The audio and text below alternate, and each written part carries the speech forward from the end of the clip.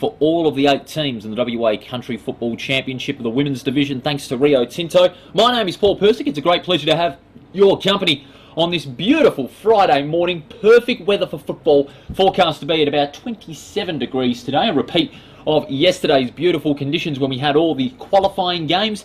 And let me tell you, if this isn't a perfect day, I don't know what is. Beautiful sunshine, not a cloud in the sky, and the atmosphere around Mandurah simply terrific. All the 8 country teams are here today, ready to take part in all the playoff games. The menu for today, we've got playoff games that'll determine who will go into the 5th and 7th place playoffs a little later on this afternoon. This first playoff game is between Peel and Pilbara. The winner of that one will have a chance to play off for 5th place, while the loser, well, they'll have to settle for a 7th place playoff a little later on today. We also have semi-finals, and no doubt that is going to be an absolute beauty. But then the big one at 3 o'clock to see who will take out the women's division in the Nutrien AG Solutions WA Country Football Championships. The first semi-final will be right here on the main ground. It'll be between the undefeated Southwest and also Great Southern, who finished second in Group B. Southwest, by the way, on top in Group A with 3 wins out of 3. And then Great Northern will be taking on Kimberley, who of course finished second in Group A, did Kimberley. And Great Northern finished first in Group B. That'll be some mouth-watering semi-finals, make no mistake about that. It is going to be an absolute beauty. Those semi-finals will be coming your way at about 12 o'clock over at Lane Group Stadium and out on Oval 2. And of course, 3 o'clock, the grand final to see who will be champions for 2022. It is the 3rd division of the women's division, I should say, in the Nutrien AG Solutions Country Championships. We'll also be showing you some of our players of the games from yesterday, thanks to our wonderful supporters at Archie's. We've been given them a set of Archie thongs, foot thongs they are. The ambassador is Dustin Martin. Archie's, they are some awfully good thongs, make no mistake about that. And we'd also like to thank our other supporters, Dartfish. They promote the fact that clubs are already using this software for editing footage and stats for 2022. It is the most used stats software program in the country. And what about Sportal? Now the only answer for scoreboard technology here in Australia. Users can make the scoreboard any sport they like. They can play movies as well, have live footage and show replays and so much more. Sportal, they are the answer for scoreboard technology in Australia. Filming footy, well, that's what they do. Filming footy. The next season in the WA Country Football League is to aim to stream every match with broadcast commentary every week. And we're looking forward to today and, of course, next year as well. Nutrien AG, they will be having their goal of the day.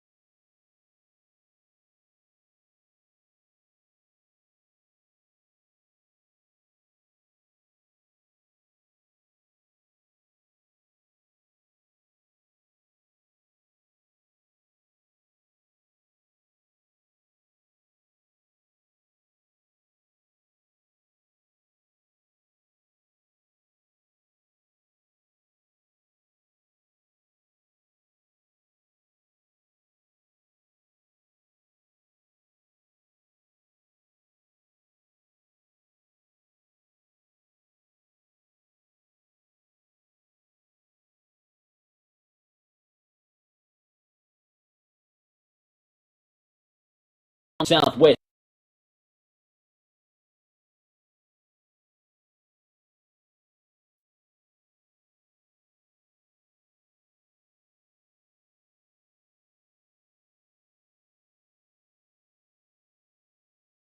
block, the main event, the big dance for the grand final.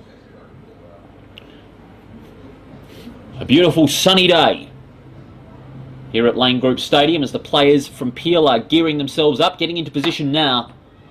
And also a reminder, yesterday we had 15-minute halves. Of course, this is a condensed game. But for finals day, we have 20-minute halves. And even though there's 5 more minutes added on the clock, the anticipation and the pressure is still there from go to woe.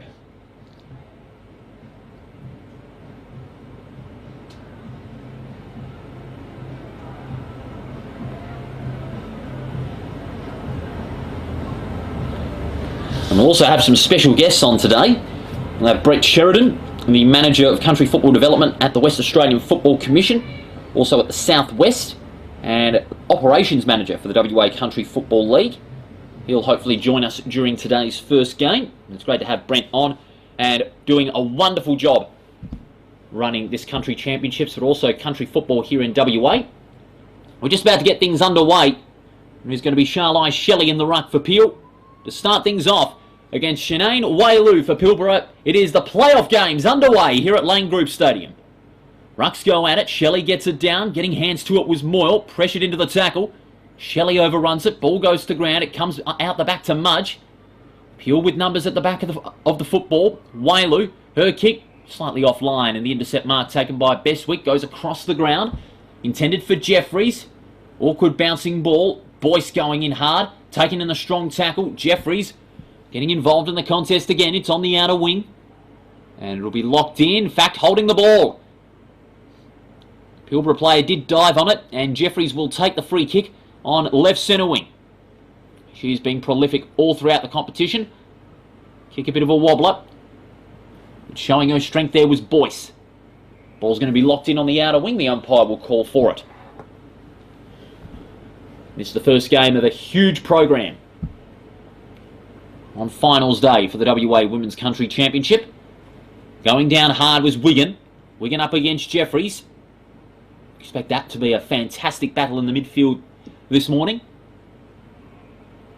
Jeffries lays a solid tackle and the ball will be thrown up once again. First minute of this opening game. Wailu gets it down. Players going in hard. Pilbara with the numbers out the back. Hand pass over the top. Finds Evans. Evans centering kick towards the wing. Great courage in the air there being shown by Wigan. She takes the mark on the wing. Kicks to the outer side. Barrow.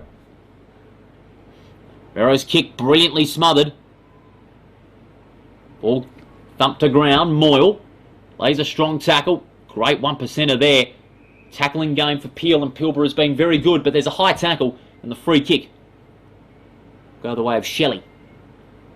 Shelley goes inboard, intended for pitches just over her head. Has support of Jeffries for the Shepherd, but brilliantly picked up by the Pilbara player in question. That being Greenwell. She kicks towards half forward. Roving it out the back was Hardy, and she's away. Get the hand pass into space. She didn't get all of it. Nice hip and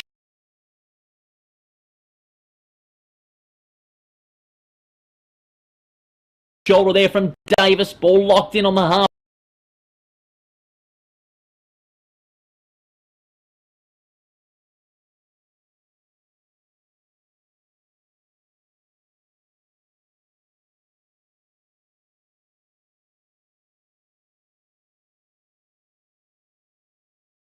Staju will take the free kick alongside the centre circle. Anastasiou kicks to a 2-on-1. Dangerous kick. Jeffries read the play brilliantly. She takes the uncontested mark.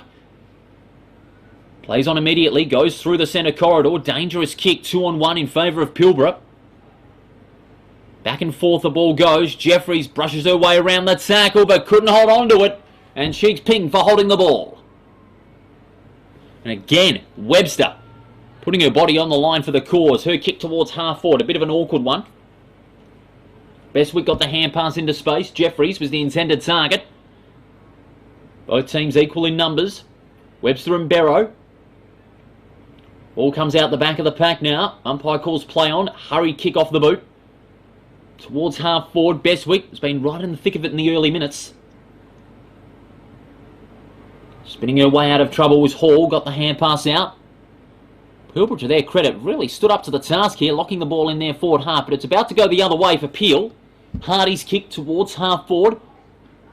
Well picked up by Muir. Thumping kick towards the top of the goal square. It's bouncing, it's bouncing, it's stopped in the goal square, socket off the ground, brilliantly picked up just on the goal line by Malloy, but unable to keep it in play, and that's the first score of the morning in favour of Peel. We played just over 4 minutes of this first half. This opening playoff game between Peel and Pilbara, mopped up by Anderson. Kick was awkward. Malloy's the intended target, but in front, Muir at the top of the goal square. Peel had 2 targets around the ball at the goal square, and Pilbara's defence a little bit too loose as Muir took the uncontested mark. She'll go in from point-blank range, and this will be for the first goal of the day. Familiar sight, drop punch straight through. Muir has her first, and Peel strike first in this opening playoff game. 1-1-7 to Pilbara at no score. We've hit the 5-minute mark of this opening half. 20-minute halves in these playoff matches.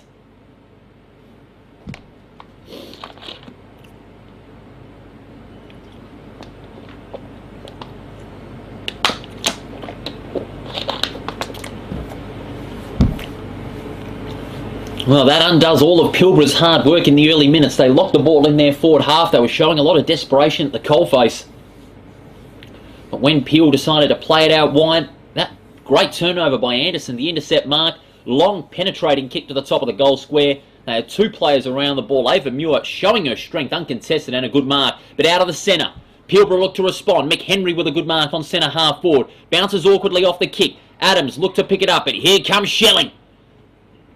Shelley goes long towards the wing. And uncontested, a great mark taken by Barrow. Barrow on the forward half for Pilbara. Going to go with the torp. Gets plenty on it. Jeffries in front. Almost pushed out of it. Hand pass into space. Pilbara have the numbers. Fabry goes in hard. Strong tackle there by Hardy, and the umpire will call for it.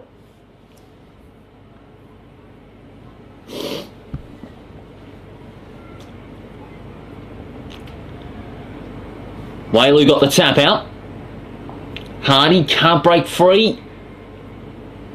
Ball up, signalled by the umpire. It's about 35 metres out from Pilbara's goal. Whaley got the tap out. Jeffries can't take clean possession. Got it out to Hardy, and again it'll be locked in. 6.5 minutes gone. Peel leading 1-1-7 to Pilbara, no score.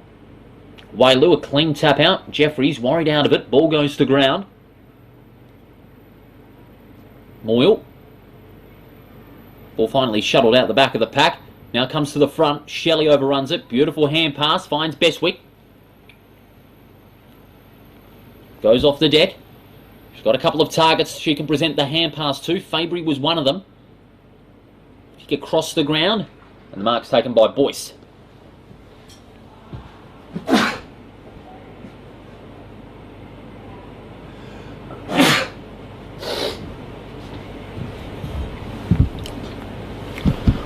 Pilbara again doing their best to lock it in the forward half. Out the back pitches. Hardy. Hand pass over the top, only as far as a couple of Pilbara players. The kick across the body, up and under kick. The fine mark taken by Jackman.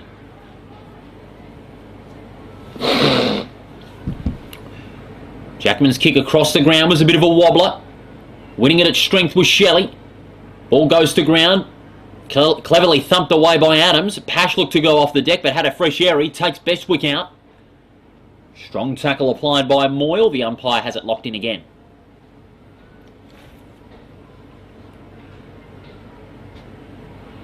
Whaley wins it down. Hall. Locked in once again, and it's holding the ball. And that'll be a free kick going Pilbara's way. We've got a special guest that will be joining us in just a little bit. We've got Brent Sheridan. Plenty of titles next to his name. Manager of Country Football Development at the West Australian Football Commission, and also in the South region as well. In the meantime, Adams goes for goal from directly in front. Plenty of height on it. It's not going to make the distance. It's thumped away and rushed through for a behind. Brent Sheridan joins us here live at Lane Group Stadium. Brent, welcome to our coverage. It's great to have you here. Mate, thanks for having me, and thank you for your continued coverage over yesterday and obviously the remainder of today. Tell us, what do your roles entail within the West Australian Football Commission and the country football scene here in WA? Yeah, so my role, Manager of Country Football Development South, I oversee 4 regions. So we have the Great Southern, Goldfields, Southwestern Wheatbelt. So everything from Auskicks through to senior football, supporting our competitions and our clubs within. And obviously we have regional staff based in some of the key positions within those 4 regions. So working with them closely around what programs we're delivering, supporting, how we're continuing to look to grow our participation base first and foremost, and then obviously run key events and programs, such as what we have out here today. Participation, especially in women's football, has been a subject of great growth, not just here in the metropolitan regions of WA, but especially the country regions, and that's made a huge difference to the women's football pathway over the last few years. Mate, it's gone absolutely gangbusters, and this is obviously something that we're experiencing nationally, but to your point around Country WA specifically, we've got senior women's competitions now in the majority of our regions, particularly where we have large regional centres that are absolutely thriving.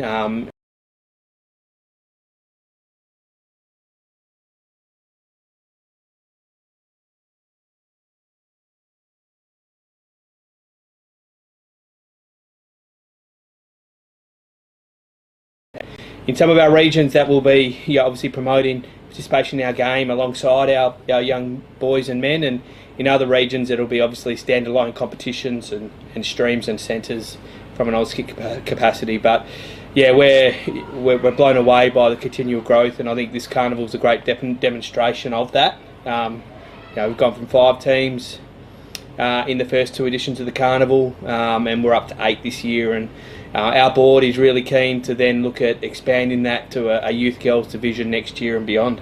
What about, of course, the backing that the country football scene has received? Nutrien AG Solutions and Rio Tinto as well. They've thrown plenty of support behind the women's division here in WA. Yeah, mate, we've got some fantastic partners in country football, and one of the things that we're lucky to have had with those partners is their long-term, partners. So I think the built-up message through the Insurance Commission of WA, we're into well over our 20th year of partnership with them, promoting the built-up message through our regional communities.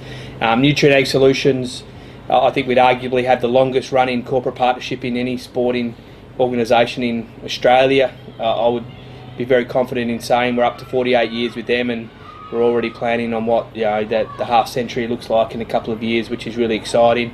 And obviously Rio Tinto coming on board, they're great partners of the Football Commission and have thrown their support behind behind women's football in particular from a country setting, and hence the Rio Tinto women's division, which we see out here yesterday and today. And without those key corporate partnerships, we wouldn't be able to run events such as this and the programs that we do. The talent out here on the field is a massive representation of how much women's football has grown over the last couple of years. When you think of how women's football was perceived, let's say 10 years ago, it wouldn't have been as big, but now with the corporate and also community backing that West Australian women's football has received, it can only get better and better from here. Absolutely, yeah, it's going absolutely gangbusters, which I've already alluded to, and we've seen in the Waffle W continues to expand. The AFLW is up to a full complement of 18 teams now this year, and what that does, it creates so many opportunities for young girls and women around not only WA but around Australia to look at engaging themselves in the pathway. They can see what the opportunities lay in front of them, and they all have possibly women that they played alongside or with, or girls that they played alongside growing up that are keep in part of that pathway at the moment. Ella Roberts, young girl from Country WA, picked up by the Eagles and absolutely starring already, and we hope to see many women from this edition of the championships.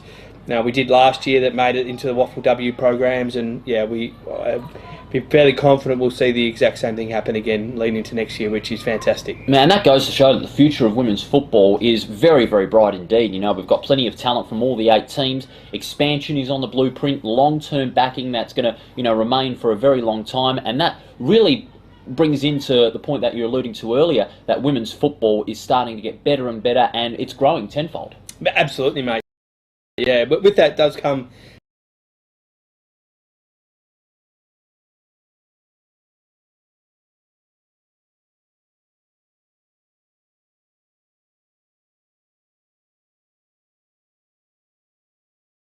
game. Our next step is how we can make sure that there are adequate facilities available for them to enjoy and thrive playing football. So it's something that we're really keen to work closely alongside. Obviously the Football Commission, state government, federal government, various different agencies and local governments, and the AFL, of course, around how we can support that growth through the provision of amenities and education and leadership and training.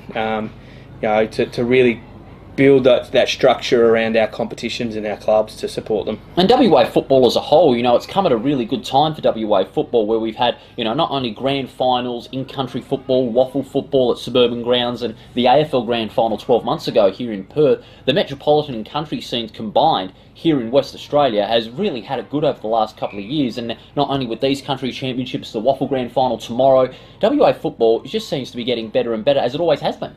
I totally agree, mate. We've been incredibly lucky. Obviously the challenges which COVID presented to our communities around the state at the start of 2020, and we unfortunately had to cancel our carnival, all three Colts men's and women's divisions in 2020, and a lot of our regional competitions didn't get off the ground in that season. But the way we bounced back, the way that our leagues and our clubs have rolled their sleeves up and got football back on the agenda, I think is the envy of a lot of other states, I'd imagine, because we've really been able to go without missing a beat, so to speak. So that's been absolutely fantastic. Man, WA footy hasn't missed a beat, even with the challenges that 2020 and 2021 as well had laid in front of us as well. Now, I'm going to put you on the hot seat now. It's about 7,800 degrees Fahrenheit for a couple of tips. The country championship, who do you think is going to take it out first of all? Who do you see winning the title? Probably the Southwest. I think it's fair to say, they're such a mature female football pathway down there in the southwest of our state, and where they've been absolutely dominant the first two editions of the championships, and they've been really hard to beat so far across yesterday, and I think they'll be really hard to beat. So that would be my tip. Southwest for the title. Of course, you heard it here first on Filming Footy, and finally tomorrow, of course, it all finishes WA football for the season once again with the Waffle Grand Final at Leederville Oval. From what I've been told, sold out. We get 15,000 over there at Leederville Oval for the game between West Perth and Claremont. Who wins? Yeah, it'll be absolutely rocking in at Leederville tomorrow. Really looking forward to it. West Perth obviously have been the form team in the competition for particularly the second part of the year. Though I do have a soft spot for the Tigers. I'd love to see a really close game, like I think most people would, particularly working in football. We'd love to see a really close game that gets the crowd involved. But I'm hoping Claremont might just get over the line. Claremont, of course, under Ashley Prescott, plenty of experience. Bolton, of course, Ryan Lim, and also a couple of other young Tigers that are going to be hungry for premiership success. I'm going for West Perth. I reckon it's going to be a very close game. Darren Harris back in as coach. They've consistently been able to find ways to win and also just keep the opponent down and keep the foot going, keep their foot on the gas. So West Perth for me, but it's not going to be a blowout. I think it's going to be a very close game, and the fact that they've dubbed it Footyville, Leederville, for this grand final, and the precinct around it is going to be fantastic. And again, it goes to show how good of a time WA football has had over the last couple of years, mitigating the challenges of COVID. Absolutely, we're incredibly lucky to have the AFL grand final last year, and it was such a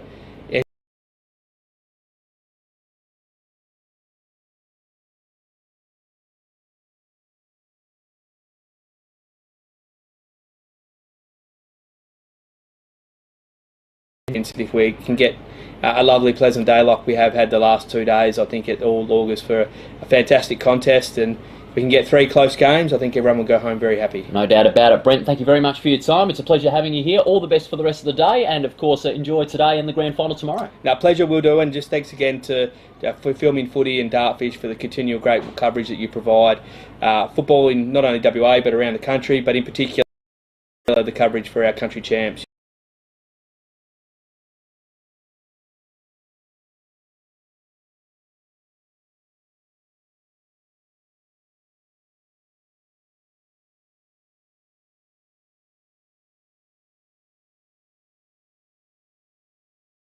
Appreciate your support. All the very best, Brent. Brent Sheridan joining us from, of course, he's a Manager of Country Development at the West Australian Football Commission in the South as well, and operations in the Country Football League as well. A man of many titles, a man of many roles, but what a great job he has done in the last few years, mitigating the challenges of COVID-19 to bring the WA Country Football Championships back once again and in full gear as well. What a tremendous job he has done. We'll have more guests coming your way during the day as well. Also out on Oval 2, you can click on the link in the description to view all the action from Oval 2. Of course, there's another playoff game going on at the moment. It is playoff number 2. It is Esperance doing battle with the Goldfields. But back here, we're just about to reach the last minute of this first playoff game here at Lane Group Stadium. It is Peel leading 1-1-7 to Pilbara, just one behind. Tanya Adams scoring the only score for the Pilbara side. It's been a real tough arm wrestle, and that's what Pilbara have done for most of their games. They like to play that defensive football, grind it out,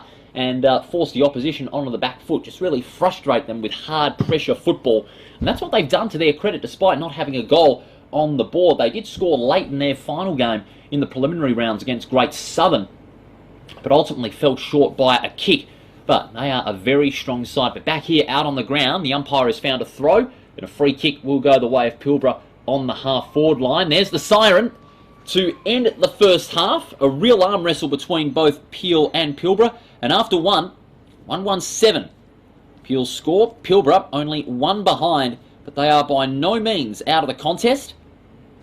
When we come back from the break, can Pilbara strike back, or will it be Peel holding on for another closely fought win? Half-time in Game 1 of the day here at Lane Group Stadium. Peel leading by 6 points.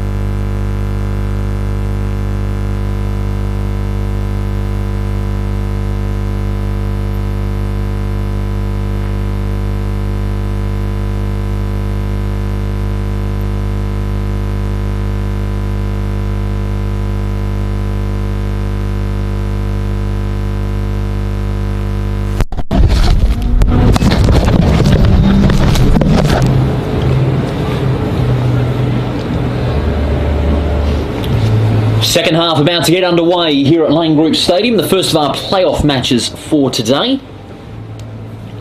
Of course, it is a very big day, WA country football. Only one goal scored, but this game hasn't been without intensity. Ava Muir getting the only goal for Peel, and only one behind for Pilbara. The margin's 6 points as we head into the next 10 minutes. All or nothing now. The winner will go into the 5th place playoff a little later today. Winning the tap out is Wailu. Peel have the numbers around the centre. Moyle the intended target for the handball. Kicked into space. Hall spins her way out of trouble. Does so again. Third tackle. Hand pass back to Moyle. Kicks across the ground. That's a well-judged kick. But watch out. Here comes Greenwell. Goes off the deck. Fabry toe pokes it towards half forward. Webster takes clean possession. Hurriedly goes around the corner. Only as far as Shelley. Shelley worried out of it in a strong tackle. It now comes to Smith. Smith goes with an up and under kick. Muir again. Terrific mark on centre half forward. And Muir is a very good kick of the football. Just lowers the eyes. That is terrific vision from Muir. And it finds Anderson. Anderson unselfishly finds a target in Malloy. And she marks about 25 metres out from goal. What about the change of direction? Beautiful kick from Muir. Lowering the eyes. Anderson on the lead. Just ran away from her target, just too strong in the end. And setting it up with a beautiful pass to Bailey Malloy. And she was one of the players of the game from yesterday.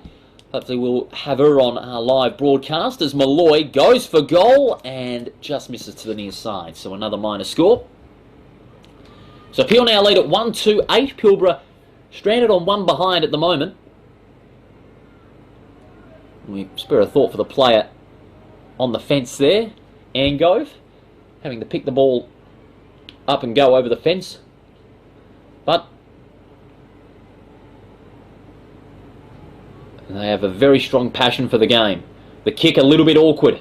Fabry, favoured by the bounce. She's up against Wigan. Good on-ball pressure from Wigan. Hip and shoulder by Fabry. Takes her opponent out. Umpire calls play on. Hurried kick towards the half-forward line. Malloy's hand pass over the top. Fabry. Kick intended for Anderson. Good shepherd too from Anastasiou. And just out of room is Anderson. The umpire calls for the ball.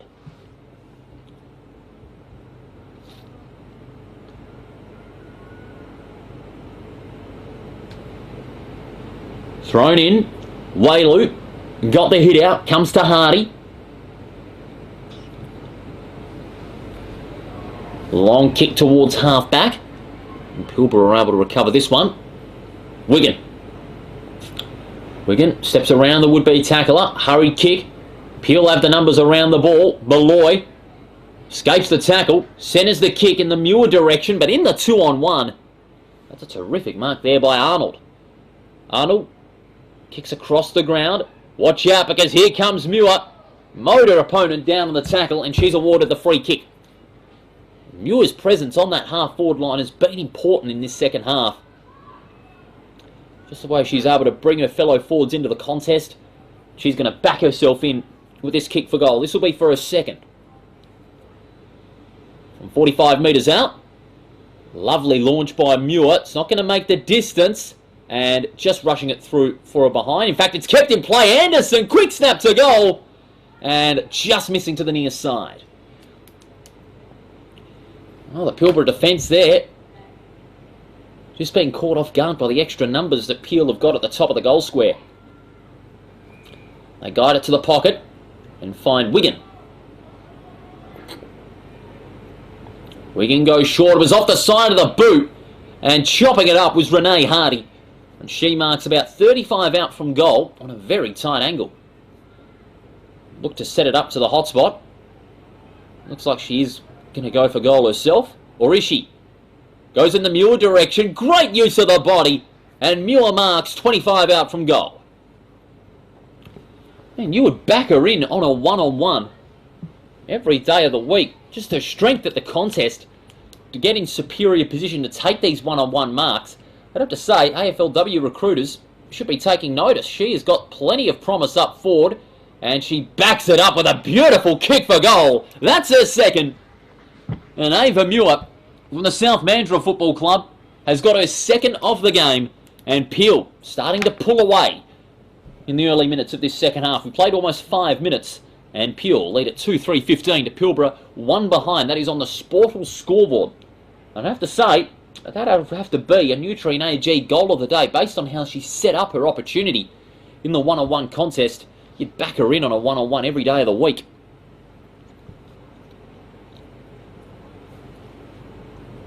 And the bounce will have to be called back by the umpire.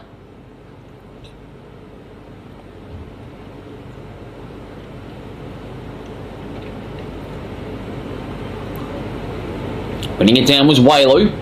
Charging after it, Hall fires off the hand pass.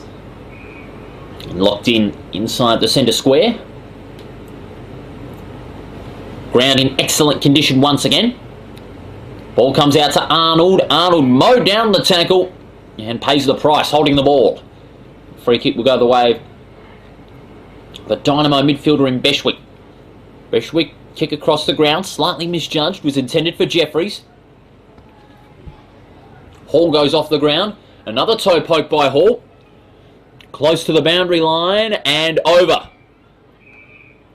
And as a result, it didn't come off any hands. It'll be a free kick to Pilbara.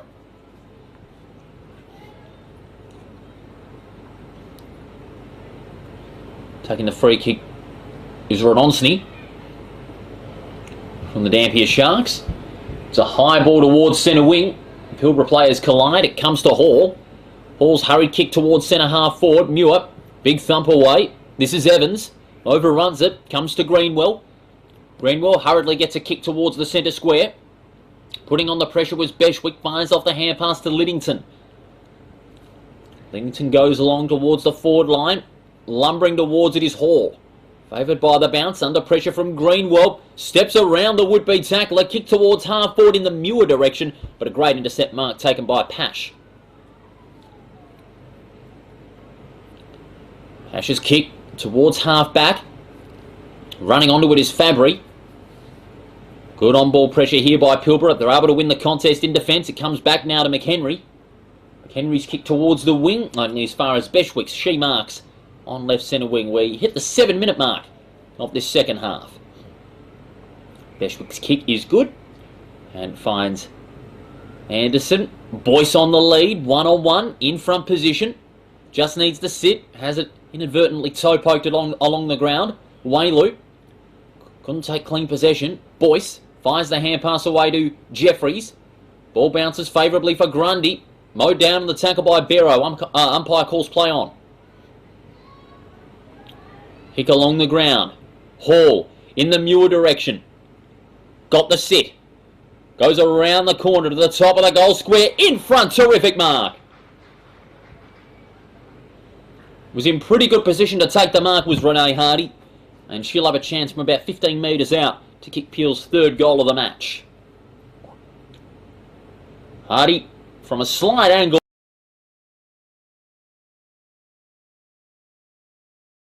Puts it through the middle. So Renee Hardy as her first of the day.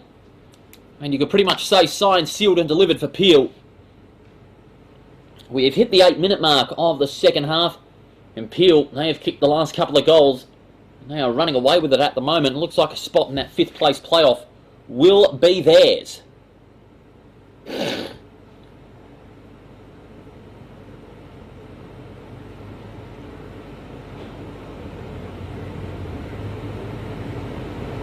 Peel lead at 3-3-21 to Pilbara. No goals, only just one behind. And the umpire's just addressing to the runners to get back on the bench so we can get the action underway. Shelley this time gets it down. That's a beautiful tap to the run of Hall. Explodes through the front edge of centre. Kicks towards half forward. Intended for Malloy. Good spoil from behind. Greenwell. Good pick up. Steady kick. Finds Whaley. Whaley's kick into space. 2-on-2 here on the outer wing. Fabry overruns it. Now Pilbara have a chance. It's on their forward half. Barrow. Toe pokes along the ground.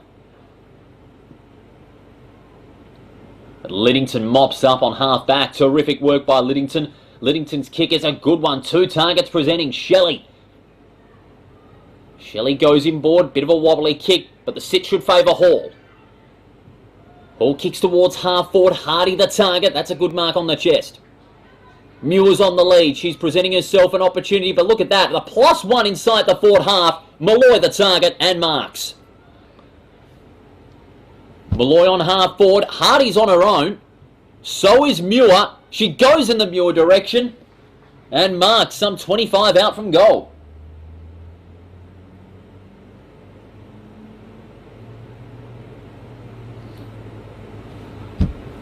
I have to say, Ava Muir could have both hands on those awfully good pairs of Archies. She kicks, and she goals! She has got 3 goals in what has been an unbelievable performance to start off this day. And it looks like Ava Muir is going to be the player of the game. And even though there's still 10 minutes remaining, I think you'd have to put her down for a pair of Archies. Ava Muir, 3 goals up forward, but a very imposing presence in the forward 50. I have to say, this is a message sent to all AFL recruiters. Put Ava Muir on the radar, and also for WAFLW recruiters, you've got to take a look at Ava Muir. Her ability up forward cannot be ignored.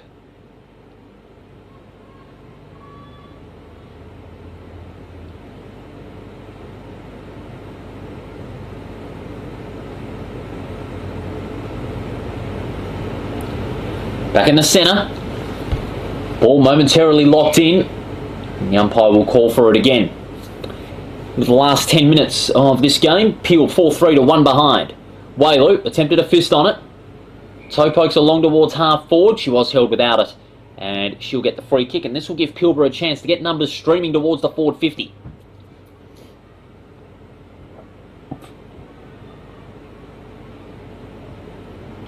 Wailu goes with the torpedo, and that's a lovely kick too. Good mark in front by Barrow. Barrow gets plenty of height on it. Big chance here for Pilbara to add to their first goal. Busting her way through the pack was Pash.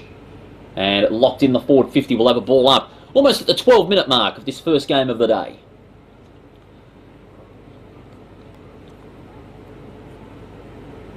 Tap one down by Shelley. Wailu, hand pass only as far as Jeffries. Jeffries goes off the deck. Does a second time. Good pick up by Jeffries. Around the would-be tackler, then kicks towards the outer wing. Only as far as Webster for Pilbara. Drops a sitter. And again, Peel able to capitalise on the turnover. Long kick to the wing. Ball goes to ground. Comes to Anastasiou. And a dangerous tackle deemed by the umpire. Free kick will go Pilbara's way on centre wing.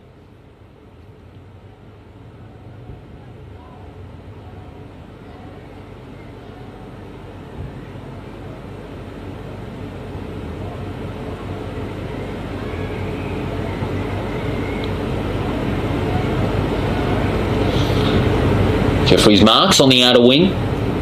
Long penetrating kick towards the half forward line, and only as far as Webster. Webster goes across the ground. Oh, misjudged kick, and Peel had the numbers at the front of the contest, and now they get it back towards their half forward line. Fabry, the intended target, couldn't mark. Pilbara able to clear out of the defensive 50. And a mark virtually uncontested, taken there by Angove. Angove's kick towards half forward. Hardy. Ball shuttled out the back of the pack. That's where Peel have extra numbers. Inboard kick towards Cooper. That's a good kick too. Opens up the play in Peel's favour again. Cooper's kick finds Malloy. Running on for the hand pass with Shelley. Gets it back to Malloy. Good shepherd too from Shelley, but it was high. Malloy not too happy with that one. And 50. There is a bit of back chat there by Shelley. And the umpire giving 50 in an instant. So Stevens has the ball off the free kick, and Shelley being taken from the ground as a result. That kick favours Wigan. Wigan goes around the corner, off a couple of steps, over the heads of both players. Check side kick towards goal from Adams. Adams gets the goal. Just what Pilbara needed.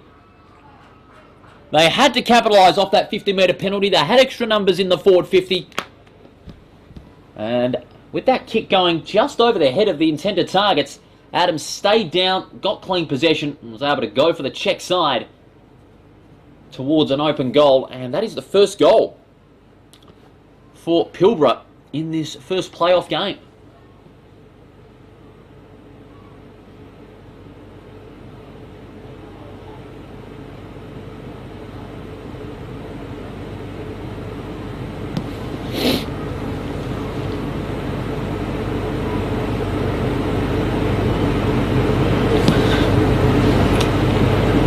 Back in the centre now, the margin 20 points. Out of the centre this time, Madigan wins the contest. And now a hurried kick towards the half-forward line for Peel. Pilbara equaling in numbers. Hand pass from Stevens, an awkward one. Good hip and shoulder by Rosnowski. Following up with a second good bump off the ball. Anderson fires the hand pass, and now they're away through Fabry. Fabry's kick in the Malloy direction. 2-on-1 here. Bounce favours Malloy. Great pickup. Taken to the tackle by Greenwell, but Malloy was held without it. And the free kick will go Peel's way. Malloy on half forward, and she's going to get 50. Well, she conceded one, but gets one back. Sometimes things turn around your way. So Malloy, this will be for a second goal of the championships. This will virtually be from point blank range, straight through the middle. So another one for Malloy, another one for Peel.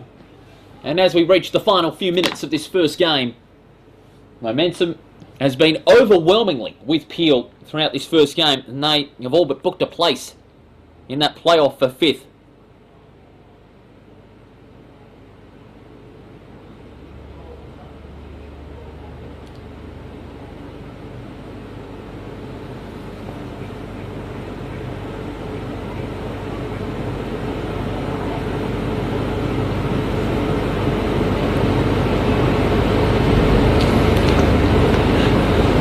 The margin 26 points with just over 3 minutes remaining in the first game of the day here at Lane Group Stadium. Out of the centre, strong tackling by Peel, applied by Madigan, ball will be locked in.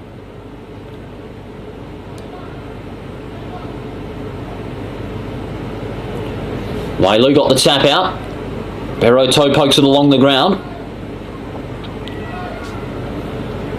Peel in numbers, win the ball again. Madigan swings onto the left foot. Muir. Terrific mark, Muir. Hasn't she been fantastic this morning? Muir goes long, 2-on-1. In front there, the Pilbara player capitalises on the contest. Hand pass back to Barrow. Up and under kick. Madigan went in hard. Comes to Angove. Brought down on the tackle. The umpire will call for it again.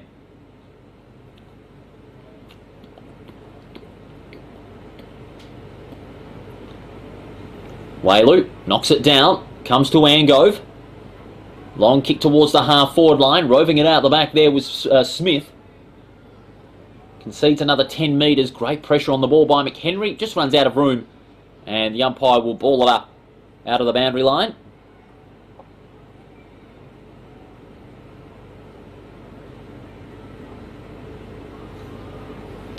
Some 40 metres out from Pilbara's goal, Wailu got the tap out. Hurried kick off a couple of steps towards the pocket. Hand pass comes out to Pitchers, but there's a throw. And the free kick is going to go the way of Pilbara. It'll be from the pocket. And this will be a late consolation for the Pilbara team. Free kick's going the way of Pash. Had a tough championship, being one of the real threats up forward that's touted pre-carnival yesterday. So this for a late consolation. She kicked one from the pocket on the second ground yesterday. Does she get the same result? No, she doesn't. Plays will fly. No mark. It goes to ground. Be locked in at the top of the goal square. We're going to be inside the last minute and a half of this match. Peel Cavaliers just too good. They kicked away after half-time. They only led by 6 in what was a real arm wrestle after the first 20 minutes. Peel overwhelmingly getting goals aplenty. All shuttled out the back of the pack now. Wailu brought to ground. We'll have another ball up. Wailu Dumps it down. Comes to Anastasio. Wailu gets boot to ball. Kick partially smothered. Still at ground level. Deep in the pocket. Players converge in numbers. Will they rush it through here, Pilbara? No, they won't. It'll be a ball up. And that'll just about be all she wrote. We've got 20 seconds to go now. Coach of Peel, Steve Markham just telling his players just to stream in numbers, avoid conceding a goal right at the death. Good tap out from Shelley. Still locked in the pocket. But that won't make a difference. There will be no more action for this first game. There's the siren. That's it. And Peel Thunder, a dominant second half, sees them advance to the 5th place playoff. The margin, 26 points. 5-3-33 to Pilbara 1-1-7. Pilbara just overrun. And Pilbara, as a result, will have to settle for a 7th place playoff on Oval 2 a little later this afternoon. But don't take anything away from Peel. They were terrific in the forward half all throughout the game. And they had players firing on all cylinders, from Shelley and to our Archie's player of the game, Ava Muir, who kicked 3 goals in an impressive showing. And so Peel will go to the 5th place playoff against the winner of our other playoff game. We'll keep you up to date with that one. But as we go to the break, Peel big winners over Pilbara, 5-3-33 to Pilbara 1-1-7. And they will play off for a top 5 finish in the Nutrien AG WA Country Football Championships in the Rio Tinto Women's Division. Coming up, we have the first semi-final. And what a big game it is going to be. We can't wait for it. It is the Southwest, unbeaten in the competition. And they'll be up against Great Southern to see who will take that first ticket to this afternoon's grand final. We'll be back after this.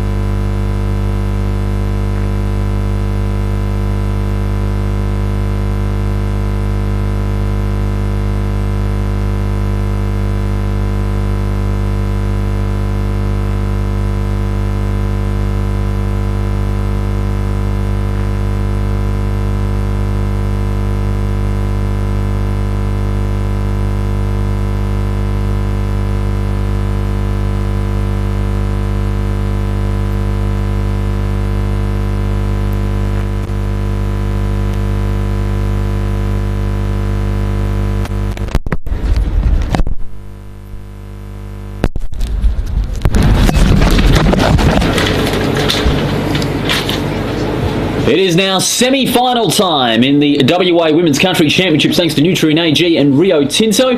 And Taylor Orzell has just won the toss and will kick to the right-hand side of your screen. Of course, she is the leading player, the captain of Great Southern.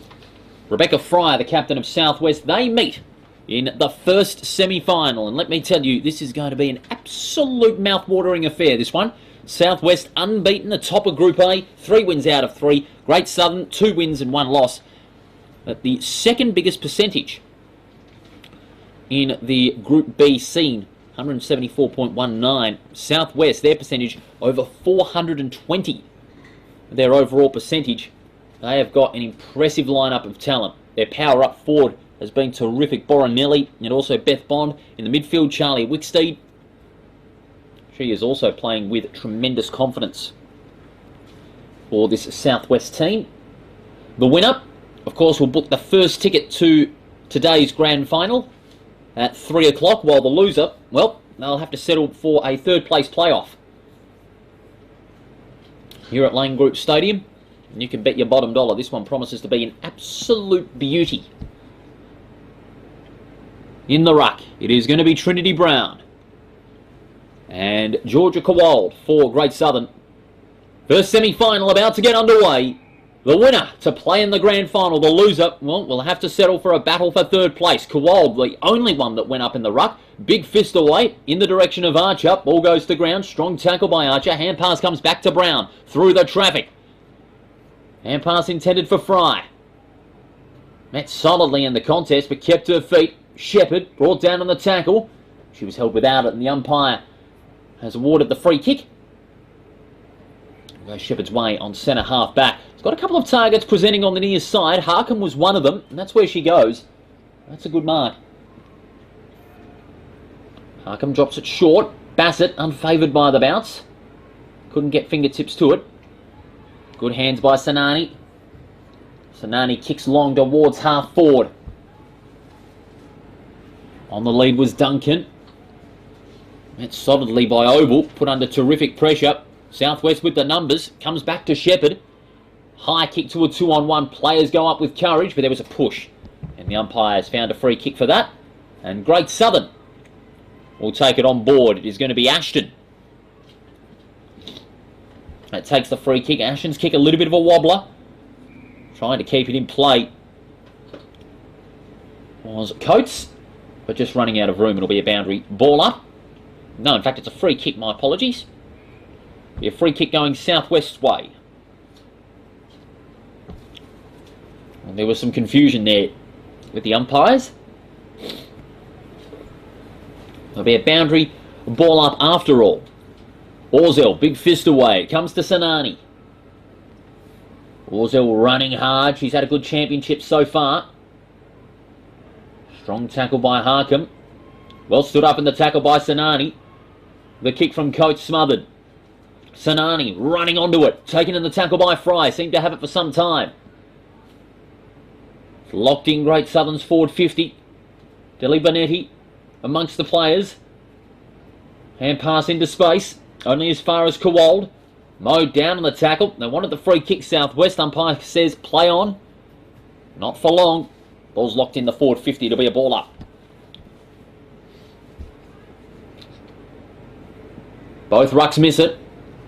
Ball bounces awkwardly. Southwest clear the defensive 50. The kick finds Bond. Unfavoured by the bounce. Great Southern with numbers around the contest. Sanani was one of them. The hand pass comes out to Ashton. Unfavoured by the bounce. Wicksteed out the front of the pack. Bond. Quick hand pass out of the congestion. Wicksteed working hard. So too Bassett. McGill through the traffic. Hurriedly gets boot to ball, but only as far as Goetz. Goetz strikes it down the line. 2-on-1. Big thump away. Comes back now to Bryn. Bryn's kick towards centre wing. Fielding. Mops it up well. Dangerous handball intended for a couple of players, but Orzell puts her opponent under pressure. Ball's loose. Davey. Wharton applying the tackle. And they'll lock it in again.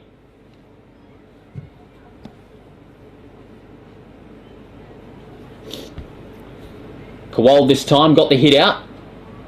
And down behind plate is the Southwest ruck. She did cop a bit of a hit to the guts there. Hope she's all right. In the meantime, Davey looks to go off the deck, pushed out of the contest. Strong tackle by Sanani, and just a little too long on that one. Being held there was Rulin. She has the free kick. Takes play to the outer side. Intended for Holdsworth, couldn't mark. Mops up brilliantly. Finds Bryn. Penetrating kick towards centre half forward. Ball's bouncing freely. Roving it out the back is Jennings. And Jennings is away. Kick partially smothered. Holdsworth gone hands to it. Bond through the traffic. Kick brilliantly smothered by Humphreys on the last line. Bond could have a second chance. Hurriedly gets boots the ball to the top of the goal square. And socket off the ground. It did hit the post. And it's rushed through for a behind. So Southwest with the opening score of this first semi-final. And it looks like we've got another guest on board. Another guest. And it is great to have this man on board.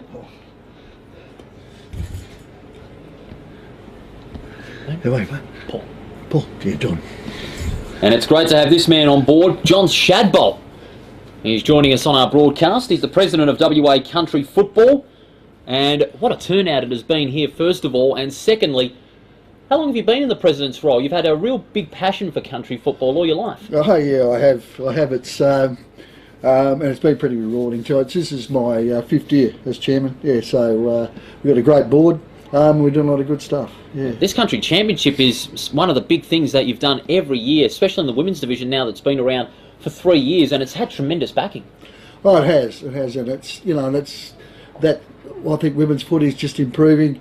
With the way we do it and the game itself, as we go along, there's been tremendous improvement in the skills of the girls, and it's really good to watch. And it creates that snowball effect for women's footy, not just in the country championships, but also in the higher ups in football with the WAFLW and the AFLW. That the pathway is much more clear cut than what it was 10 years ago. Oh yeah, absolutely. Well, I think a lot of the girls used to run the boundary 10 years ago. Yeah. And there wasn't much going on at all. But yeah, it's really starting to mature very well, and it's just great to see there's more participation in our great game. You've also been playing football. You had some good experience at country football as a player, and I hope I pronounced this down right. Muckenbooden. I hope I got that right. Muckenbooden. You're originally from there, and you played a little bit there. What's the town like over there in your days as a player, and also with the fact that you're also running WA country football? Muckenbooden's in a great place. You said it well, perfect. When I came home from school, it's quite a long time ago. We had we graduated. We had 2 teams, league and reserves, and then through into I think it was about 1988. I went to footy training one night, and there was 90 blokes on the track. And 2 years later, we're back to one team. So, and that sort of stayed there for a little while. Then the reserves kicked on again. Probably into the 90s, but since then the Central Workload Footy Leagues, we've all had got one A grade side, but what we've also got is hockey and netball that sort of so the girls follow footy with hockey and netball. We haven't unfortunately got enough to play footy as well, so but it's pretty successful. And the towns need it. It's all to do with people having somewhere to go, to occupy themselves, to get off their farms, get out of their businesses, and go and enjoy. It's a great escape. It's a great escape from the realities of that day-to-day life. Football's a real great passion. In the meantime, the goal's just been kicked by Kate Fielding. Southwest strike first in the first semi-final. 7.5 minutes gone. 1-1-7 to no score in this semi-final. The winner goes through to the grand final. Now, John, of course, running WA country football often is a really big job. You have to have a lot of backing. You've also got, a lot of people within the board that are, working the day-to-day operations in WA country football with so many leagues, not only with the Southwest and Great Southern, but also the others that are participating in this country championship. What's it like to, work with all the respective leagues in the WA country scene with a lot of people working behind the scenes? Well, it's actually maturing quite well, Paul, at this stage, because when going back to history, I suppose we started off and we had a few representatives throughout the districts, but now we've got lots of support for all statewide, pretty much from the top to the bottom. We've got a great board. There a lot of experience on the board, and we're still looking at bringing on more and more programs. I think the biggest one that we've done and the best one that we've done so far is the Think Mental Health program, which affects, just brings that message out to everybody.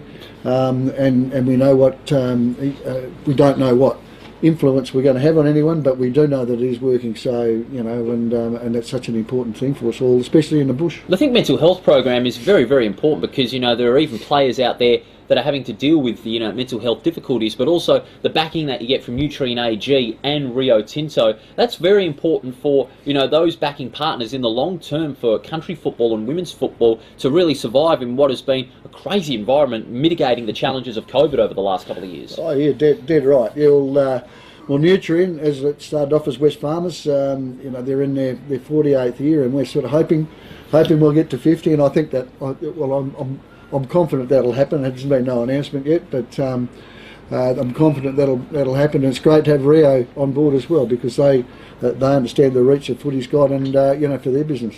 Yeah, Rio Tinto have got strong support for the women's division, not just in country football, but also Waffle W as well. Really goes to show that, you know, they have really adapted to what is a great football landscape, an ever-expanding football landscape here in WA. Yeah, absolutely. And, you know, we still encourage more sponsors to come on board if they'd, you know, if they want to. And we're sort of investigating lots of things as we go along, because it's, with our expanding staff base as well, we're going to see, you know, we need more money to actually run our part of the business. What about this entire championship? Of course, it's in its third edition. Of course, despite having 2020 cancelled due to COVID, we had a great championship last year, Southwest winning it, and at the moment they're leading 2-1, 13 to 1 goal, 6 in the second semi-final. 2 quick goals have been kicked in the space of a couple of minutes. The country championship can only expand from here. I mean, when you're looking at the talent pool that all the 8 teams have got, you could really say, wow, the women's scene has really grown here in WA when you're looking at country football, Waffle W, and even the suburban leagues as well in metropolitan Perth. Oh, absolutely. Absolutely, and I think we're just on the cusp as well. Excuse me. I think it's going to keep growing. But I've just got to say, down here at Ruston Park, it's fantastic. It's a fantastic venue for this too. The 2 ovals, and we can have everybody here in the, you know, at the one time. We don't have to travel everywhere. And it's fantastic venue, and we've been looked after very well here too. It's had a fair share of big events over the last couple of years, not just with the country championships, the Waffle W Grand Final 2 years ago.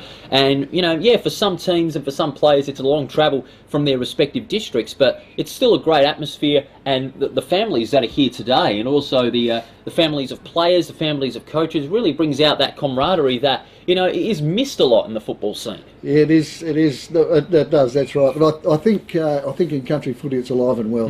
You know, it's and I suppose because of our shrinking population, it's even you know, it's even more poignant, and yeah, people really get stuck into their footy, and very parochial. And it's come at a good time, this country championship, when you're looking at it, because it's a big weekend for WA football, not just with these country championships, but you've also got the Waffle Grand Final tomorrow between West Perth and Claremont. And WA football in every front has been really lucky over the last couple of years. Oh, it has, and I think the rebound from COVID, you know, has been sensational, because we weren't too sure what was going to happen, whether teams were going to restart, especially in the east, you know, where the populations are thinning.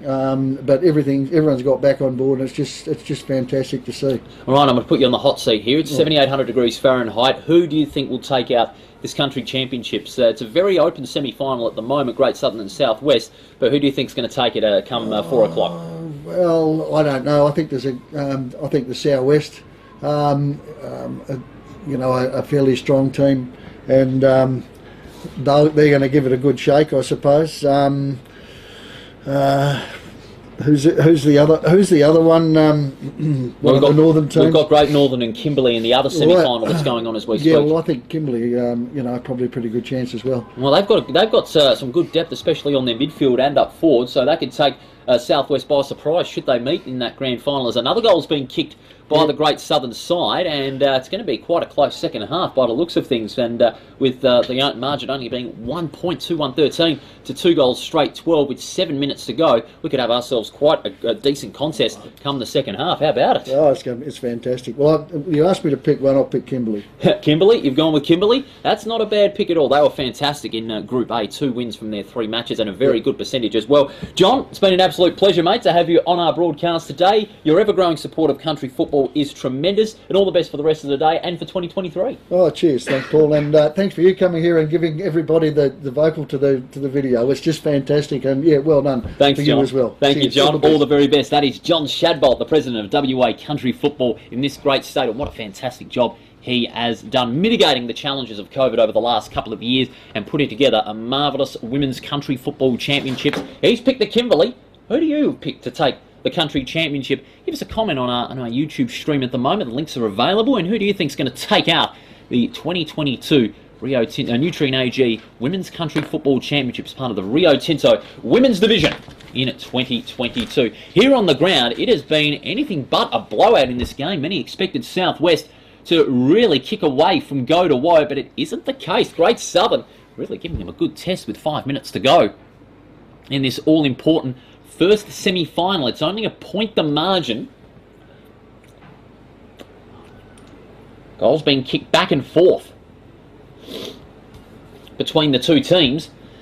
And as we get ourselves back into general play, free kick on half-back for Southwest. Running back onto it was Fielding. Couldn't take the mark. Pressured out of it by Minter. Ball goes to ground. Is it going to be locked in? Ball finally shuttled out the back of the pack. Southwest now doing a lot better around the football as they need to.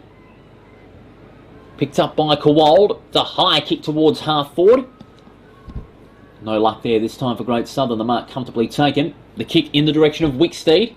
One of the players of the game from yesterday's qualifying rounds, thanks to Archie's. Beautiful hands to the run of Bassett. Bassett's kick towards centre wing. Intended for Fielding. Unable to take the mark. Good pressure by Kowald. It'll be a boundary ball up.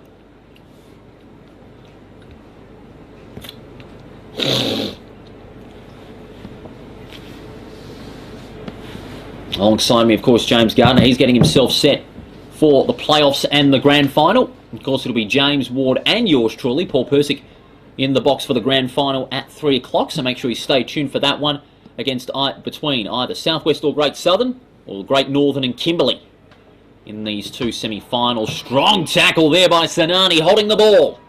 And the free kick will go Sanani's way on half-back. Inside the last 4.5 minutes of this first half, you can't say it's been an uneventful first half. It has had everything, possibly the match of the tournament so far. Mark spilled by Duncan. Ball's locked in. Southwest player looked to have dived on that one. Kick partially smothered by Lucas. Ball bounces unfavourably for Oval. The hand pass intended there for Orza was smothered. Over the top goes Weenet. And the umpire will have it locked in once again. It'll be another ball up. About 60 metres out from Great Southern's goal. Off hands, it'll be a ball up about 10 metres further from the 50.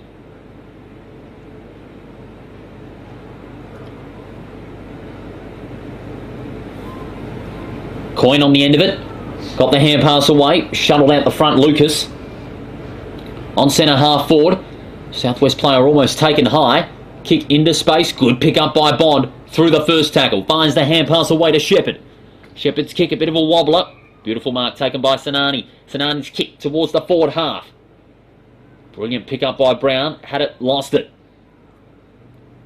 Penetrating kick to the centre. Fry. Intended for Fielding. Fielding just needs the sit. Just overruns it. Now she gets it. Almost pushed in the back there. Umpire says no. Wicksteed. Hand pass over the top. Out of the congestion. Southwest go. Kick towards half forward was a hurried one. Holdsworth. In front. Got possession. Mowed down by Kowald. Umpire will ball it up.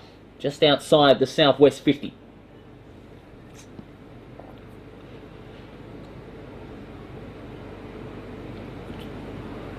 Brendan Kowald. Bring one out on that one. Darlymore taken in the tackle. Not going anywhere further.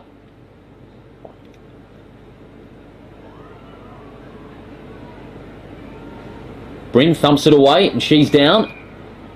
And the umpire has found a free kick. It's going to be against Oswald for a holding on. And just see there, that's terrific camaraderie. Great Southern opponent in Kowald helping Bryn back on the ground. Going up, a great mark, Oval. Oh, that has to be a Rio Tinto mark of the day. That's a real big contender. High above the pack and taking a beauty on the second grab. Her kick towards half forward's a bit awkward. Foster toe pokes along the ground. Great Southern have the numbers now. They open up the play to Devonport. Her kick is a good one. Orsel just spilt the mark. Mops up well. Buys off the hand pass to Lucas. They are away. Brings being assisted at the hands of the trainers. This could be a blow for Southwest.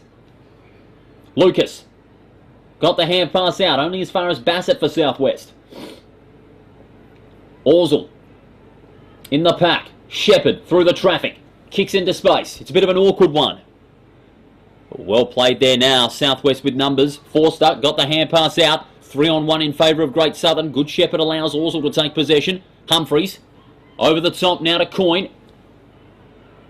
On centre wing. Off the hands of Bassett. The umpire will signal for a ball up. We're inside the last minute of the first half. The margin only a point. And Riley Bryn being helped to the bench at the hands of the trainers. This could be a blow for the Southwest team, the reigning champs. As Coyne out of the clearance, kicks towards centre wing, and a fine mark taken by Archer. Archer kicks, running back, Ween it. Good defensive pressure from Fry, in front position. Kept out of it with a solid hip and shoulder. Great Southern with numbers. Mopping up was Obel. Hurried kick into space. We're down to 20 seconds. Francis hurried kick off a step. Bounces favourably for Loveridge. Could they get a goal on the siren? Big hip and shoulder there from Wicksteed. And that sets up a turnover for Southwest. The siren's just about to go. And there it is. Half time in this first semi-final. Southwest leading by a point. And we have got ourselves a second half on our hands here. Make no mistake about that. Goals being scored back and forth midway through the half. Southwest playing a great defensive game just to hold on to that lead. Can they do it in the second half? Or will it be Great Southern and will swoop in and take that first spot in the grand final? Don't go anywhere. The second half coming after this.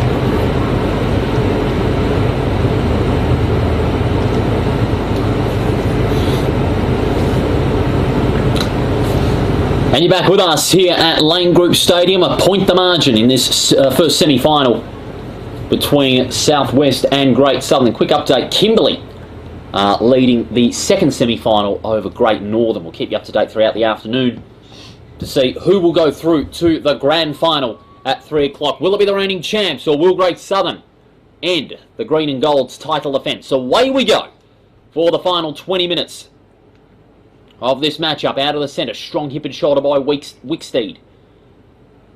Ball spills free off that kick. Wharton hurriedly gets boot to ball. 55 metres out from their goal. Strong pressure by Bond. Couldn't take clean possession. Comes to Gotzi. Players go to ground, and now Great Southern mop up off the turnover. The kick intended there for Scamosi. Wicksteed again, hasn't she been fantastic in midfield? She's pinged for a throw, however. And the free kick will go the way of Great Southern. Orzel. She too has been fantastic for Great Southern. Players go to ground. Good hip and shoulder on Minter. Wharton. And the umpire, bit of a late call there, holding the ball. It'll be another Great Southern free kick. This time on centre wing. It'll be taken by Dallymore from the Railways Club over there in beautiful Geraldton.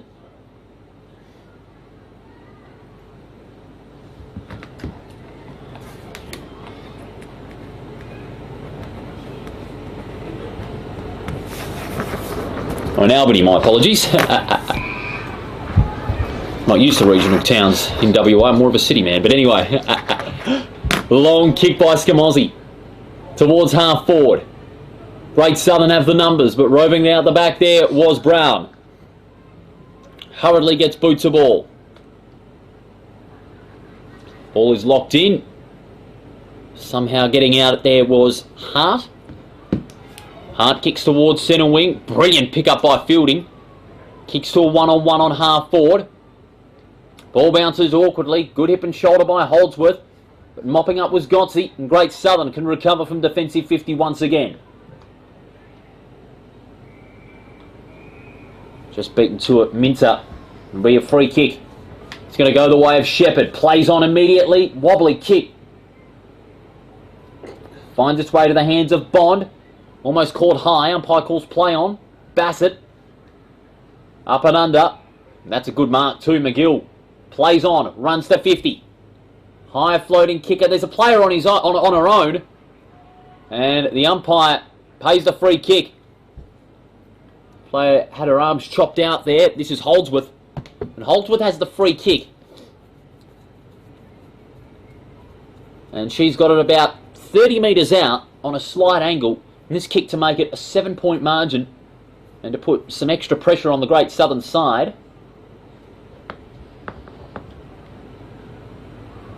Holdsworth kicks, it's swinging back. It's a goal. So Holdsworth has her first. And Southwest break away to a 7-point lead into the 3rd minute of this first semi-final. 3-1-19 to 2 straight.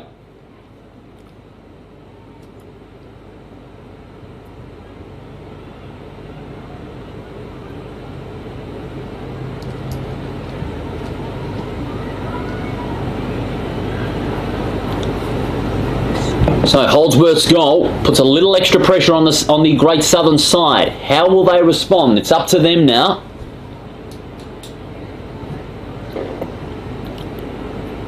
Now in the ruck this time for Southwest is Harkham against Kowald. Kowald got the tap out. Harkham going to ground. Umpire will lock it in once again.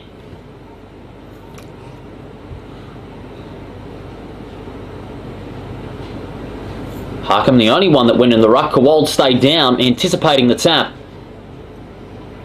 Hurried kick off the boot. Minter beaten to it. Ball finally shuttled out the back of the pack. Shepherd through the traffic. Not the hand pass out to Wharton. And ping for a throw. So Great Southern will get another free kick on centre wing. It's through Taylor Orzel. Orzel's kick. Pinpoint towards centre half forward. Around the corner goes Scamozzi. Her kick smothered. Roving it out the back was Brown. Brown kicks high. A big chance now for Bond on the second grab. Yes. Plays on immediately does Bond. Penetrating kick towards centre half forward. Players go in the one-on-one. In front, Jennings mops it up. Toe pokes along the ground. Jennings now gets it back her way. Sweeps it over the top. Kowal got hands to it. Cleverly thumped away by Bond. That's brilliant football. Bassett can't take clean possession. She's overrun. Oswald now hurriedly with boots a ball, and the mark has been taken by, you guessed it, Holdsworth. Holdsworth's centering kick to the lead of Bond and just opens up the goal face a little further. Bond is about 35 out from goal. And this could make it even more difficult for Great Southern.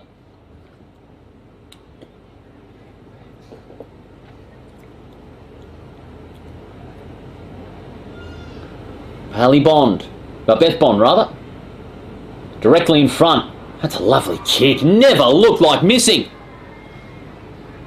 Bond has another one for Southwest, and they are just one step closer to a grand final spot as Southwest go to 4-1. Great Southern stuck on 2 goals straight.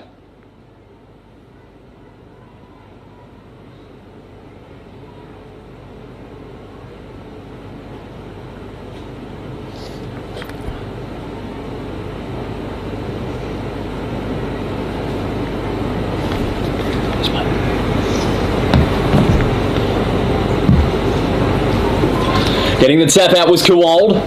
And another clearance coming the way of Southwest. Wicksteed's hurried kick towards the outer wing. Players going in hard. Ferocity of this contest is a sight to behold. Wicksteed, a hurried kick towards half forward. Was fielding held. Umpire calls play on. The green and gold get the hand pass out. Not in the nick of time. Advantage is paid. Bassett's kick is a beauty. And in front, once again, it's Holdsworth. What a second half she is having. She's really coming to the game with renewed ferocity. And this could be for goal number 3.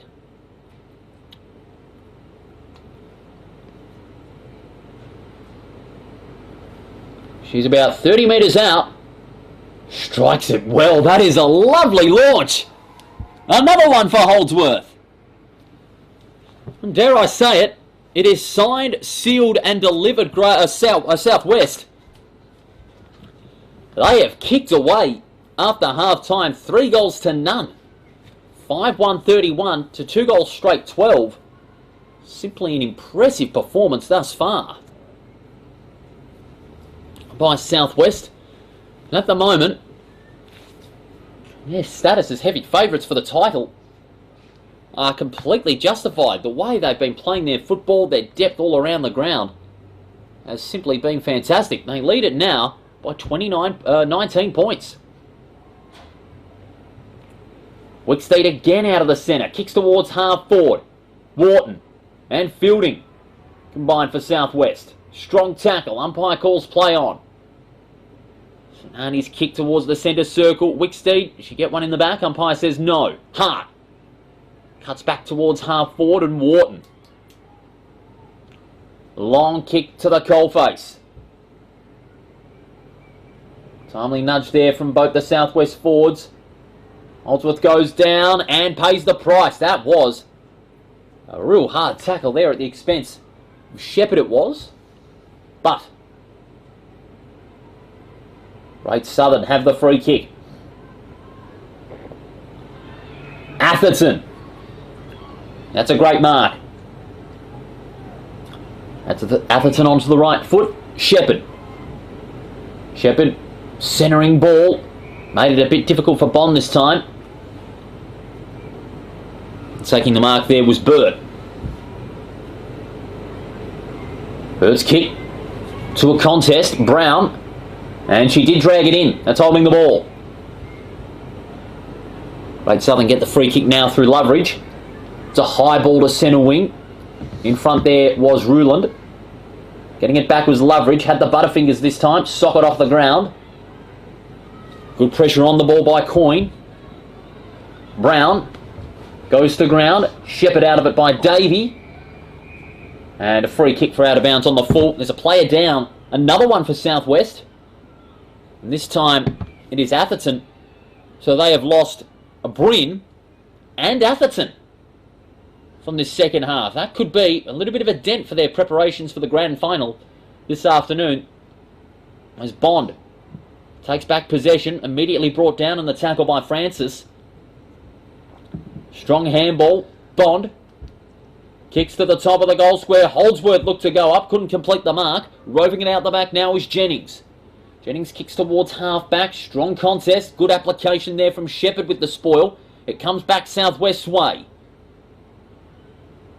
Foster's centering kick towards full forward, but the mark taken comfortably by Lucas. Lucas, watch out. You're about to be mowed down.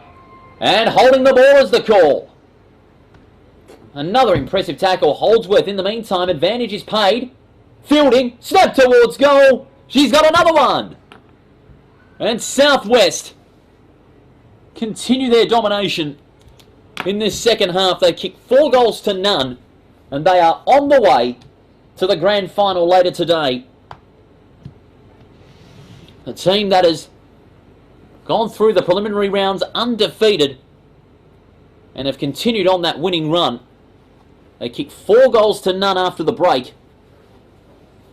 One of the most dominant performances in the country championship, even though it's in its 3rd edition.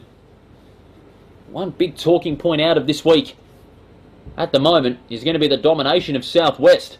Kowald got the tap out to Duncan back in the centre, and she got pinged holding the ball.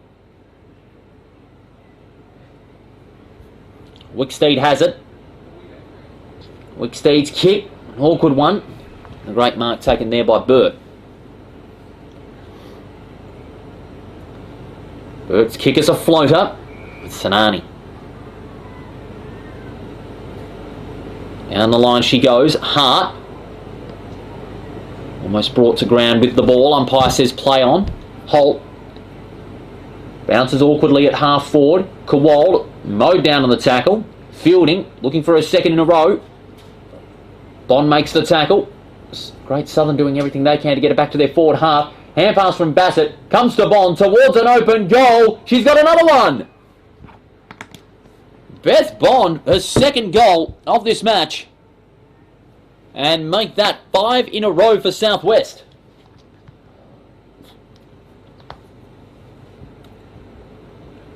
Margin is now 31 points. There was only a point in it at half time. And Southwest have scored 5 unanswered goals. And now another player is being carted off at the hands of the trainers.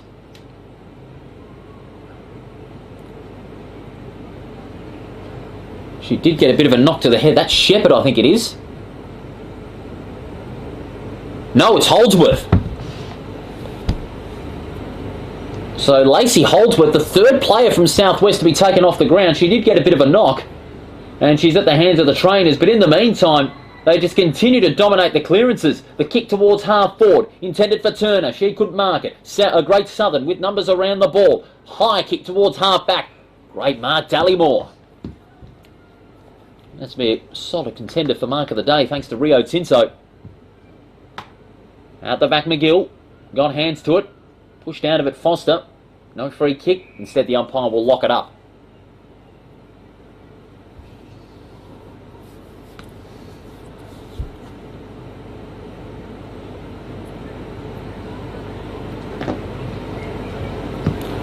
Quick kick by Orsel. Great Southern doing everything they can, but brought to a standstill by Riley Bryn. She's back on the ground. Playing out the final few minutes of this second half. Goes short and finds Wicksteed. Definitely a contender for those awfully good Archies at the end of the game, alongside Holdsworth, Bond, and also Wicksteed. Wicksteed also a fellow contender, I'd have to say, along with Bond and Bryn, and also a bit of a young Sungy hero, you'd have to say, Rebecca Fry. Give me a ball up on centre wing. Winning the tap out was Kowald. Bassett doing some great work at the coalface. Hand pass comes out to Harkham, who gets a high ball going towards the half forward line. No mark to Wharton. Great Southern bringing it back to centre wing. It's a high kick. Bounces unfavourably for Bryn.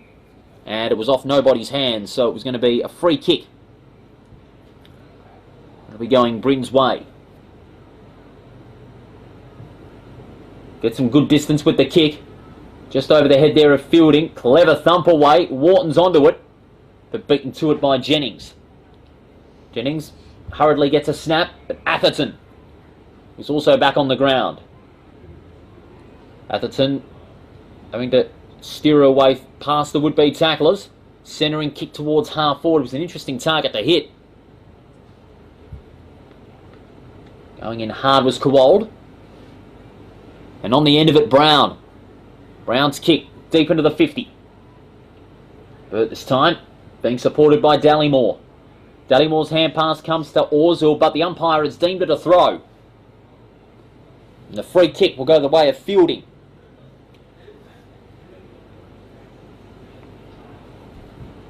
You'd have to say, too, is another contender for those awfully good Archies. Just over 4 minutes remaining as Fielding. It's a penetrating kick towards the top of the goal square. And on the second grab, Goetze with a great mark. Plays on immediately with the short pass to Ashton. Ashton kicks through the corridor. Hart got hands to it, couldn't complete the mark. She's brought to ground.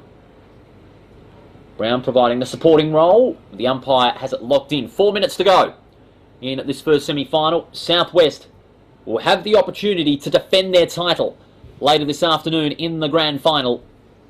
And what a great performance it has been by the reigning champs. They dominated the grand final last year, and since then they have gone all guns blazing in this year's country championship. Going up with courage there was the Southwest player. Brown lays down the tackle, but the ball will be locked in on the outer wing of the ground.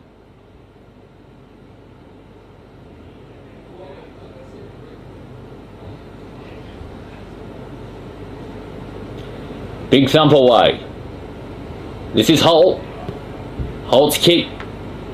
There's no one presenting. The mark's taken there by Jennings on half back. Just under 4 minutes remaining. High ball towards the outer wing. Kowal the intended target. Mowed down on the tackle. Umpire calls play on. Atherton, Harkham combine. They clear the congestion. Running back with Shepherd. Sock it off the ground. Archer now. Umpire locks it in again. This time on Great Southern's half forward line. They have not scored since half time.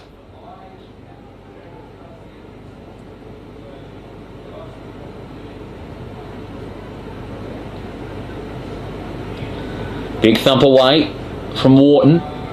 Comes to Brown. Ball spills out. Great Southern now have a chance to add. The kick intended for Wienert. Wienert takes clean possession. Runs around Ruland. Quick hands to Sanani. Through two tackles. Runs to 50.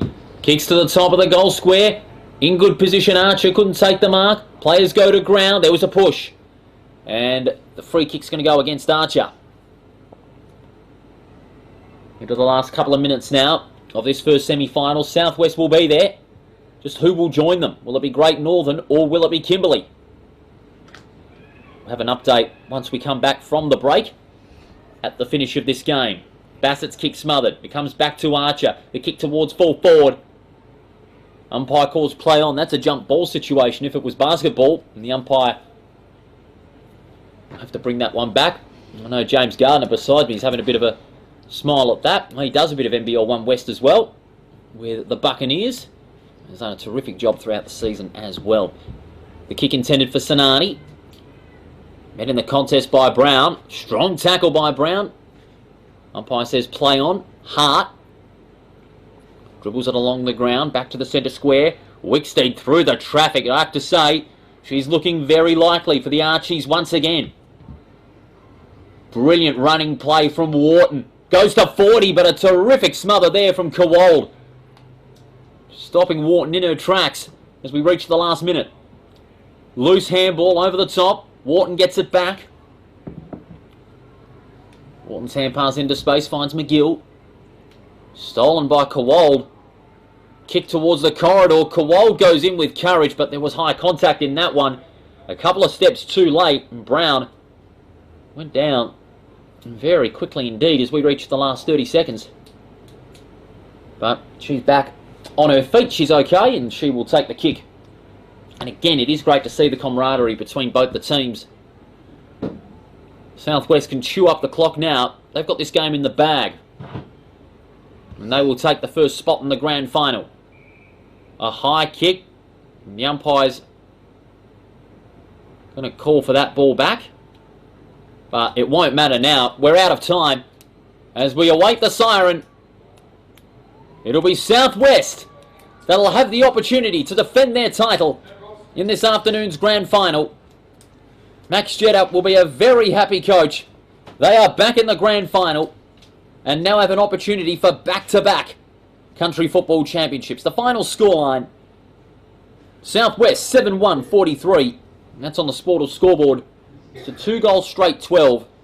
Southwest really clicked it into top gear in the second half. They kicked 5 unanswered goals, 5 straight in fact. Great Southern held to virtually nothing in the second half. And the player of the match, well, for the second time in the tournament, it's Charlie Wicksteed. Her performance in midfield this semi-final was absolutely terrific. Got plenty of the football and provided great supply to her forwards, including Bond, Holdsworth, and even Fielding, who had a good stint up forward for much of this game. So for the second time in the tournament, the player of the match, thanks to Archies, those awfully good Archies, is Charlie Wicksteed. And when we come back, we'll have the 5th place playoff coming up. And also on Oval 2, we'll have the 7th place playoff as well, before we get to our 3rd place playoff and the grand final from 2 o'clock here at Lane Group Stadium. But the final score in this first semi, Southwest 7-1, Great Southern 2-0. They booked the first ticket to the grand final. They'll be joined by either Great Northern or Kimberley. Back with more after this.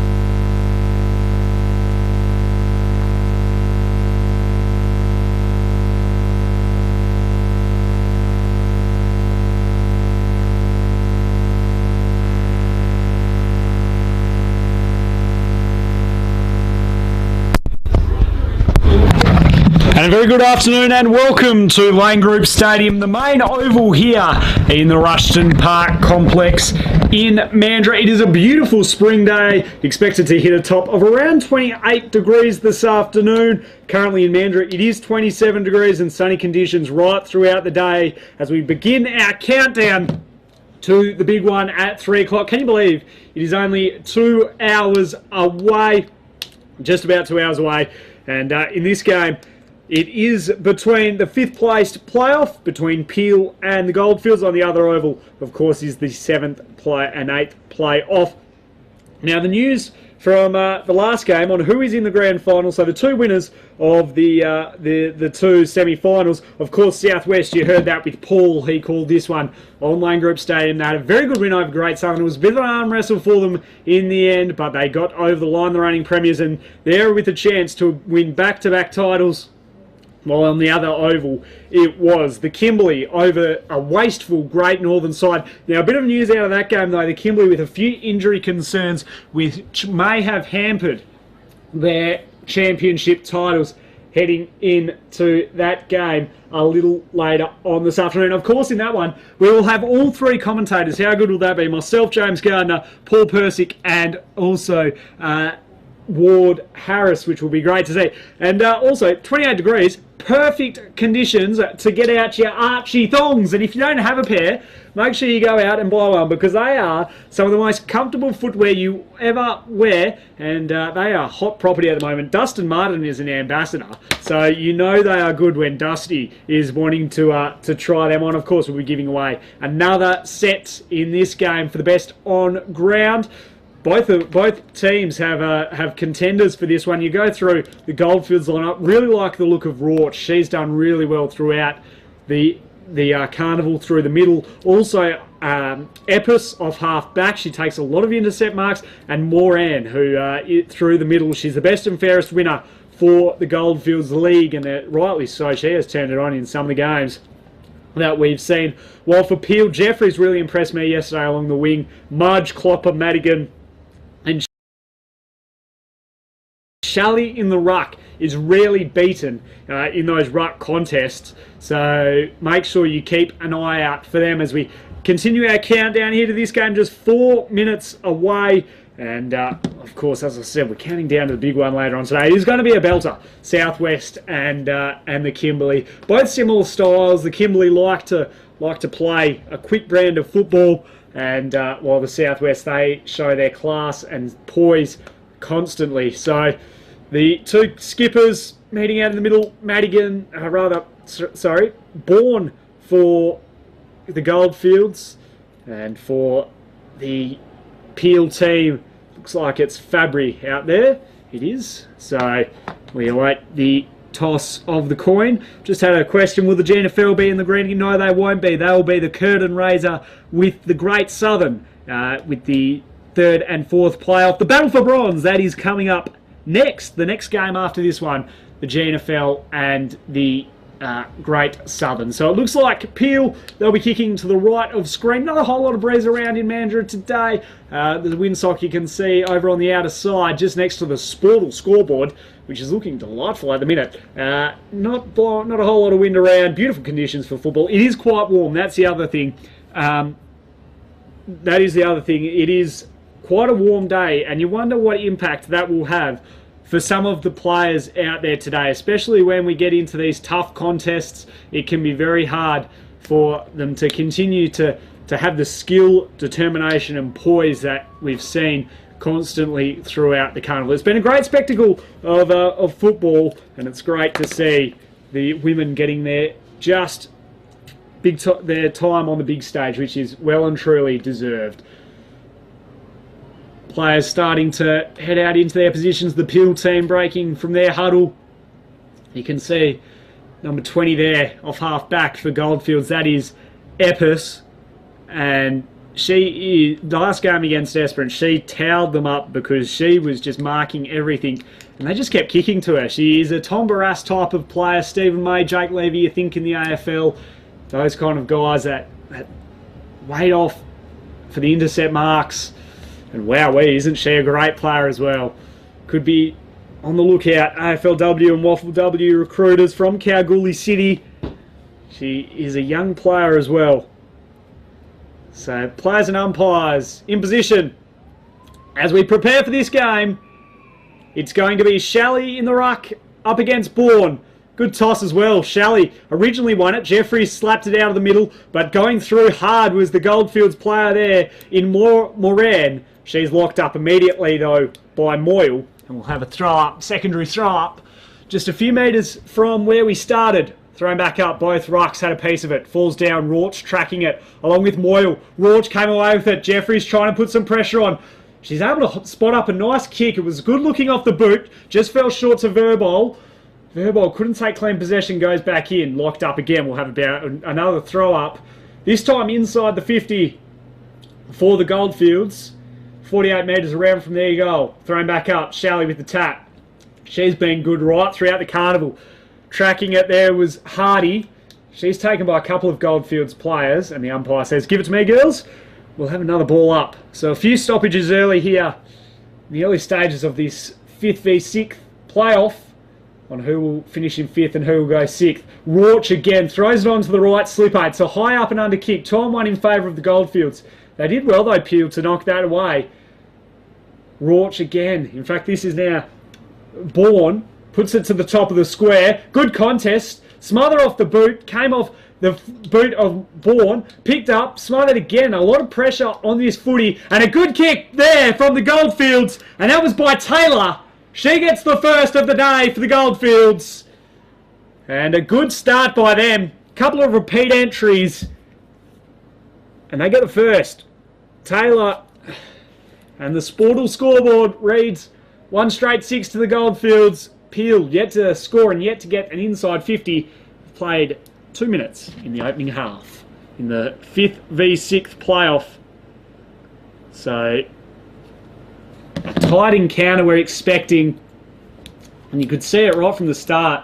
It was a hot contest, a really good one as well. Thrown back up in the middle. Shalley and Bourne both had a piece of it. Bourne did the roving. How about that? Got the handball out looking for Rauch. Rauch overran it. Moyle was in there, ricocheted off. Locked up yet again. Rauch still fighting hard. She's in everything at the minute. Shalley going in hard for Peel. Out to Jeffries. Throws it on to the right. Out in the path of Hall. Can she get to it? It was an awkward bounce. And here's Epis rebounding off the half back line like we were talking about before the game. Put it out in the path of her teammate there looking for Verbal. Got the boot to it. It was rush kick. Could work out okay though. Bouncing ball. Trying hard there. On that occasion was Hardy who sees it over and out. We'll have another throw up.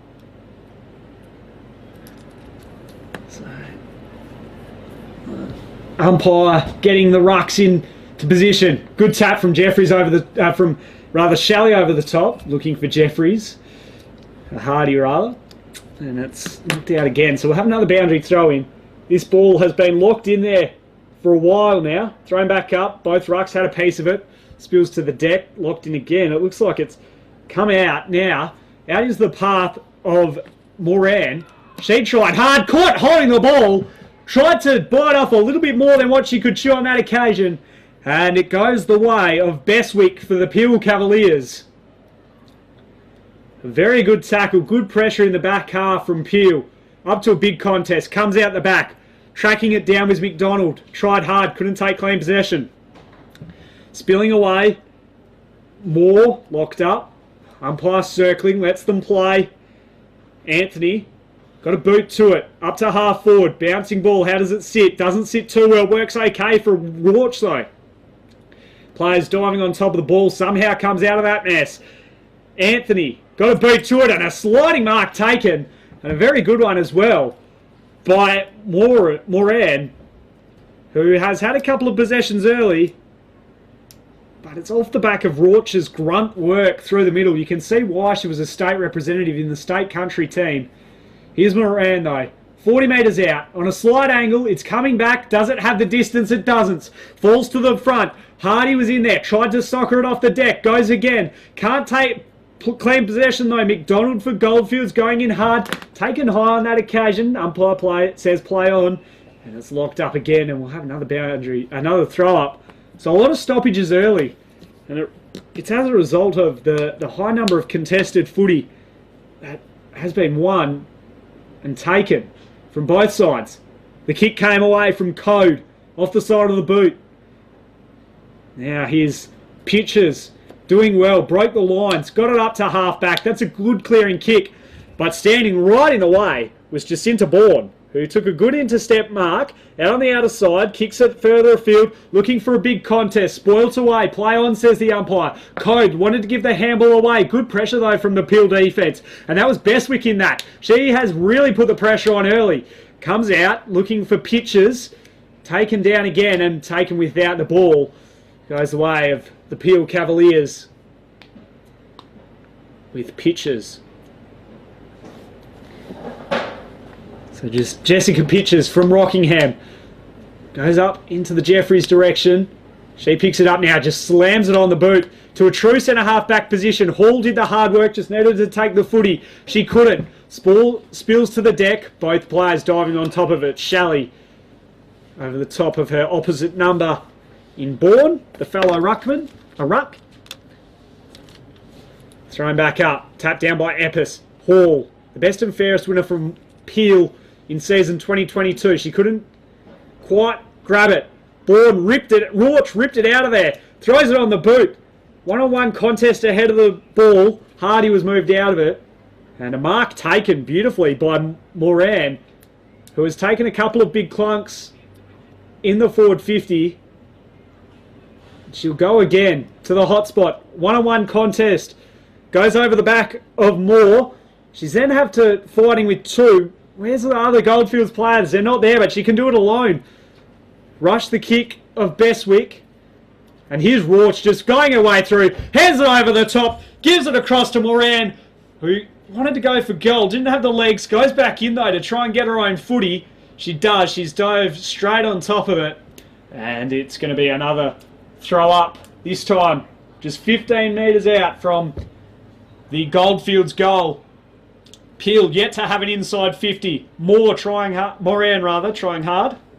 She can't get any further, though, than her opposite number. Both rucks had a piece of it.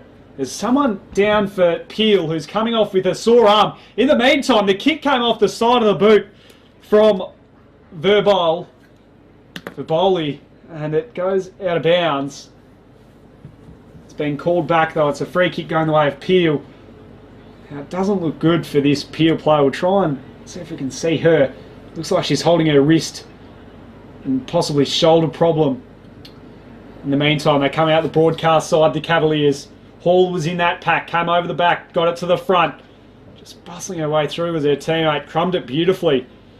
And here's Boyce, trying hard, trying to slap it to her own advantage. Then dove on Bourne to cause the throw up. We've played 8 minutes, just the one score so far. It's been a scrappy contest early. Peel have done well to try and hold steady. It's been Goldfields right from the start who have had all the footy. Boyce tried to shovel a handball out. Falls in the hands, though, of Kataz. Kataz goes further up to centre half forward. Looking on that occasion for Anthony. She couldn't take it. Comes out from the Peel defence, and Cooper takes the mark. Broadcast side of Lane Group Stadium on a beautiful Mandurah day. 2-on-1. Anderson tapped it to her own advantage. Did well. Bounce was a little awkward. Kataz again in there. She's done well. Epis trying to take it under a lot of pressure there. There are a lot of bodies around this ball. It's like the migrating wildebeest. Epis had time, had a bit of space, wanted to hit the kick up. Looking for Davies. Overcooked the kick slightly. Hall came from behind and wrapped up by Bourne and also Epis. There are two Epises, of course. Drew Epis in the 25 and also Hall Epis in 20. Good tackle by Rauch. Unfortunately took her high, though. Looks like Jackman will get the free kick. Nothing really on offer for her apart from a lot of one-on-ones, wanting to go into the middle of the ground. The kick had to be good. It wasn't. Allowed Bourne to come over the top. Coming in hard was Fabry. Could have taken her high. Play on, says the umpire. They shoveled the handball out, going in hard, Cooper, and she's just dropped the ball. It'll go the way of the Goldfields. And Anthony, the recipient, just forward of centre wing, under our broadcast position here at Lane Group Stadium. Halfway through the first half. Up to half forward. Spills over the back. Birch tracking it. Brown now. Can she get some clean possession? She can. She's got a bit of time. Instead wanting to do the unselfish thing. Could have cost her in the end as it let Beswick into the game. They're able to clear it out of the defence, Peel. And Muir is able to clean it up. She has a bit of time. Nothing on offer. Comes out wide to Fabry. Flirting with the boundary line. Out on the full. And so it goes the way of the Goldfields in the hands of Epis. It was the right idea, just had to be a good kick, looking for Fabry. Epis from the kick in. Goes to a one-on-one, out the back. Muir for Peel, the representative. Pushed her opponent in Verboli. Down onto the ground. It goes out of bounds. So we'll have a throw up at half forward here for Peel. Halfway through the first half, James Gardner with you. As we count down to the big game later on today, this is the 5th place playoff. Next is the battle for bronze, and then of course it is the big one between the Southwest and the Kimberley, the reigning champions, against what is really a remarkable story, possibly a throw there. The Kimberley, they finished last year in that carnival. They've added some Waffle W experience and some other really good young talent, and as a result they've got to where they are today. Caboni tried to tap it to her own advantage. Instead, couldn't make it work. And we'll have another throw up, this time in the centre square. A hotly contested footy, this one. Bourne took the front position, got it down. Bestwick fighting hard, got it in the end. Really good work. Kick up to half forward. Could this be the first entry for Peel? Boyce overran the footy. Trying hard, Hardy. No pun intended there. Birch in there amongst them. And the umpire says, give it to me, girls. We'll have a throw up.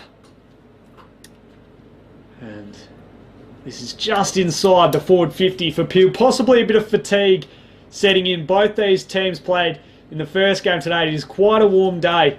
Thankfully for us up here in the filming footy commentary box, we've got the air conditioning behind the glass. A great tackle laid there on Beswick. And that came from, it looks like, Koish. Very good tackle indeed. Thrown back up. Off a few sets of hands. They farm their handball out there. Boyce. Beswick fighting hard. Taken without it.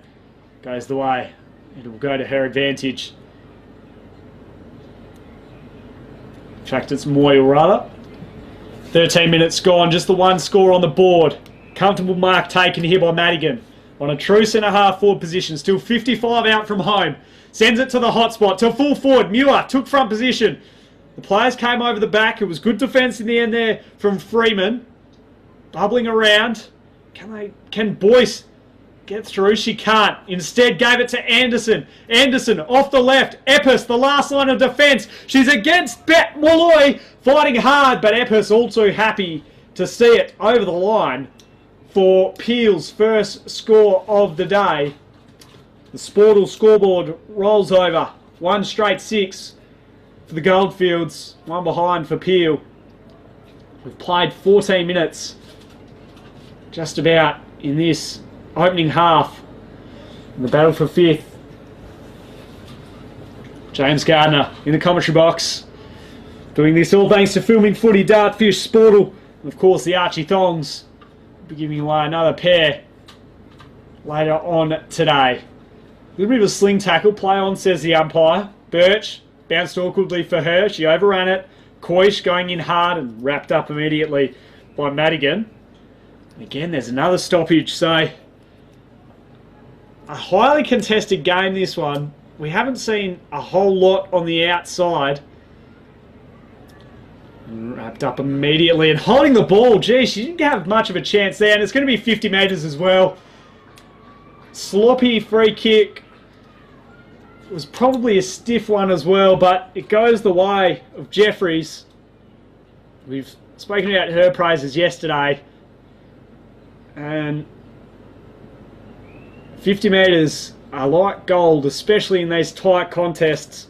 They only had the one inside 50 before this Peel, but Jeffries makes no mistake of that one. She puts it through. There's Peel's first, and they take the lead by a point. 117 plays one straight 6 for the Goldfields. 5 minutes remaining here in the first half. And Shayna Jeffries, winner of a pair of those Archie thongs yesterday from the Mandurah Mustangs, whose home ground is this one. She knows this ground all too well. She gets that goal.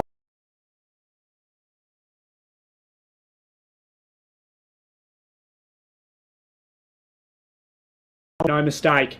Ball back in the middle now. Can the Goldfields get another clearance? It'll be Bourne in the ruck. She does well again. She's won just about all the hit-outs against Shelley, which is no mean feat. Bumpy wrapped up. We'll have another secondary ball up. A lot of pressure on this ball. Bourne deciding to tap it over the back. Fighting her way through on that occasion was Moore. She did well off the side of the boot. Brown was first to meet it. Put under pressure by Smith. Clearing kick came from Charlton. Bouncing ball, pushing the back possibly. Play on, says the umpire. Smith got the kick away. It's going to fall straight back to Charlton though. Goes inside 50, but waiting there to take an uncontested mark is Smith. She goes out the broadcast side, finds the ruck in Shelley in the 25 at half back. Plays on. Nothing ahead of the ball. Wanting Jeffries. Goes over her head.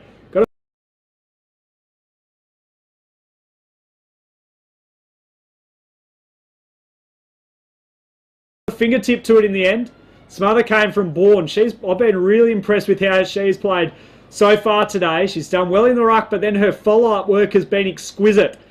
There's Talisha Bourne standing up in the tackle well. Good strength shown. Moore shoveled the handball out looking for Coish. Spills away. Here's now Moyle. Did well. Clearing kick up to half forward. Muir wants the runners. She has them on the outside in Molloy. A winner of the Archie Thongs yesterday. She has to just stop and wait for the cavalry to arrive. Goes over the top to Hall. Bourne was straight onto her. Brought down. Play on, says the umpire. Got the handball out just in time. And on that occasion, though, it's a throw from Epis.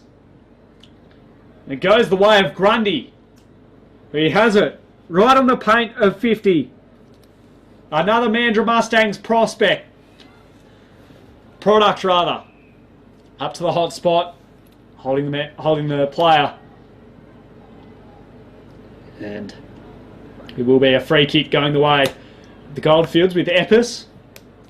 So with just about 2 minutes remaining here in this clash, in the opening half, the 5th place clash goes to a 2-on-1, but Bourne, gee whiz, how about that for a mark? That is a contender for the Rio Tinto mark of the day. A 2-on-1, she made it look so easy though. Goes to now Drew Epis at centre half back, going straight up the staples. Comes out the back. Beswick goes over the top, wanting Grundy. Finds her now. She had Muir on, finds her. She's still a long way out from home, 47 metres. And Goldfields, they have the spare back in Bourne, waiting for this. Umpire calls her to move it on. She has to go now. She's got nothing to go to though, so it's just a dumping kick. Tries to put it to the advantage of Anderson. She had to work hard for it. Tapped it behind her. Bourne again. She's just in everything. Handballed it out. Wanting more. Moore was brought down immediately, and it's a throw. Good pressure on that occasion from Boyce. Boyce from outside 50. Wanting the little chip kick, and it works out beautifully here for the Peel Cavaliers as it finds its way into the waiting arms of Molloy. Bailey Molloy from South Mandurah to line it up on a slight angle, 30 metres out from goal, to give them a very handy lead right on the stroke of half-time. The kick falls short. Muir's there though. Can she make something out of nothing? Paddles it away to herself. Can it sit for her? It doesn't. She's been worn like a glove by Epis, who did well to put the pressure on her. Still fighting hard. Epis gets it back again. Throws boot to ball. Play on, says the umpire. Could have been a push in the back. And it's a trip going the way of the Goldfields. So the siren about to sound for half-time. Still just 10 seconds away. It's been a tight arm wrestle so far as the players start to fatigue. Of course, 20-minute halves in these finals games. Hall still trying her best. Got the handball away. The umpire didn't think it was in time though. And there's the siren. Half-time. And it's Peel leading on the Sportal scoreboard. 117 to Goldfields, 1 straight 6. A tight arm wrestle early. And it's reflected on the scoreboard here in the 5th place playoff. It's Peel leading it by a point. We'll be back with more here at Lane Group Stadium from the Rio Tinto WA Women's Country Week.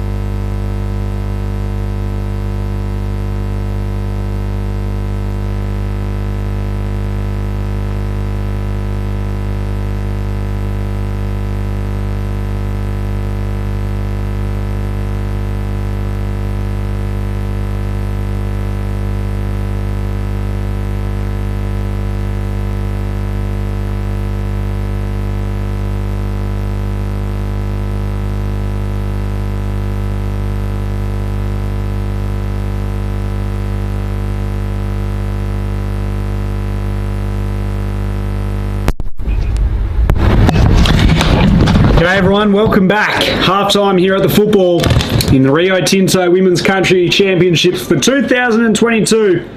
Yeah, hard to believe that it is 2022 already. Yep, that's right. And we're already in October. Beautiful spring, nearly in October rather, last day of September.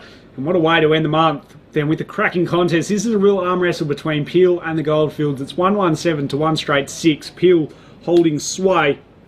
Some of the contenders for the Archie Thongs. I thought Bourne has been ultra impressive for the Goldfields in the ruck. It's not just her ruck work. She's undersized compared to Shelley, but it is her follow-up as well. She's winning the hit-outs, then she's following it up. Really like her game. Rauch was good early for the Goldfields to try and get them moving forward. She's, of course, a state player, and you can see why. Boyle has been good, along with Beswick as well for Peel. Newer, she's providing a target up forward. I'd like to see her get into the game a little bit more because I think she is key to the chances of the Peel Cavaliers to try and end the tournament on a high. We've only got 2 more games after this one. The next one is the Battle for Bronze. It is going to be between the Great Southern and the Great Northern. So the Battle of the Greats for bronze before we head to the grand final. So we must thank our sponsors, as always, Nutrien Ag, being wonderful supporters of WA Country Footy, and 48 years in partnership with the WA Country Football League, and rumours around the place, what I've heard my sources have told me, that they're signing on for another 3 years, which will take them to 51 years of partnership, which is fantastic. Thank you very much to Nutrien Ag. On behalf of all the country areas, without them, we wouldn't be able to have a game. Rio Tinto for the mark of the day. They also have put in a whole lot of work, not only in the country footy, but especially women's football as well, to grow the game throughout the regions and to give the women their chance on the big stage, which is very well deserved. Filming Footy and Dartfish, of course. Without them, we couldn't have the production put together. And the Sportal as well, the Sportal scoreboard, and also the Archies. They're wonderful. Giving us a chance to hand them out to the best on grounds. And coming up to Christmas, they could be some very nice Christmas prezzies for your loved ones. I'm sure I would love some if I could get my hands on some. That'd be marvellous. Anyway, back to the footy. We're at half forward here for the Peel Cavaliers. Ball thrown back up. Shalley and Bourne in the ruck. Both had a piece of it. Falls down to Anderson. Anderson straight on the boot, but Epis was in the way to take the intercept mark. Goes out to the broadcast side of the ground. Off hands. Jeffries was there. She arcs right around onto the right. Throws it up to half forward, but the mark taken back there by Carboni. So a bit of kick to kick through the early stages here. Goes up to the contest. Comes off hands. Play on, says the umpire. Bourne again. Taps it out. Looking for a teammate to arrive. They do eventually with McDonald. Hall out the back of this contest. She's been starting to feel her way into this game. Throws it onto the right slipper. To half forward. Boyce had front position. It was knocked away from her. Did the follow-up tackle, which I like. Came out of that pack. Grundy threw it on the boot, but it was all in sundry, as Bourne is back there to take the mark. She plays on very, very quickly and runs too far on that occasion, Talisha Bourne. And that is unfortunate for her. It will be a Peel free kick at half forward, right on the 50.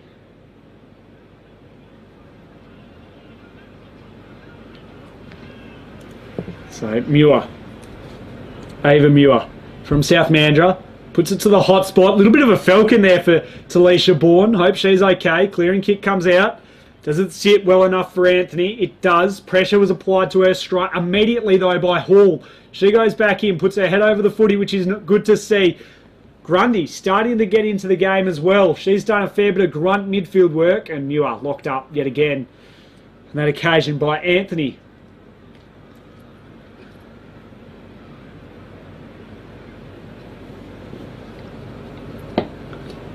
Kick comes out, bouncing ball, beat them all. Deep in the attacking 50 for Peel, who after the early stages you thought were in a bit of trouble, especially when the Goldfields were getting repeat inside 50s in that first half. They have fought their way back into this game magnificently, and they find themselves with a 1 point lead, locked up again with Boyce at the bottom of that pack.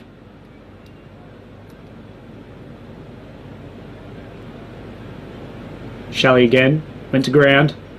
Ball comes out. One-on-one contest ahead of the ball. Grundy did the hard work, just now needs to get a bit of time and space. She did. Didn't know where to go though. She was a little bit indecisive, and that's to her own demise. And a big hit put on Malloy. She's down. We hope she's okay. But that was massive as we see her push in the back against Jeffries. Goes the way of the Goldfields in the hands of Bourne. She has Anthony up the ground, decides to play on herself, shrugs past one, and then was hit hard by a Peel player who wants a bit of payback. Smith takes the mark, just forward of centre. On the left, kick needed to be good, it was. Over to Fabry, that was a good mark. Looking to go inside, it's a 2-on-2. Muir in this pack. Came off her hands. Bourne did the roving. How about that? Gave it across to Anthony. She's starting to do well down back for the Goldfields. And Moran takes the mark on centre wing, just under our broadcast position here for filming footy. They took front position there, Fabry. Knocked away from her, so both of Fabry's in this pack.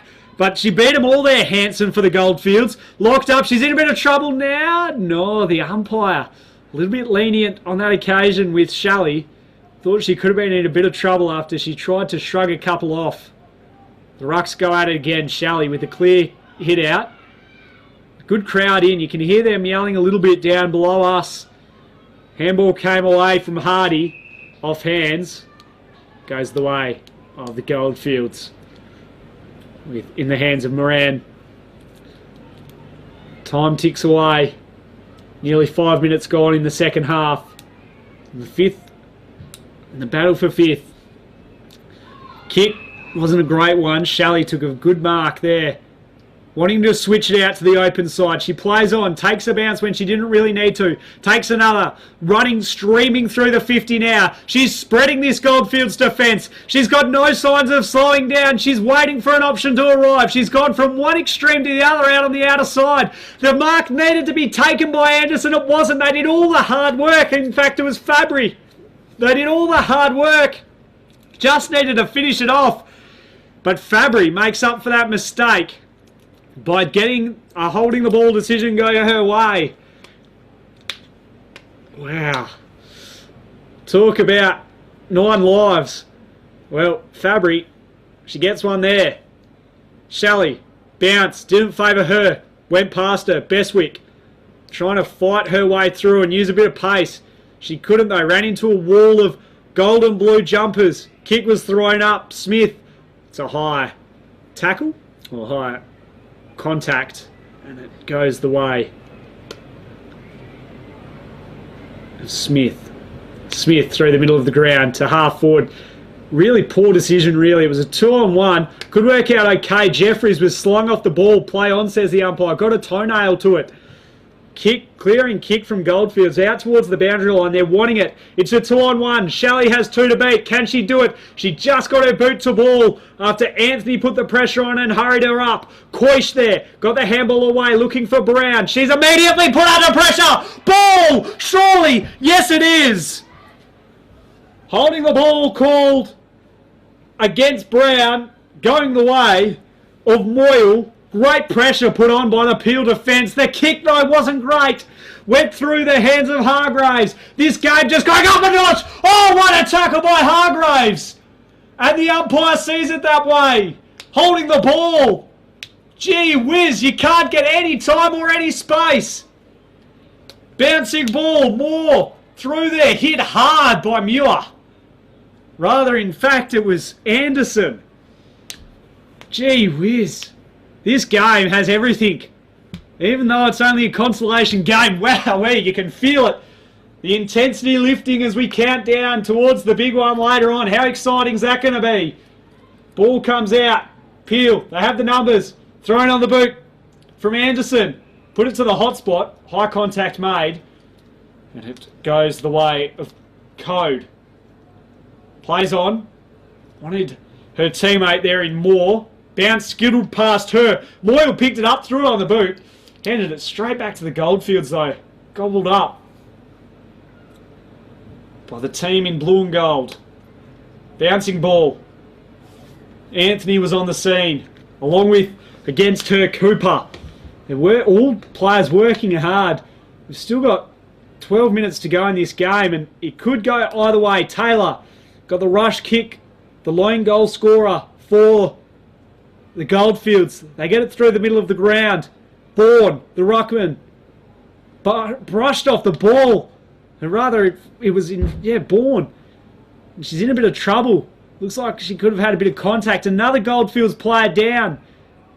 Holding the ball after the fend off. It is so hot out there. It's a hot footy. Charlton with the free kick. Just forward of centre.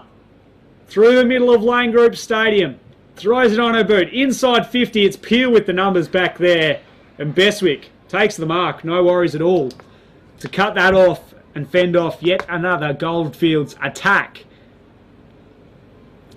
Up the middle. And finds Hardy. Right into the middle of Lane Group Stadium now. 1-on-1. Great contest. To the drop of the ball was Moyle. She's done well so far today, Moyle. And Koish takes the mark. So just as you start to pump them up, they then let you down. In fact, it's Moran who is getting helped from the ground in the hands of the trainers. She's a superstar of a player. And hopefully, for her sake, it's that she's okay. And it is just a little stinger. Looks like possibly a lower leg ankle injury for her. We wish her all the best.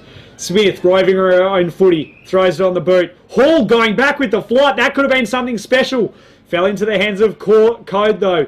Handball out the back door. Smith throws it again on her boot, but it's a 2-on-1. Hall did her best, but the mark was taken by Drew Eppes.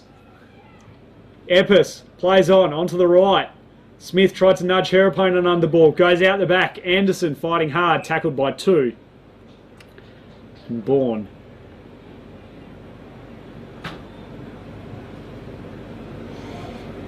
In the ruck, Katads for the Goldfields.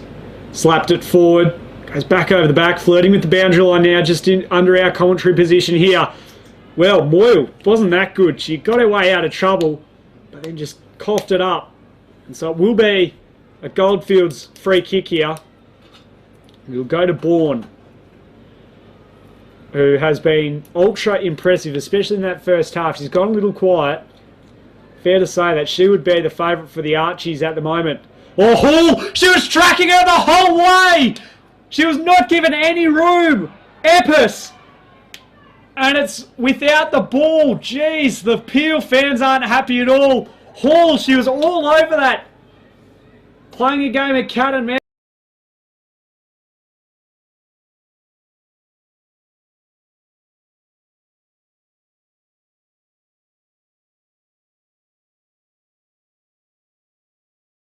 Mate, still, the actual contest is really, really good. Just not hitting the scoreboard either team. We haven't had a score since the half. And we've played 11.5 minutes. Still a long way to go. Hargreaves. Play on, says the umpire. Called to play on. Stepped off her line. Hall was coming from behind. Got the kick away in time. Almost took the mark on that occasion. Madigan was spoilt away from her. Play on, says the umpire. Umpire circling. And he eventually says, give it to me. We'll have a ball up right on the 50 for the Peel Cavaliers. James Gardner in the commentary box. Coming up next is the Great Northern and the Great Southern for the third placed. The battle for third. We'll be calling that one alongside my good friend Paul Persick, who has done a fantastic job throughout the carnival. Brown throws it on the boot, up to half forward. Gets it back to Charlton.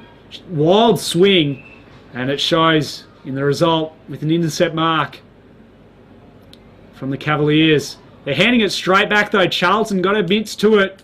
Went through them though. And possibly taken high. Moyle. Umpire couldn't quite see it from where he was.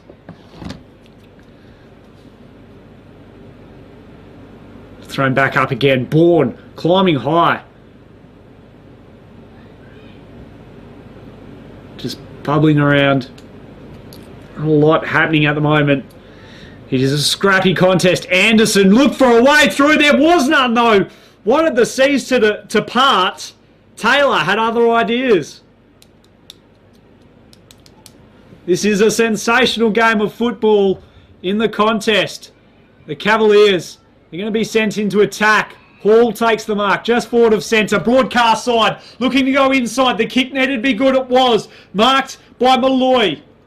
Bailey Malloy goes to full forward. One-on-one contest. Knocked over the back by Hardy. But the Goldfields, they clean it up again. Eppes going straight up the spine. And I'll tell you what, this young girl, Charlton, has come into the game beautifully. Abby Charlton from Kalgoorlie City, wanting to go out to the broadcast side of the ground. Off hands, play on. Locked up again. We'll have another stoppage. Good crowd in today at Lane Group Stadium. Great to see so many people getting behind the Rio Tinto Women's Country Week.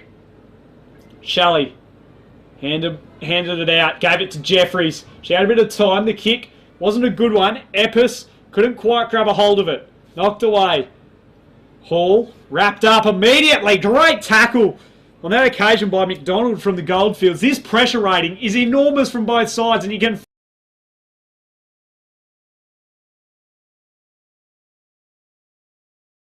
feel it's just simmering away, boiling. You feel something, a team is going to crack soon. Play on, says the umpire. They were all waiting for the whistle. It didn't come. Goes out of bounds and we'll get another stoppage. So there is 5 minutes remaining. A point separates the two sides at the minute. In fact, the umpires decided that it will be Jeffrey's kick for the Peel Cavaliers. Goes to a big contest. Down the back, she came from nowhere. Madigan read it to perfection, then puts it to full forward. Says Muir, come on, do the work. The bounce wasn't kind to her though. Brown, oh look out, you're in trouble. Gave it to Epis just in time. Advantage, says the umpire. They all stopped and waited. Oh, that could be costly. Shalley came through with a timely spoil. Goldfields with the numbers on the deck though. Bourne with the clearing kick to centre half forward. Grabbing a great tackle from Anderson. Play on, says the umpire. Pitches, tried to get her way through, she couldn't. Hall is throwing her body at everything, doing all the hard yards, trying to get into fifth spot. Board off the side of the boot, that's the pressure. She had time, she had a bit of space, but the perceived pressure that Peel are putting on are causing these mistakes, and it is a credit to them. The Cavaliers' motto is soldier on, and they are showing it right now. Birch handed it out into space. No one was there for the Cavs. McDonald was though for the Goldfields. Birch held on just a little too long to Carboni. And as a result, it will be her free kick. So they've got to go here, Goldfields. Just under 4 minutes remaining. And they haven't scored, neither team has scored since half time. That's how close this contest has been. Time that they started to open the game up a little bit. Get it to the outside. Jeffries linking up with Molloy. She's in a bit of trouble. Got it away just in time. Thanks to some good talk from her teammates. Moore was tracking her. Hall now runs to 50. Sets sail for home. Drops the anchor. The bounce goes back. Muir uses her strength. Uses her size. And puts it through the big sticks. For her first. And Peel second. The first since half time. To give them a 7-point lead with 3 minutes remaining, and it looks hard from here for the Goldfields.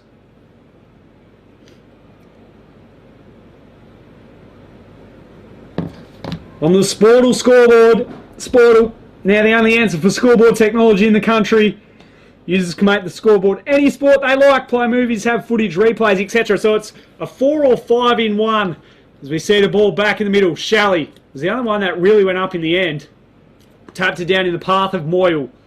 She couldn't quite get her hands to it. Locked up again. It's been an arm wrestle right the way through. It was Goldfields early, then Peel have really got on top.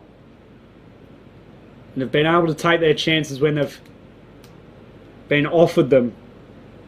Which is what you have to do in any game of footy, but especially in these shortened, condensed matches. Jeffries, she's kicked the goal today, she kicked the opening of the game, got it to half forward.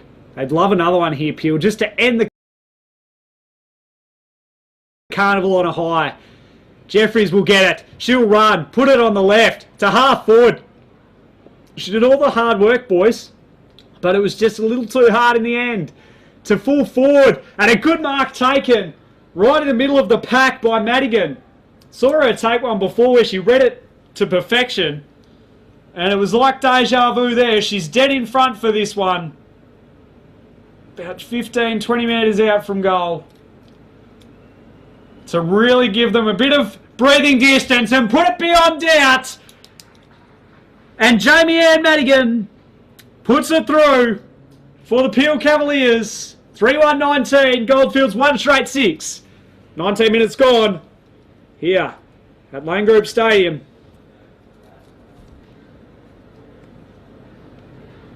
There's their first. Another great mark, thanks to Rio Tinto.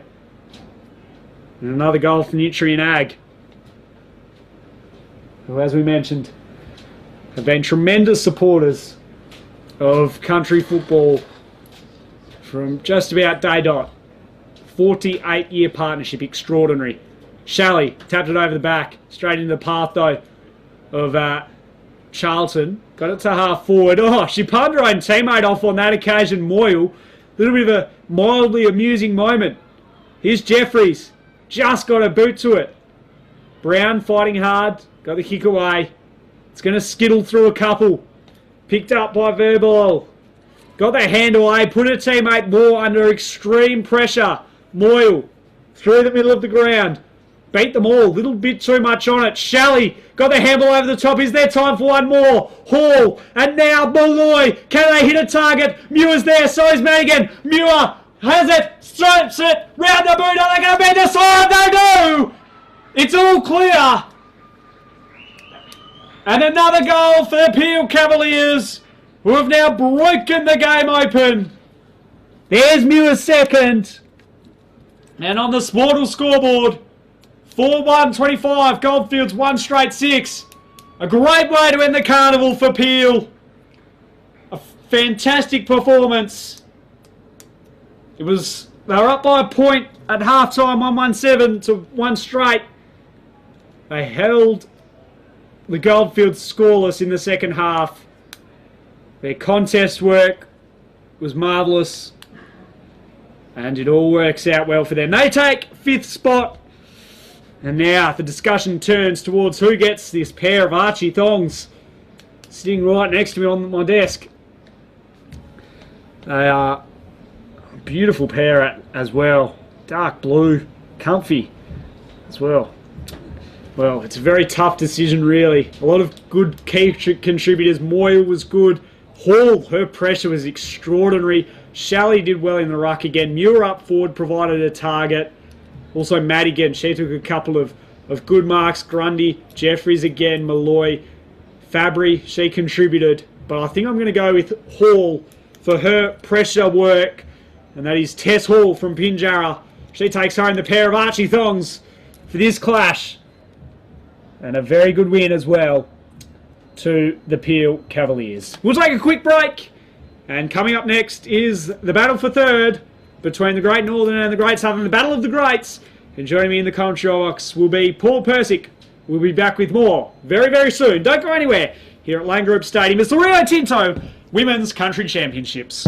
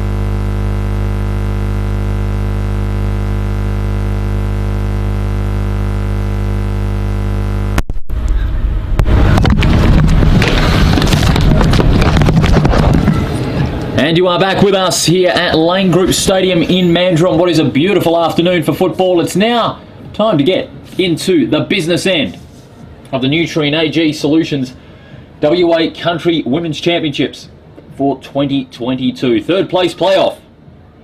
It is now, and we have got Great Northern and Great Southern out on the ground. Both were defeated in their semi-finals. Great Southern just overrun by the Southwest in the second half, and Great Northern easily defeated by Kimberley. And those two teams will play off a little later in the grand final.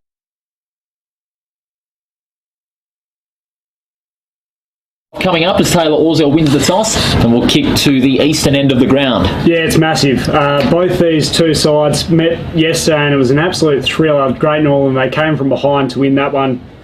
And this will be a cracking game. Both these two sides, obviously Great Southern, they were in the semi. They pushed Southwest for a half and then fell away. Great Northern, they were wasteful in their semi against the Kimberley. So this will be a cracking game, and both sides will want to leave it all out on the park. Yeah, they certainly do, especially since now this is a battle for, as in the Olympic terms would be, a bronze medal in the WA Women's Country Championship. And what great support both these teams have had over the weekend. And what about the grand final coming up a little later on? An amazing story with Kimberley. They finished last in 2021. They've only had one player on their bench for their semi-final, and they've got Waffle W and Waffle W, largely Waffle W experience in their favour. Imagine if they could get up over the line over Southwest. It'll be quite a fairy tale finish. Oh, Mirica Counsellor, who is the coach of the Kimberley, he would be proud as punch, because where they have come from to where they are now is just polar opposites. For those that don't know, the Kimberley is at the far north of our state. It is a massive way to travel. They had troubles with their travelling in their own right.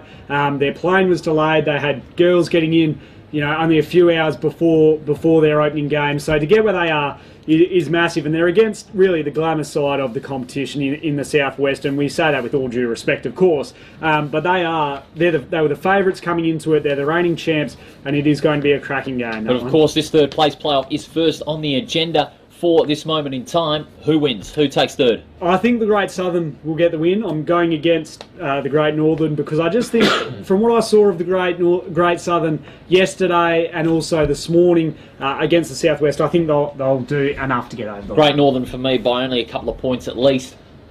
It will be a fascinating game in the hot Mandurah sun. In the ruck now, it's going to be Kowald for Great Southern, and up for Great Northern. Looks like it's going to be Dethlefsen. Away we go for the third place playoff. James, take it away. Thanks, Paul. Thrown up, both rucks go at it. And big tap came from Cold. Palmer trying to tap it to her own advantage, eventually picked it up now. Cold going in there strong, kicked it the wrong way. Johansson taken from behind by the skipper in Orzell. That was a big hit. It travels a few more metres before Dale Pearce, the umpire, says, give it to me. We'll have a throw up. So this game already, a hot start as the teams start to feel their way into the game. Dally Bendetti has the ball, stood tall in the tackle, and then caught holding the ball by Dethlefsen. A good effort as well, and then she wants to take it and run with it. She comes down the broadcast side. Orzell has her in her sights. She slipped over, she's down. Dethlefsen goes to half forward, but waiting out the back was the Great Southern defender who took the mark, and that was Humphreys. Humphreys, of course, has had a fantastic tournament. Players going hard. Down goes Sanani. She brought the brunt of the contact there. She'll take the free kick on centre wing. Sanani had plenty of the ball in that other semi-final earlier today on this very ground, but was unsupported as she kicks towards left half forward. Ball's going to beat all the players, and it is going to be a free kick going Great Northern's way. Be taken by Garnout. Garnout goes down the line. Orzell running back. Terrific mark. Virtually uncontested. No Great Northern defender was directly across her to look for the spoil. Orzell goes short. Intended for Deli Bendetti. Couldn't mark. Ball goes to ground. Well played in the end by Leach. Got the hand pass away, and Great Northern can steer clear from their defensive 50. Palmer working hard at the coalface. Gets it out to Burgess. Burgess taken out of it by Orzell once again. She's been prolific all throughout the tournament.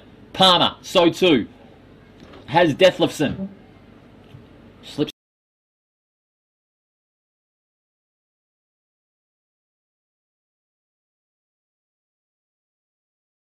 Gets past the would-be tackler and then kicks down the line. Dangerous kick. Goetze spills the mark that she should have had.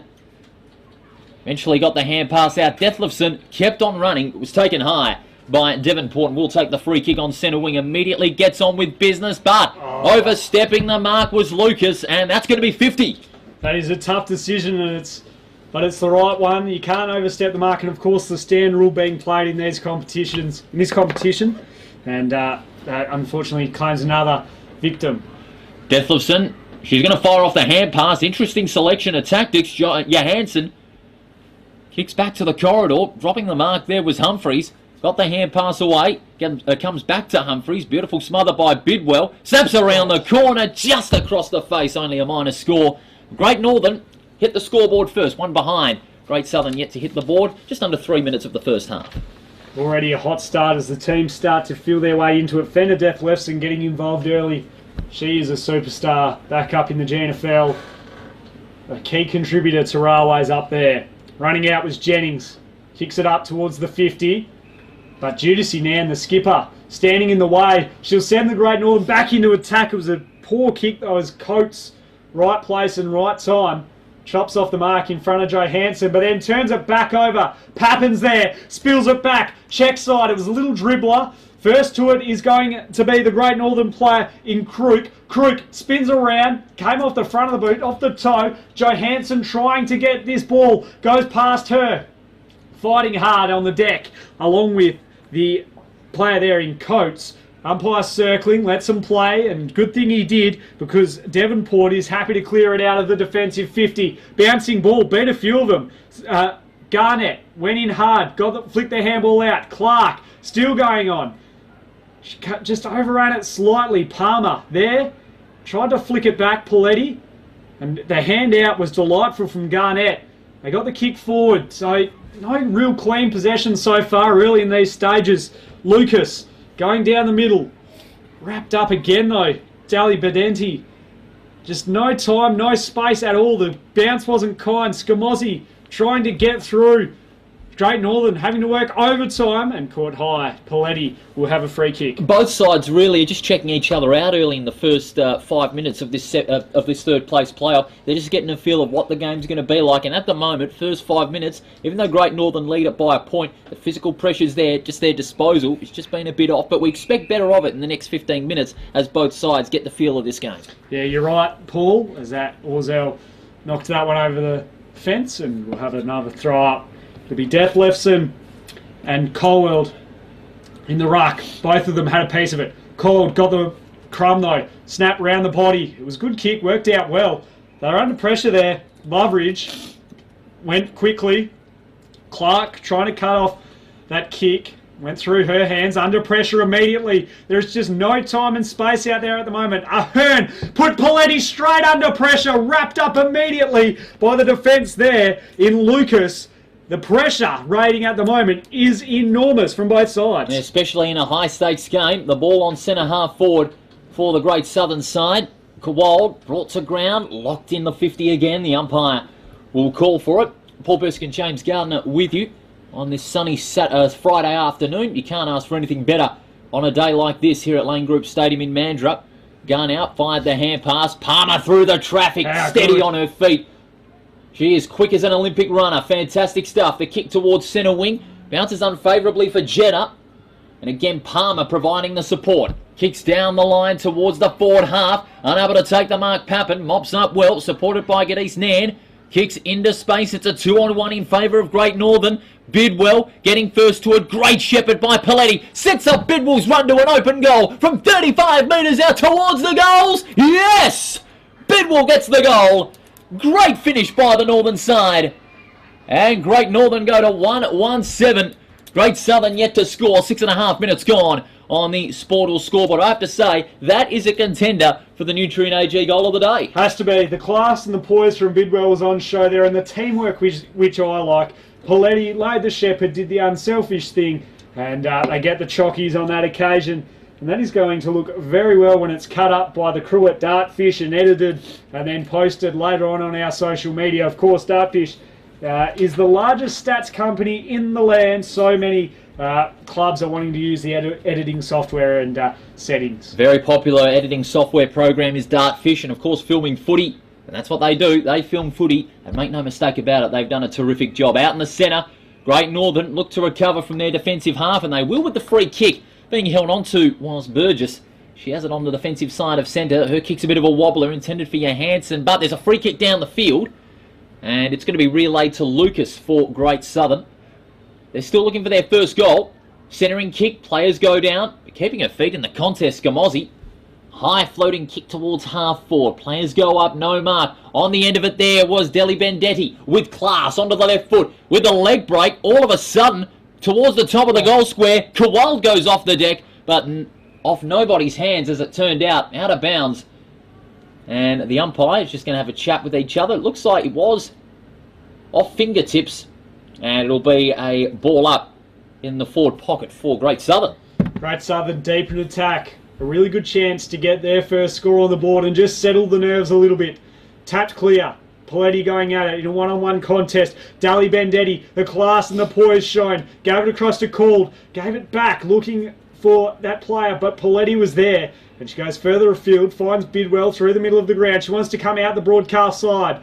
The kick wasn't a great one. It's a 2-on-1. Here comes Palmer, working hard against her opponent there in Minter. Minter did well. She's going to recover again. Still putting the pressure on that occasion was Burgess. She couldn't come up with it. Death Lefson came up trumps and was taken high, as spotted out by the umpire, just defensive side of centre. Hard contest there. Deathlefson was the meat in the sandwich. She's put her body on the line in a lot of these contests early on. She has. Judici Nan taking a very good mark and pulled up a little sore there. Good contest between her and Humphreys. She goes to half forward, wanting Pappen. She's caught behind, had to do the hard work. Tapped forward.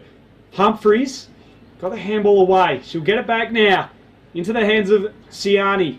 Back again, wanting to go out the back door. They're fighting hard at the moment here, Minter. A lot of players around this footy. Death Lefson gave it out. Johansson, check side. No one home though for the Great Northern. And so Devonport, with all the time and space in the world, she went at a high kick, looking for the option there in Ashton. It was just a little too high. Bidwell, bounce surprised her a little bit. Oh, she was pushed off the kick. Play on, said the umpire, possibly taken without it. Umpire still circling. Gornet stirred tall, but they gave it straight back to the Great Southern. Duncan from a long way out. How's it going to sit? The Great Northern are in front here. We're in Paradella. She fought hard. Called, still there. Just needed a clean possession. She eventually gave it across to her teammate, who then shoots on goal, but it's through for the minor score.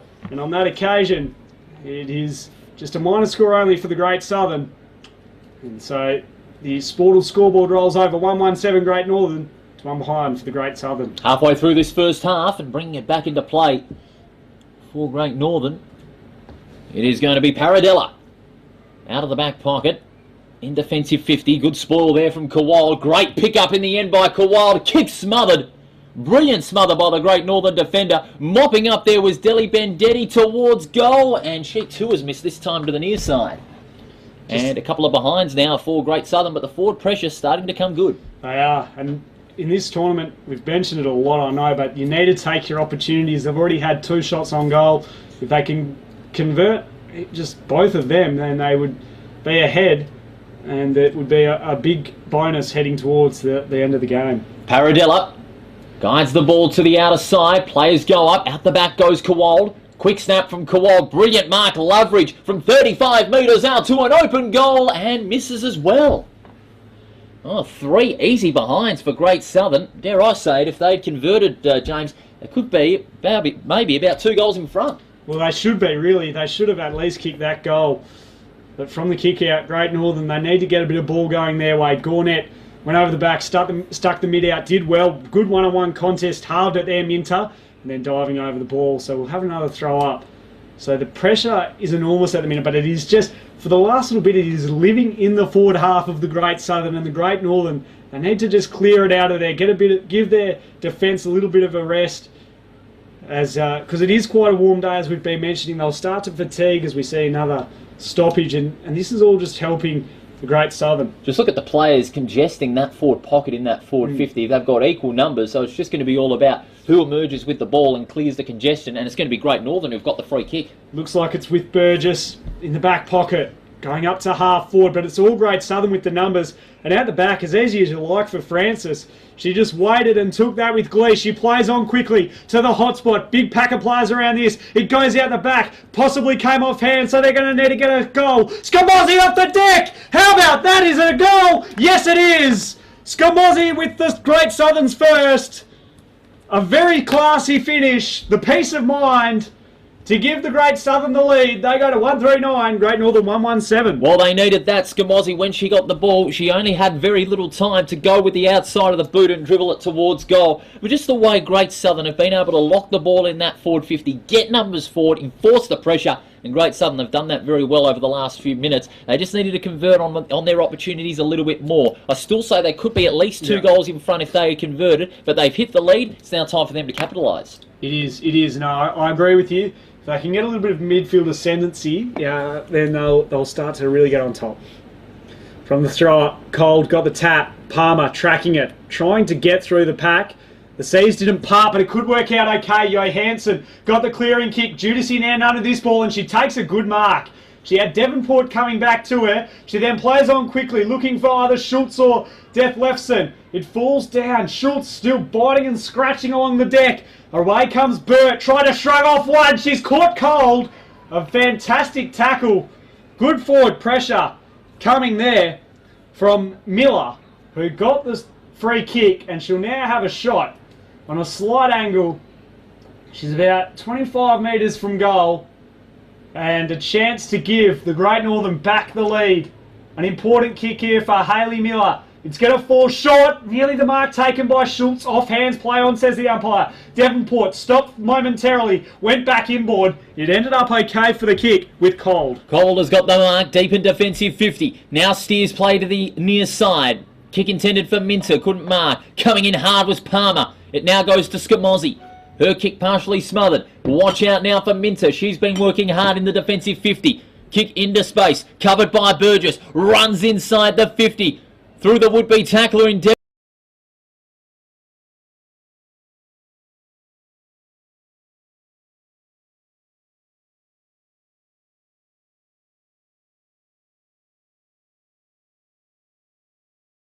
Says, give it to me. Ball's on the outer wing. We've got just under 5.5 minutes remaining before half-time. Great Southern 1-3 to 1-1. Good tap away from Kowald. She wins it down, but again, Great Northern got numbers on the outside of the contest. They're able to go inboard. Risky kick. Getting hands to it was Minter. Taps it forward, but only as far as the Great Northern player. And now they can spread the play out again. The mark taken by Detlefsen. Finds the hand pass to the hard-running Johansson. 3 bounces from 60 metres out. That's a beautiful kick. Centering kick by Judas Nan. And she has the ball about 45 out from goal on a slight angle, and has a chance now to put Great Northern back in front. Hey Paul, couple of Railways teammates linking up there. Detlefsen and Johansson, they could read each other's minds, the partnership, and now the skipper with a chance for a captain's goal. She's going to have to get plenty of it. She is a good kick. Well, that one is a real floater. 2 around the football. One of them there was Schultz in front. Ball comes back to ground. Great tackle by Jennings. Ball spills free. It looks like they want to lock it in, Great Southern. They do for the moment. Socket off the deck. Coates brought to ground, and she was held on to. Brought to ground without the footy. And Coates will get the free kick. Deep in defence. I know what Great Southern would have to do. It's just to spread out the play a little more. Yeah. The kick to an intended target just over the head of Burgess, looking for the intercept mark. She's up against Archer, outside attacking 50. Sanani's there for support for Great Southern. Hand pass into space. Garnout just overruns it. Backed up now by Burgess. Gets it back to Garnout. Hard pressure at the footy. This is what we like to see. Kowald kicks down the line now. Intended for Loveridge. Getting support from Duncan. Duncan well stood up in the tackle. Fires the hand pass to Dallymore. Probing kick in the Kowal direction. Just needs the sit. Kowal dribbles towards goal and just to the near side. Only one behind. Great Southern have done all the attacking. in the last few minutes of play. They lead it now by just 3 points as we near the 17-minute mark of the opening half. They get out of jail again there, the Great Northern. That kick wasn't a great one on that occasion from Paradella. Goes out of bounds and we'll have a stoppage. So this is good for the Great Southern. They can now get another repeat entry, a repeat stoppage, lock it in, really put the pressure on the Great Northern defenders because they haven't had a lot of reprieve during the early stages of this contest. Called, grabbed it straight out of the ruck, threw it on the boot. She was under pressure, and as a result, it goes out of bounds. So with 2 minutes and a half remaining, Great Southern by 3 points. You feel that they should be up by more. Thankfully, though, from a Great Northern's perspective, they are only down by a few points from the kick-in. It was a good kick as well. And it finds the target with Cullen. Cullen goes high and long, up to half forward, off hands of Burgess. It fell straight to Orsel. Orsel inside 50, the mark taken by Cold. She was there front and square, and she takes a very good mark to now give the Great Southern their second goal. The ruck strides in, kicked and looked good off the boot. They have the numbers though. Spinning, here's a player there in Duncan, and it goes through for a minor score only. So again, Great Northern dodge a bullet. They do. Great Northern have dodged plenty of it, as a matter of fact. In this first half, Great Southern, as I said before, they should be leading by more than just 4 points with the way they've been able to attack the ball in their forward half and keep the ball locked inside 50. Long kick now by Paradella towards half-back. Getting a fist on it was Minter. And we'll have ourselves a boundary ball up just outside the 50. Well, will we? In fact, no, it's going to be a free kick. Or is it? Always these hybrid games. There's one decision and then there's another. It'll be a boundary ball up. Kowald in front position. She gets it down, loses her footing at the same time. Picked up by Cullen through the traffic. Great Northern back under pressure. It's a high floating ball just inside the 50. Dallymore can't break free. Just got the hand pass away. Lucas, kick smothered. Now Great Northern cleared the defensive 50 only momentarily. Who wanted it? It was Lucas. Around the corner she goes. Off the deck goes Paradella. Here comes Kowald. Attacking the ball in the foot race. Brilliantly done. The kick towards an open goal square only as far as Schultz. Schultz goes high. Players will fly and a high tackle. Free kick's going to be won by Svensson as we are nearing the final few seconds of this opening half. Svensson gets the hand pass out. Great Northern clearing the 50, and it's going to be 50 metres as well. Well, it was a late bump off the ball as soon as she kicked it, but the ball nonetheless is going to go to Bidwell. That won't make a difference because the siren's just about due to go. There it is.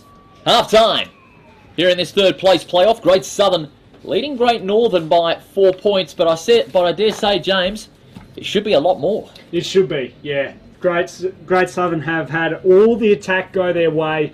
They just haven't been able to convert their opportunities, which is keeping Great Northern in the game, and you don't want to leave the door even slightly ajar with the Great Northern girls because they'll take it.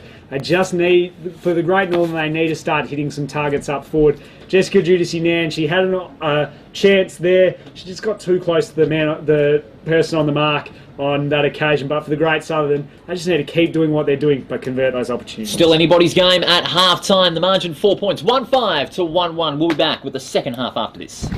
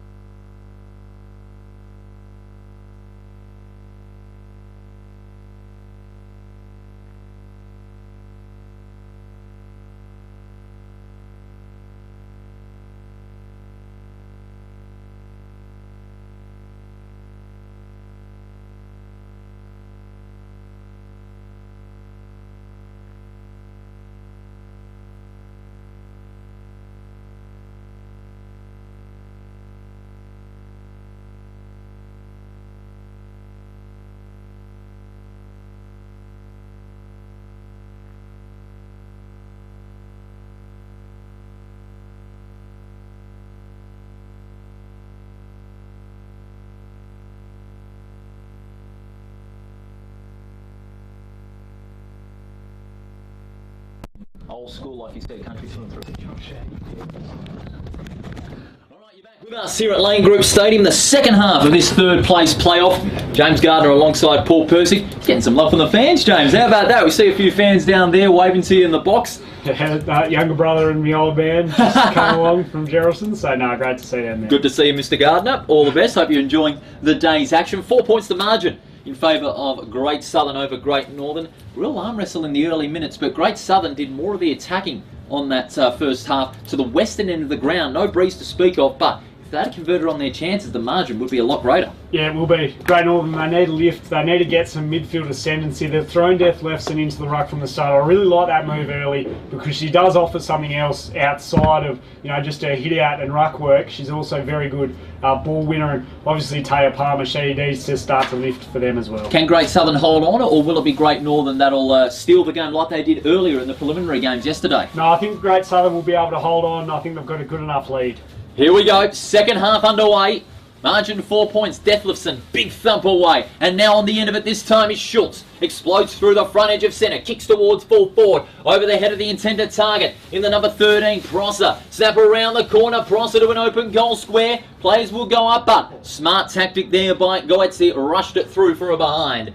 And the margin is now down to 3 points. She had the presence of mind, Goetze, to just rush it through. She was under immense pressure, but she did what she had to do and just settle things down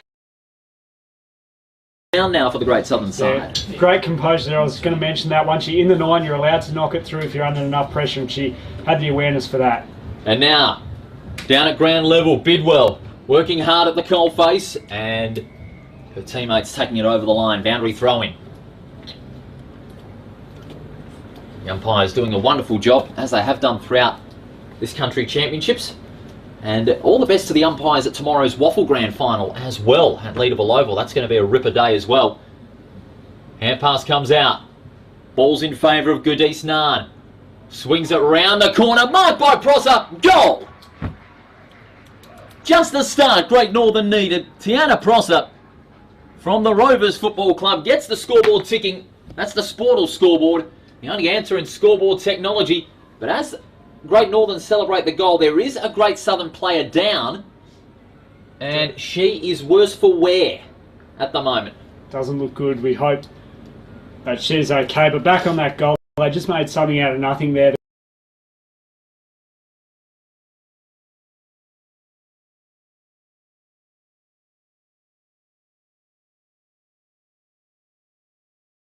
Back pocket for Great Southern, where the player is down. Let's have a look. That's Kowald, Sheridan Kowald. Must have got a bit of a knock and had the wind taken out of her. So we've just had a bit of a lull in proceedings.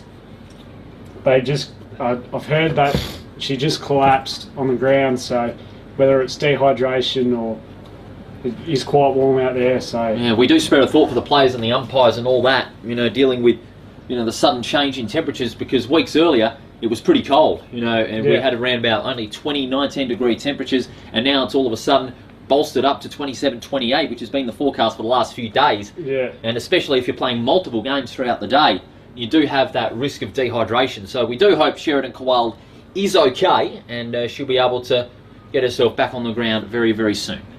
Yes, no, back in the middle now. Kick came out from the centre clearance with Leach. Now the Great Southern, they're able to just link it up beautifully. Orzel throws it on the boot, up to half forward. Good pressure put on though from behind by Clark. Fighting hard along the deck is Cullen, doing the best she can to fly the flag for her team. And Archer on the deck, they'll throw it up. So Dale Pierce comes through. 2 minutes gone in the second half. Great Northern by 2 points. Death Lefson comes over the top of call to try and make a contest. About the fall of the ball, Lucas got a little kick out, and Siani now throws it on the boot up to full forward, coming out to meet it, falls short. Wynette, can she try and just make something out of nothing here for the Great Southern? She can't. It's locked up again. Umpire circling, and it's going to be a throw up, deep in attack for the Great Northern. At the moment, Great Northern, they just need to do what they did in those first minutes. Keep it locked in, find plays presenting themselves inside the forward 50, and you've got to have players like Prosser, Schultz, And also Dethlefsen to fire on the scoreboard. Yes, you do. No, they need to start standing up that midfield and continue to show the way. Schultz wrapped up again, so she's really in the contest now. Got the clearing kick away, bouncing ball. Siani's there though for Great Southern. Handball out the back door, that was good to Ashton. She just was a little too hot for her. Brought down again, Siani. Schultz trying to muscle her way out of it, but it's going to be another throw up right on the edge of 50 here. Down Great Southern's end.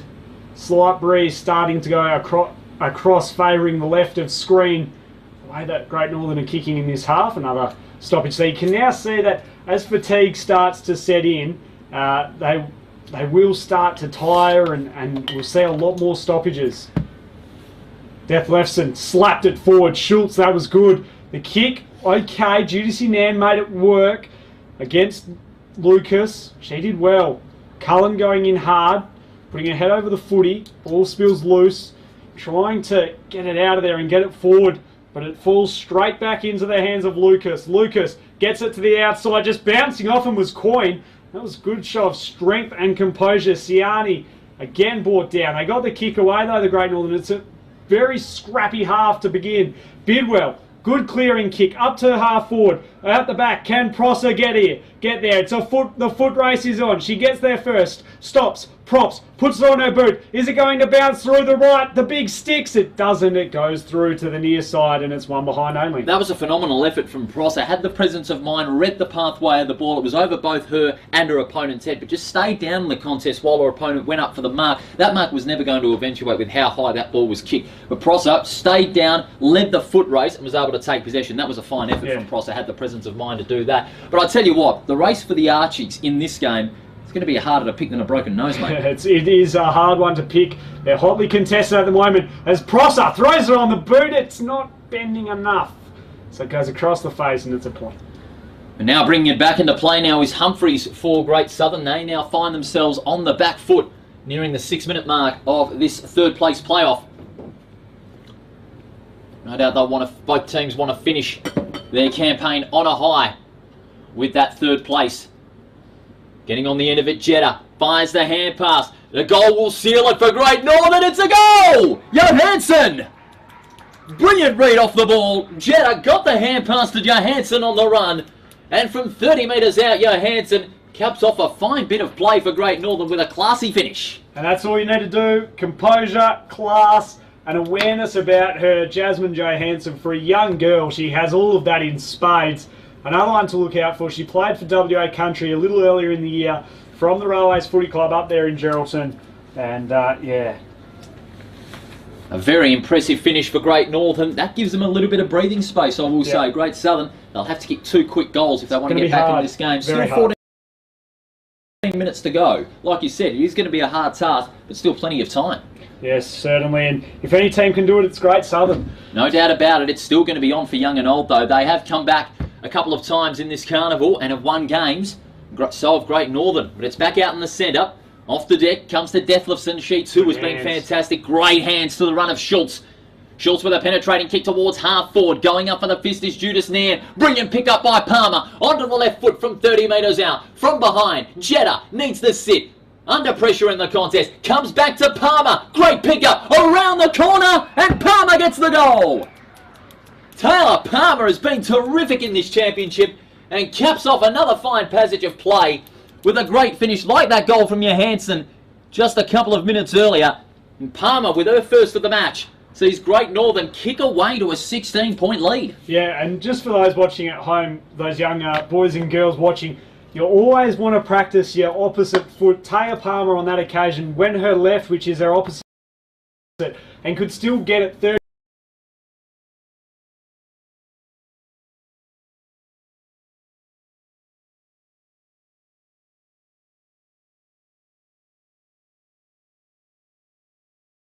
With I reckon Dethlefsen, she's been good as well. Johansson has been classy. Schultz as well, her grunt work has been very good in this second half. We've got to hand Archie's player of the tournament as well. We'd love to see that. And I have to say, Taya Palmer for Great Northern is my leading contender for player of the tournament. No, she would have to be. Back in the middle now, though. That's the only thing on Taya's mind at the moment would be winning this game. Trying to get it out of there was Leach. Knocked away. Trying hard, Cable. Haven't seen a whole lot of her today. She did a few good things yesterday. Schultz spun out of trouble magnificently, got the handball away. Ashton was there and a free kick's been spotted out. Goes the way back to McKenna Schultz, who will take the kick. They're runners up this year, the Northampton Footy Club in the women's competition. Goes to a 2-on-1. They made it work though, Paletti. Handball out the side door. Bidwell just bowled them over. Ashton was sent reeling as Bidwell then gets it to half forward, 1-on-1, over the back from Palmer. She might rove her own footy again, nearly kicking in danger there from Humphreys. Play on, says the umpire. Orzel handed it back out the back door, so just a slippery ball at the moment for the Great Southern. They need to show a little bit of composure if they want to try and win this match. Good smother came through there from Schultz, up to centre wing on the broadcast side of the ground. Toe poke off the deck. Dali Bendetti has it, gave it across to her teammate there in Scamozzi. Already kicked one today, puts it into the path of Lilford. Lilford handed it back over to Duncan. Duncan swings around, doesn't have enough on the kick, but it works out okay for Scamozzi. She plies on, rolls in, and then no, hits the post. Goodness. She had all the time in the world, maybe too much time, as she misses that one. Oh, how cruel can this game be sometimes? You set yourself up. That could have been a goal of the day from Nutrien AG if only the posts were just a little bit thinner. Yeah. But unfortunately, that's the sixth behind of the Great Southern as they try and get back into attack now. All right, back in the forward half, and again, Kowald. This time it's Georgia Kowald. She is down. In the meantime, Deli Bendetti sets it up. High ball towards half forward. Great mark under pressure by Kayla Clark. She's been one of the unsung heroes for Great Northern today. Kick towards half back for Great Northern. Shuttled out of the pack by Palmer. It now comes to Schultz. Schultz, a beautiful kick towards the centre circle. Bidwell dropped the mark. Has some support from Johansson. Explodes through the front edge of centre. Kick intended for Crook. Crook just needs the sit. Good shepherd by Jetta. Follows it up with a clean pick-up. Taken in the tackle. Umpire will call for the ball. Well, Jetta's really coming to the game in this second half. This wave of momentum overwhelmingly in favour of Great Northern. Big fist away. Bidwell. Just needing the sit. Roves it brilliantly off her own knock. Hand pass comes to Crook from the pocket and misses to the outer side.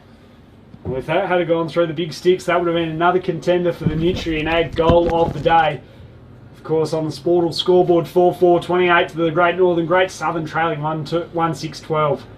Great Southern still trailing by 16 points, but I have to say the task is looking a bit difficult for Great Southern given how the game has panned out as Kowal, who's back on the ground, takes the mark, goes down the line, dangerous kick to a 3-on-1, strong tackle by Schultz.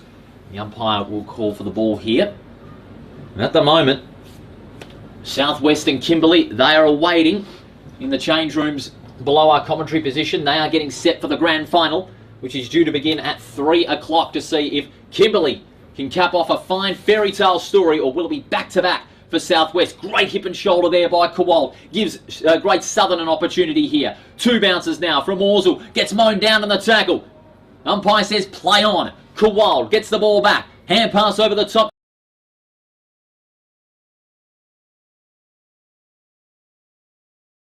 to Sanani. Sanani's kick towards half forward. Duncan. Great support being shown by her teammates. Hand pass comes towards the 50. Weenet. Pressured out of it there by Pappen. Quick snapper around the corner. Towards the pocket. Weenet lumbering towards it. Drop punt from the pocket. Missing to the near side. And another behind. The 7th behind for Great Southern. They've had plenty of chances, James, at the Great Southern side, but their downfall has been, they've been wasteful in front of goal. They certainly have.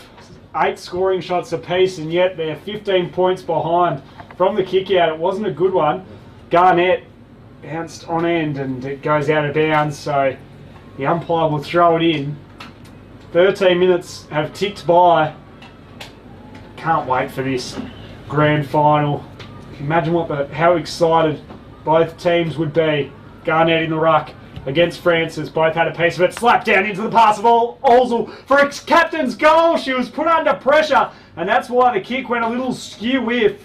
But another missed opportunity for the Great Southern. We'll continue to talk about it because they have had more than enough, but they just can't finish off all their good work. They are doing the hard work. They just need to finish it off. So again in the ruck, Jeffries tapped it over the back, straight into Schultz though. Smothered off the boot. Minter, round the body, dribbling ball, nearly bounced past them all. Garnett caught in a very good tackle there from Wynett. And so the two nets going at it. Little soccer off the deck. Minter is there. Instead left it for a teammate and maybe to her own demise. Held on. Yep, so Scamozzi will have a chance. So there's still enough time. There's still 6 minutes remaining here in the second half for this third placed playoff between the two greats, the Great Northern and the Great Southern. Sent to the hotspot. Big pack of players. Falls to the front. Who's there? Schultz is. She's trying to get it out there. Paletti goes in hard from the side. Still bobbling around. A lot of players around this footy. Little soccer off the deck. Could work out all right here for Francis. Gave it to Orzel. The skipper kicked. Point. Another one. 1-8 for the Great Southern to 4-4 for the Great Northern. You don't often see a score like that in any sort of carnival game, but at the moment, Great Southern, they've kicked their way out of the game. They had their chance. They led by 4 at half-time, but unfortunately, I hate to be blunt, but they've kicked their way out of it. They have. What about your Archie's player of the game, James? There's been plenty of contenders in this contest, but who are you leaning towards? I'm leaning towards McKenna Schultz. I really like the work that she's done down in the contest. She's getting it out of there and allowing that run for the likes of Death Lefson to run onto Johannesson. Also Bidwell, who's been okay as well.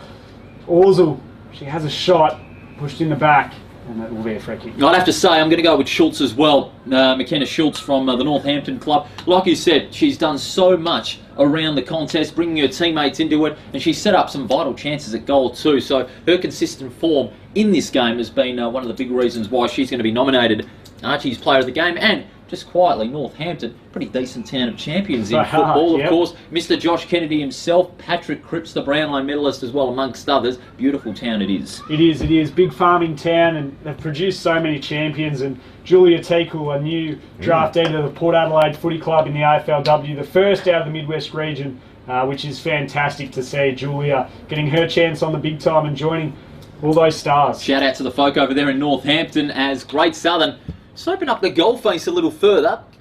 That's a fine kick to Sanani. Sanani will kick from about 35. She's getting on with it, not wasting any time, but just missing to the far side. 1-9. That scoreline very much unheard of, more unheard of than any sort of mystery in football. Maybe a player not picking up a Sandover vote despite getting 50 possessions. I think you may have heard of it. Yes. But what the hell? We'll park that for just one moment. Of course, a big weekend coming up for you and the Waffle. Francis with the spoil, the defensive effort, then the recovery was delightful. Great mark. But Clark going back and stopping them in their tracks. How about that? I'd have to say, she should be one of the top 3 contenders for those Archies as well. If we hadn't unanimously voted Lockie Schultz, Maddie Schultz, I should say, McKenna Schultz, I should say. I'm getting the Schultzes mixed up. There's plenty of them. Simply because Clark's composure under pressure, especially with her defensive marks, have been a real key. And she does a lot of unsung work in the one-on-one contest, halving them and stopping the Great Southern defence. On the outer side, Judy Nan fighting hard. She lost that battle though to Burt. Burt eventually gave it back though. So here's Schultz, who's been a star today. Gets it up to centre wing, wanting Pappen.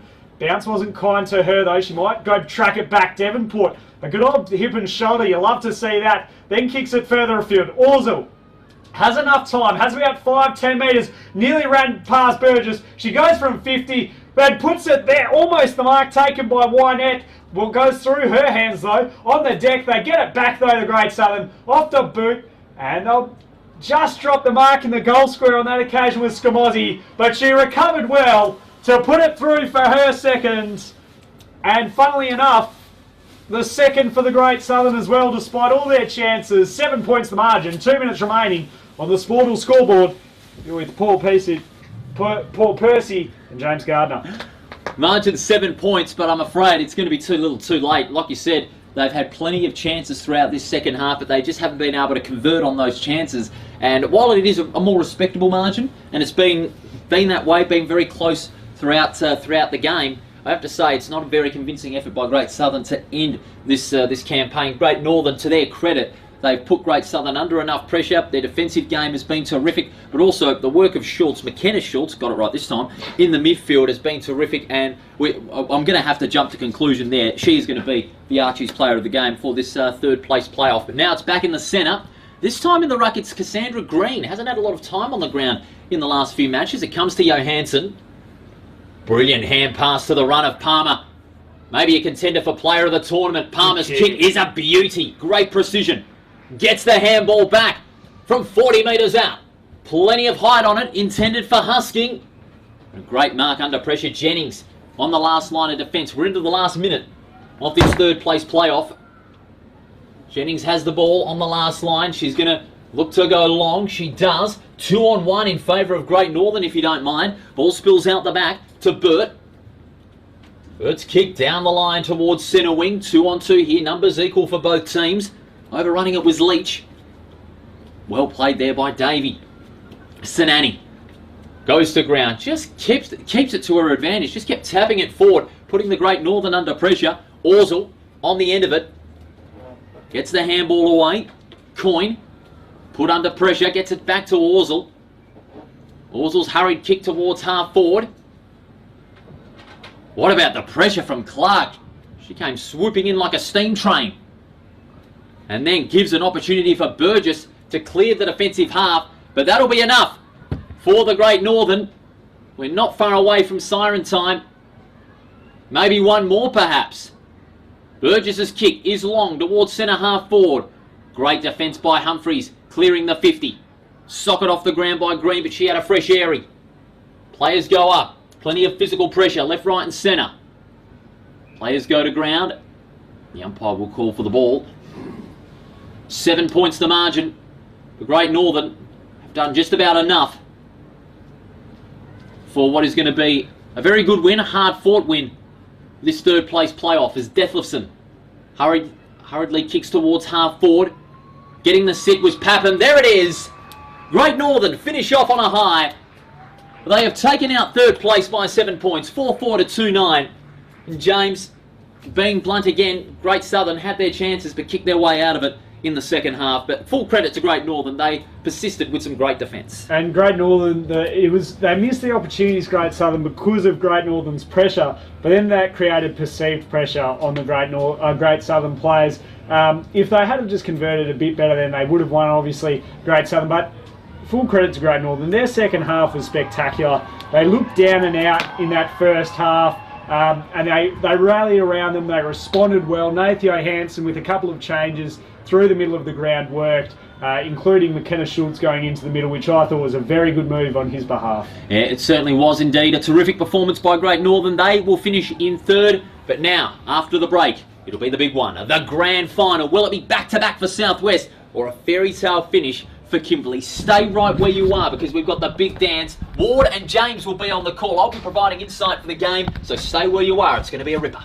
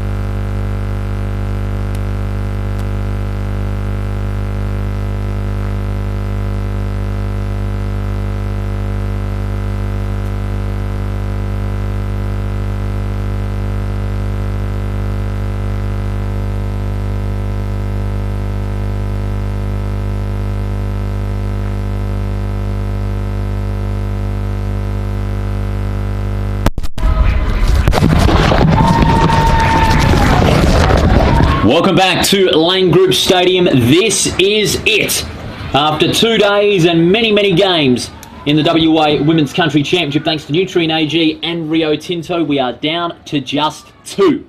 The reigning champions, Southwest, aiming to go back-to-back, and Kimberley, who have had plenty of problems before the championship, late outs, number changes, and at the moment only 18 players on the field. They could be living the fairy tale dream of winning the championship after finishing last in 2021. Plenty of storylines and talking points heading into this big game. Southwest, their road to the final. They've gone through undefeated. They defeated Kimberley, Goldfields and Peel, and easily accounted for the Great Southern in their semi-final, while for Kimberley, well, they won 2 and their only loss was to the Southwest in their last preliminary game yesterday out on Oval 2 here at Lane Group Stadium, but easily accounted for the Great Northern in their semi-final. It's going to be an absolute ripper of a game. Paul Persick with you. Of course, leading the play-by-play will be James Gardner and Ward Harris. Gentlemen, massive game now. We're down to the final 2, grand final. James, we'll start with you. It's experience versus youth, but Kimberley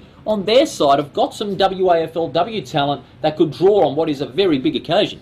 Yeah, no, they have. They've added a lot to their competition, obviously finishing last, as you mentioned, last year in this competition. But no, it is a tremendous achievement by all involved with the Kimberley to be able to get to this point, to even just get down here. It's a long way to come. And they're up against it. They're the underdogs, but everyone loves an underdog story. And wouldn't you love to see, from a storyline point of view, Kimberley get up over Southwest, who are the glamour team of the competition. They're obviously only a couple of hours away down the highway. They've got plenty of experience. They're the reigning champs. It is a mouth-watering clash. It certainly is. Plenty of storylines, as I said, pre-game to dissect in the next hour or two. Ward Harris is with us as well. Good afternoon to you, Ward. Plenty of action you've seen from your vantage point in the WA Country Championships, and both these teams deservedly making it through to the grand final. What's really stood out to you, because you've been all around the ground yesterday and of course today, seeing all the 8 teams? What's really been the big standout for this country championship for you?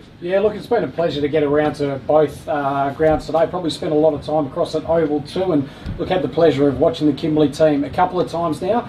Look, they played in that first semi against Great Northern, who've obviously just ended up finishing in 3rd place there. And look, the Kimberley absolutely dominated them in that game, to be perfectly honest. So, you know, Great Northern, they probably try to, you know, fire a shot and look likely early, but it was just the Kimberley girls, probably with almost their hardness at the footy and look, just their they've got the tricks as well, if you know what I mean. So it's just that raw talent that was able to get them over the line. And look, the warmer conditions, I think, suited them as well. So, look, Southwest are going to have to be on their best, because I think the Kimberley side that they played yesterday looks to be a different side to the Kimberley side. Well, it certainly does today. at the moment. At the moment, the way they've been going, Kimberley, they could really give Southwest a bit of a hard time. They really had a great showing, like you said, Ward, in that semi-final against Great Northern. Dominated in all facets of the game. So too did Southwest in their other semi-final in the second half. They only kicked away from Great Southern. They kicked 5 unanswered goals to Southwest.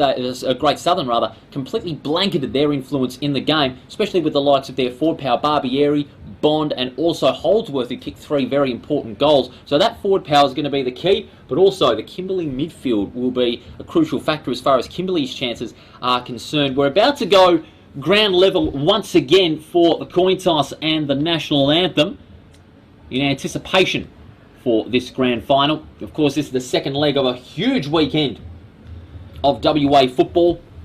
Not only these country championships, which have been fantastic, plenty of passion and desire from all 8 teams, but also the Waffle Grand Final as well tomorrow. But of course, in this country championship, we're down to the final. Southwest and Kimberley. It is dream versus expectation for both these teams.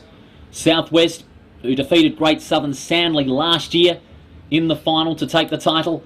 And Kimberley, well, they were last year, nowhere near title contenders. But what they have done in 12 months has been simply incredible. We'll have the coin toss and the national anthem. We'll get our tips for the game, and then Ward and James will lead it at the first centre bounce for what is going to be an absolute rip snorter of a game. 2 20-minute halves, as has been the case for most of the playoff games today, for this grand final of the 2022 Nutrien AG Solutions WA Country Football Championships thanks to Rio Tinto, Dartfish, Sportal, Filming Footy, and also the awfully good Archies. Let's go to ground level.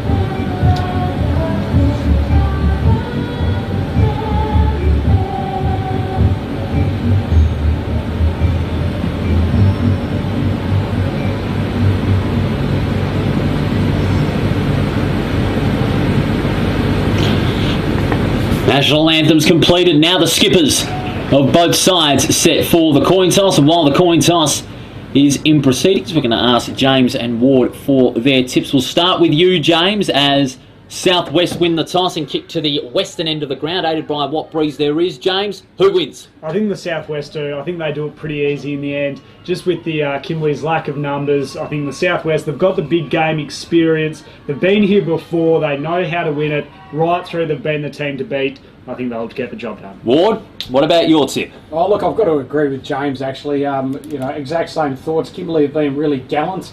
And look, they've done really well to get through to the grand final, but just the couple of times that I've seen the Southwest West so far, they just look to be a slightly more polished side. I think you're right, it's going to be what happens in the middle of the ground. If look, the Kimberley, if they can half that contest, I think they do have the firepower forward the ball. They got a couple of good runners out of the back line as well, but look, I don't know if they're going to quite have the defenders to sit there and stop that Southwest juggernaut. So, look, Southwest probably by about 4 goals. Yeah, I'm going to go Southwest as well, but of course you mentioned that margin. What is going to be a winning score in this grand final? They've played multiple games across a couple of days, and a winning score would be somewhere around about 6 or 7 goals. But with the breeze that's slowly picked up in the last hour or so, goal kicking is going to be a real challenge, as we saw in that third place playoff. But the pressure from both sides is going to be at a high. Here we go, the grand final about to begin. Southwest, is it going to be back-to-back for them, or will it be a fairy tale ending for Kimberley? To lead the call, James Gardner.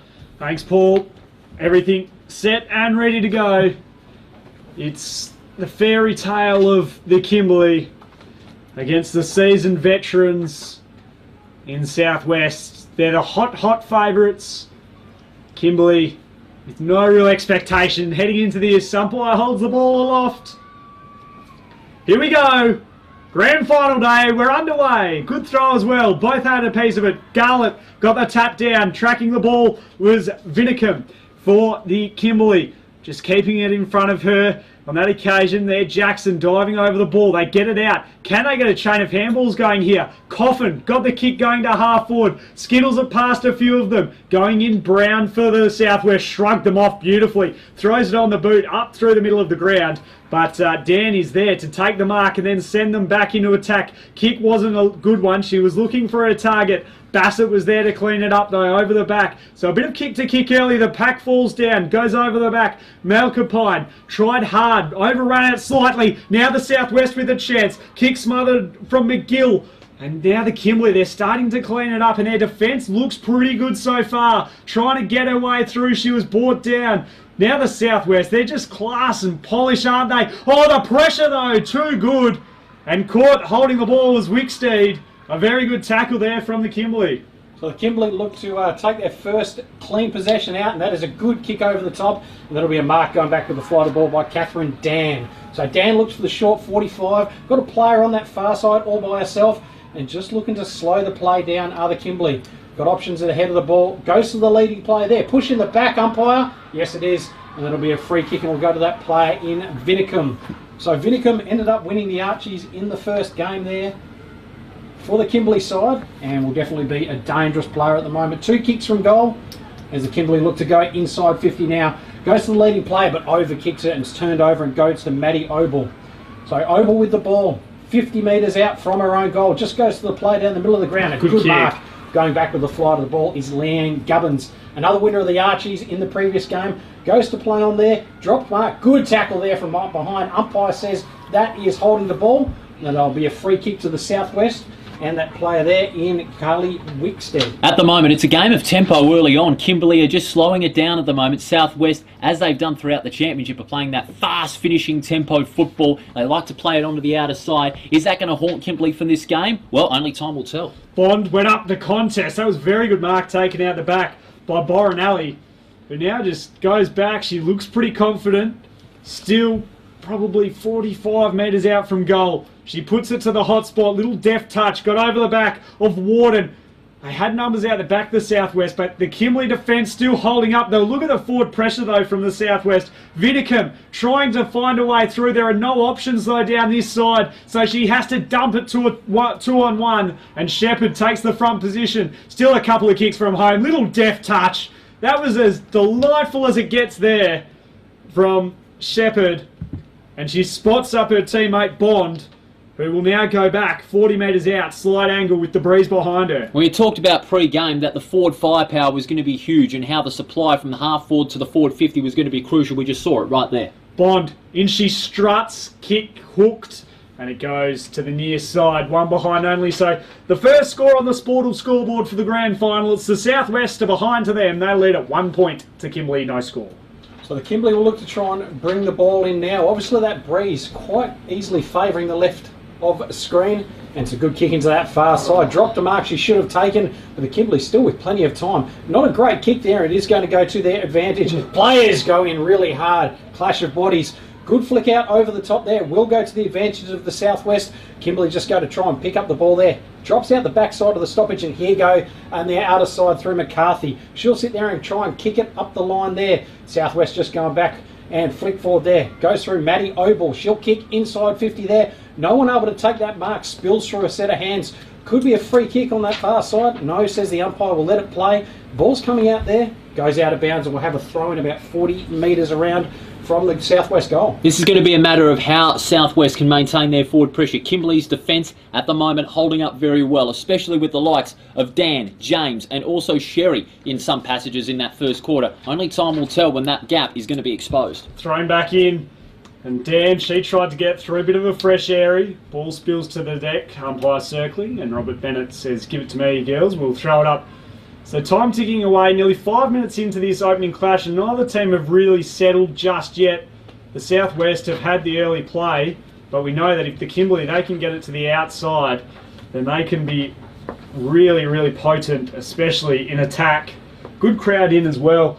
A lot of Kimberley supporters have travelled down, possibly a few other teams, down to the right of our commentary box who are supporting the Kimberley today. Thrown back in. Dan climbed high, slapped it out the back, but it falls straight to Holdsworth. She goes forward, and a good mark taken there by Fielding. 1-on-1. She used her body to perfection to put the mitts out. She takes the mark, and she's only 25 metres out. A slight angle with the breeze behind her to get the Southwests first and to draw first blood in the 2022 Rio Tinto Women's Carnival Grand Final. In she comes. Fielding goes across the face, falls short as well, and on the goal line the mark's taken, but you can see here nothing really on offer for the Kimberley to go to. It's just one-on-ones ahead of the ball, so she has to dump it looking for her teammate. Bassett was there, falls into the waiting arms of Bond. She's been good early, puts it to a 2-on-2, off hands. Can the Kimberley defence hold up yet again? They can. Varney put her head over the footy, goes in again, pushed off the ball. Play on, says the umpire. Toe poke off the deck, Jackson went in, dove over the ball. Umpire circling again, says give it to me, we'll have another throw up. So it's been really good pressure by the Southwest to start with, but as you mentioned, the Kimberley defence just holding up well. I don't think the Kimberley have probably played against a team that structures up as well as the Southwest so far. And look, while they're able to get the ball out of defence, As you mentioned, not a lot of kick to. But they do a good kick this time, and it's landed in the hands of McCarthy. She'll sit there and play on, and here come the Kimberley. Let's see if they can open the ground up. It's going to skip, lands in the hands of Trinity Brown. So Brown plays on, takes one bounce, goes a good long kick, and she's got players out in front of her. Can't quite take the mark, but flicks it across and goes back. Good handball forward this time by Harkham. Goes inside 50 there. It's going to go through there. Kimberley player chasing. Does well in defence there and picks it up, and it's a good kick through that player on the outer side and takes a mark, and we'll look to just try and calm it down. No, decides to play on. It's going to go through Gubbins. So a good long right-footed kick there to a pack of players. Marked on that far side by Brooks. So Brooks looking for options ahead of the ball. Hasn't got a lot. Got a player over the top there, but is going to have to kick to a one-on-one contest. It will flick out to the Kimberley side. Players jump on top. No easy possession on that far side. They are able to bring that ball out this time through Oval. She goes and kicks the ball out, but here they come through the other side as a Kimberley. And they are out on this far side here. Needed to take that mark was Shepherd. She didn't, but flicks over the top now. One player ahead of the ball. That player there is Varney. Doesn't sit for Varney. It's turned over and well picked up by Rowland. So Jessica Rowland goes back the other way, but it's been turned over and lands in the hands of Humble. So the ruck for the Kimberley side just kicks the ball up and under there. It's turned over and goes through Brown. She just hits that contest hard, but well done by Humble. Able to spoil that ball, but it's turned over again, and once again the Southwest picks it up. It's going to go inside 50 here through McGill. McGill able to just knock the ball forward to Fleming. Or Fielding, sorry it is. Turned over there. Good tackle pressure from Kimberley, just trying to hold the Southwest at bay. They'll kick the ball through the middle of the ground. No one able to just take a mark here. Goes through Bond. She'll flick it back and goes back inside 50 through Holt. Players leading the ball. No one able to take that mark. Good pressure from behind. And here come to the Kimberley through the outer side. They come out the broadcast wing. Forward pressure coming here from Bassett. She had to be clean. She was. Got it over. Varney tracking the ball. Can she keep it in front of her? Rather, it was Brooks. Brooks tried hard, but it turned it over to Wicksteed, a winner of the Archie Thongs yesterday. Good contest, one-on-one. They halved it well there, the Kimberley. And Ruland, happy to see it. Just keep going towards the boundary line. Bond picks it up, snaps it round the body. Struck the belly of the ball though. Going back with the flight. This is a good contest. It's a must win here for the Kimberley. Fighting hard is Wharton in a 2-on-1. Now the cavalry arrives. Holdsworth there in support. Picks it up. Shoots towards goal, but it's off the side of the boot, out on the full. You'd have to be impressed with Kimberley's defence at the moment in this first half. Even though they're trailing by a point, just the way they're holding up with that forward pressure, you've got to give credit to the likes of Fox, Sherry, James, Dan, and also Garlett and even Cubbins inside that defensive 50. They've been huge in this first half. If they continue to hold them up, it's going to frustrate the Southwest offensive structure into making a mistake. How long can it last, though, for the Kimberley? They need to get a bit of attack going themselves. Knocked it forward. This could be a costly turnover. McGill gave it across to the runner. And it's out on the full again. So, little pressure on the ball on that occasion. And yet they miss everything. 10 minutes have just about elapsed. We've only had one behind. It's a tough contest early, Ward. Yeah, look, it's been a really good contest. Obviously mainly played in the southwest half of the ground. But look, the Kimberley, when they've got the ball moving, they have looked dangerous and they're able to open the ground up. Need to take those marks though, but now they've got options through the middle of the ground. It's going to go a good kick, but not the greatest kick coming on. Has worked out well for Southwest, and Atherton going back inside 50, and a player all by herself will sit there and go and have another shot on goal. Now I think it is that player in Bond. She missed one just to the left-hand side before. She'll be better for the experience, and we'll start it out right, hopefully, and maybe through the big sticks for Southwest's first goal. Aim for the right post here, Bond. We're right behind the kick. In she comes. Beth Bond. She aimed it far too right and it's through for the minus score. So we saw in the last game, Great Southern miss their opportunities. Southwest cannot make the same mistake, especially when they're kicking with the breeze. Yeah, look, you're right there. And I think if the Kimberley can sit there and hold Southwest to maybe even just a couple of goals with this pressure, they're going to be right in this come the second half. And the Kimberley go and play on out of the back line now. Just happy to run and carry. Goes a long left foot kick down the line there. Ball does hold up there, but the Southwest sit there first of the contest. Was legged, and that will be a free kick to the Kimberley now. So here they come through the middle of the ground. Players ahead of the ball. Goes to a 2-on-2 there. Ball still holding up well. Good pressure over the top. That time it was Atherton. She just goes and sockers the ball forward there. Ball might go out of bounds. No, it stays in. Could be McAlpine on that far side. Flicks across and goes to Gubbins. Gubbins just kicks, and well done just sitting at the fly of the ball was Paul. Paul on the outer side, defensive side of the centre. Gave it back across to Gubbins. Gubbins' kick was okay. Got through a few sets of pairs of hands. Again, a lot of players around the ball. Brown fighting hard. Managed to just rip it out of there. But then Brooks put the defensive pressure on. Tried to get it across to the outer side. McGill fighting hard with Atherton for the Southwest. And they're able to lock it up. Virtually right on centre wing, just under the Sportal scoreboard, which reads 2 points to Kimberley yet to score. Look at how the players are congesting that centre wing at the moment. It's really a game of pressure. Only one player inside a Southwest 50, that's a Kimberley defender, and none inside Kimberley's forward 50. So what Southwest and Kimberley are doing is creating that congested game and creating the extra pressure deep in centre wing. And interestingly enough as well, Southwest want the extra 1 or 2 players up at the stoppage. Kimberley know just with that wind, they're going to have to hold 1 or 2 back now. But here come the Kimberley. Let's see if they can put their pressure on, and they end up with that spare player there. Over on the far side for the Southwest in Oval. She tries to hack the ball forward there, but turned over by the Kimberley. Their first inside 50, and they go over the top there, and it is a good mark by Fox. So Lexi Fox just chips it up there. Another player. Southwest need to come back there with the ball. Well done. Turns around. Skipping. Just out to the right-hand side. Doesn't quite make the distance. Good pick up there by the Southwest though. Almost turned over. Good tackle pressure there from behind. And holding the ball, says the umpire. And the Kimberley will go back and have their first set shot on goal. And even though that goal was bouncing the wrong way, the kick was bouncing the wrong way that Kimberley would have wanted, they just continued to put on the pressure on the Southwest defender, and the free kick is a just reward for their forward pressure, especially by Fox, and has conceded 50 metres to boot. That is not a good start for Southwest, if you ask me.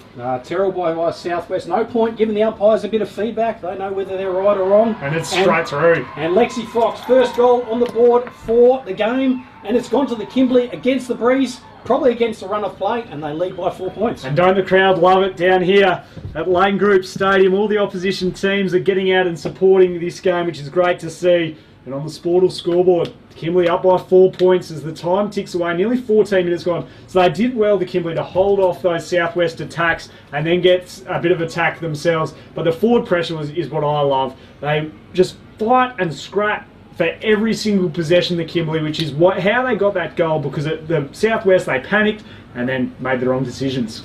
They did indeed, and look, as the umpire brings the ball back to the middle of the ground, 6 minutes left to go in this first half. Look for the Southwest to come out of this contest and get an inside 50, I believe. Humble's able to knock that one out, but well done by the Kimberley. They are able to win that stoppage, but it could come back the other way, and just decides to play on is the Southwest. Good kick over the top. Doesn't quite sit well, and the Kimberley are up to try and knock it back the other way there. Well done, a good pick up. Could have been a high tackle. Yes, it was, and no, it wasn't. The umpire has called holding the ball, and once again it'll be a free kick to the Kimberley. I have to say Turner was a little bit unlucky there. She did get one around the neck on that first tackle, so sometimes luck falls your way, sometimes it doesn't. That's football. Yep, so the Sherry got the clearing kick, Fox hunting it with Brown. The clearing kick came from Oble. She did well. Front position from Stawecki. Host put straight under pressure by Brooks. Play on, says the umpire. The crowd wanted ball. They weren't giving it though. Wicksteed tried hard. This ball is a hot footy at the minute. Fox rips it out of there. Got the kick. Just the required journey to Harkham. And it's a free kick going the way of the Kimberley for a dangerous tackle. It will come back to Lexi Fox, who we saw kick that last goal. And the first of the game. She'll send the Kimberley back into attack. It's just a nest, though, of green and gold jumpers. And right in the middle of it all was Ruland, who takes the mark, sends it back out. And Wicksteed is able to just calm the things down a little bit. They switch it inboard. I like this from the Southwest. Aggressive ball movement. Shepherd now just takes a breather. Plays on quickly. Step to round one. That was Winnett. Goes through the middle. It was a poor kick. Well chopped off, though, by the Kimberley. They gobbled it up. Little 1-2 with Shepherd. That was good. Right under pressure, though. They need to make a good decision here. It's inside 50. Anything can happen from here. It's a 2-on-1, though, in favour of the Southwest, and Shepherd's able to clean it up for them. Comes out the back. Stawecki hose through the middle of the ground. Turn it back over, though. Could work out all right. Holdsworth putting the pressure on. It's a 2-on-2. Good Shepherd laid, and they're able to get a bit of clean possession and get it to the broadcast side with Dan. So Dan just kicks the ball over the top, finds Brooks. Brooks decides to go anyway. They are up and about the Kimberley side. Good kick, tries to get some distance down the ground, and it sits absolutely beautifully. Turns inside out, well done by Winetti. Winetti, a good play there for the Kimberley. Kicks inside 50, drops a mark she should have taken is Rolland. Good pressure there from the Kimberley side, happy to keep it in. Can they pick the ball out? Brown tries to bring it out, drops the ball, then brings it out. Uses her pace, takes one bounce, and here they go through the middle of the ground. Bond can't quite take the mark, and it was Trippy there with her with pressure. Ball goes through two players' legs, and Kimberley just trying to bring it out. Can they go inside 50? Great tackle there by Bond, holding the ball, and she'll get the free kick 60 metres out from a defensive goal. Now this is their chance for Southwest from half back. They've got to move it to the outer side of the ground and create those opportunities for the forwards in number 3, of course, and also fielding as well, but they haven't done that. Gubbins was straight onto it, put it to a one-on-one, did well on that occasion. Rebecca Fry knocked it straight down. Paul was there, over the top. They link up with the handball. I'm loving this from the Kimberley. The fast ball movement, the quick kick, the mark dropped. Might work out okay though. It's in the hands of Sherry. She puts it to the goal line and rushed through by Fry. Great awareness from the Southwest defence. Playing the goalkeeper role on that occasion, Harkham. To get a point, Kimberley, they go to 1-1-7, Southwest 2 behinds. 18 minutes gone on the Sportal scoreboard.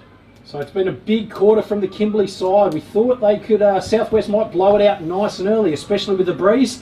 But the Kimberley find themselves with a 5-point lead. Everything to do for the Southwest, and here they go. Big barrel up the middle of the ground. Doesn't quite kick in the right way, and well done by McAlpine. She's able to pick it up. High tackle umpire. Holding the ball. Oh, goodness. Jeez, and the crowd, I can tell which way the crowd want this game to go today. The Southwest looking to move the ball up this side of the ground, just going to go out of bounds in front of fielding. And geez, some decisions maybe I might have seen a different way, but the umpires, they've got a whistle for a reason. The umpire's reasoning behind that was that she ducked into the tackle. That was her prior. And with those, of course, those new ducking rules as a result of Jack Ginnivan in the AFL on show there. So the kick massaged up the line. It was near the boundary line. And it was knocked out of play by McAlpine. Tough decision, but they play on quickly, the Southwest, through Bassett. Good kick, good mark as well, taken by Wharton. Just inside the paint of 50. They need to go quickly here, just over a minute remaining. Wharton puts it right towards the teeth of goal. And it's across to the near side, and it is one behind only. So they, at the moment, the Southwest, they're not taking their opportunities. That breeze is swirling a little bit inside Lane Group Stadium. That's their third behind. Oh, they're second behind of today, 1-1-7 to 2 behind. If they can get a goal in the last minute, that'll spring them back up for the second half. They've got a minute now to just restructure themselves in their defensive 50. Look at the fact that they're congesting that 50 and not giving anything to the Kimberley at the moment. This is great from the Southwest. So the Kimberley will look to just try and stroll it out of defence now. Just need to kick to this outer side, see if they can get a mark through Humble. Humble does have the ball now. No, the ball's dropped out. Just need this clearing kick now. Well done by the Kimberley. Look to just try and get the ball down the ground. Drop mark there. Brown almost picks it up as well, as does the player there for the Southwest. And it has gone back to Brown. Last roll of the dice for the Southwest, but I don't think they're going to get it. They might run out of time. Well done by the Kimberley, just strolling out of the fence. Do they have time to put one more score on the board? Shepherd takes 2 down, bounces down the line. Here they go. Will it land for Varney? Can't quite get the ball there. Well done by the Southwest, but they're able to come through now. Last roll of the dice for the Southwest through Foster. Kicks it. Drop mark there. One she should have taken. But that is half-time out here in the grand final. Kimberley in the Southwest, and on the scoreboard at the moment, the Sportal scoreboard, it's the Kimberley leading 1-1-7. Southwest just the 3 behinds, and James, it's been an interesting first half. It certainly has. The Kimberley have come with a bit of a pep in their step. The Southwest wanted to try and get the game on their terms, but the Kimberley defence doing very well. Yeah, they certainly are indeed. Kimberley holding up very well. Southwest not capitalising on their chances, but there is still another 20 minutes for any twist to unfold in this country Women's Championship Grand Final, thanks to Nutrien AG and Rio Tinto. The margin is 4 points in favour of the Kimberley. The second half to come after this, where it is Kimberley looking for a fairy tale, or the Southwest aiming to go back to back. Don't go anywhere, more action to come.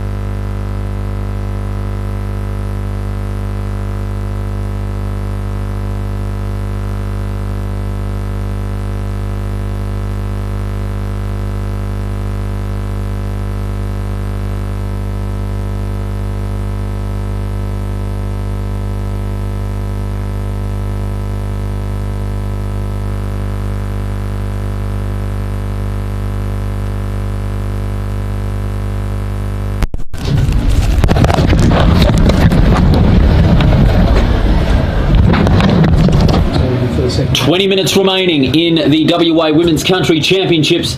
Thanks to Nutrien AG and Rio Tinto. Paul Percy and James Gardner with you. First, before we get into the second half action, Ward, great job from you, mate. All the very best. Thank you for a magnificent championship, and we'll hope to see you next year. Absolutely right, and look, best of luck to both teams in the second half. Ward Harris, he's done a tremendous job once again in the Women's Country Championships. We'll see him hopefully once again next year. James, only 4 points the margin, 117 to 3 behinds in favour of the Kimberley. They could be 20 minutes away from living the ultimate fairy tale. Southwest, well, with that breeze, the pressure is going to be on them. They need to do everything that they need to get this lead back and take the championship. Yeah, and I was just going to say, like, Kimberley, they have turned up and they have played some fantastic footy right throughout the carnival.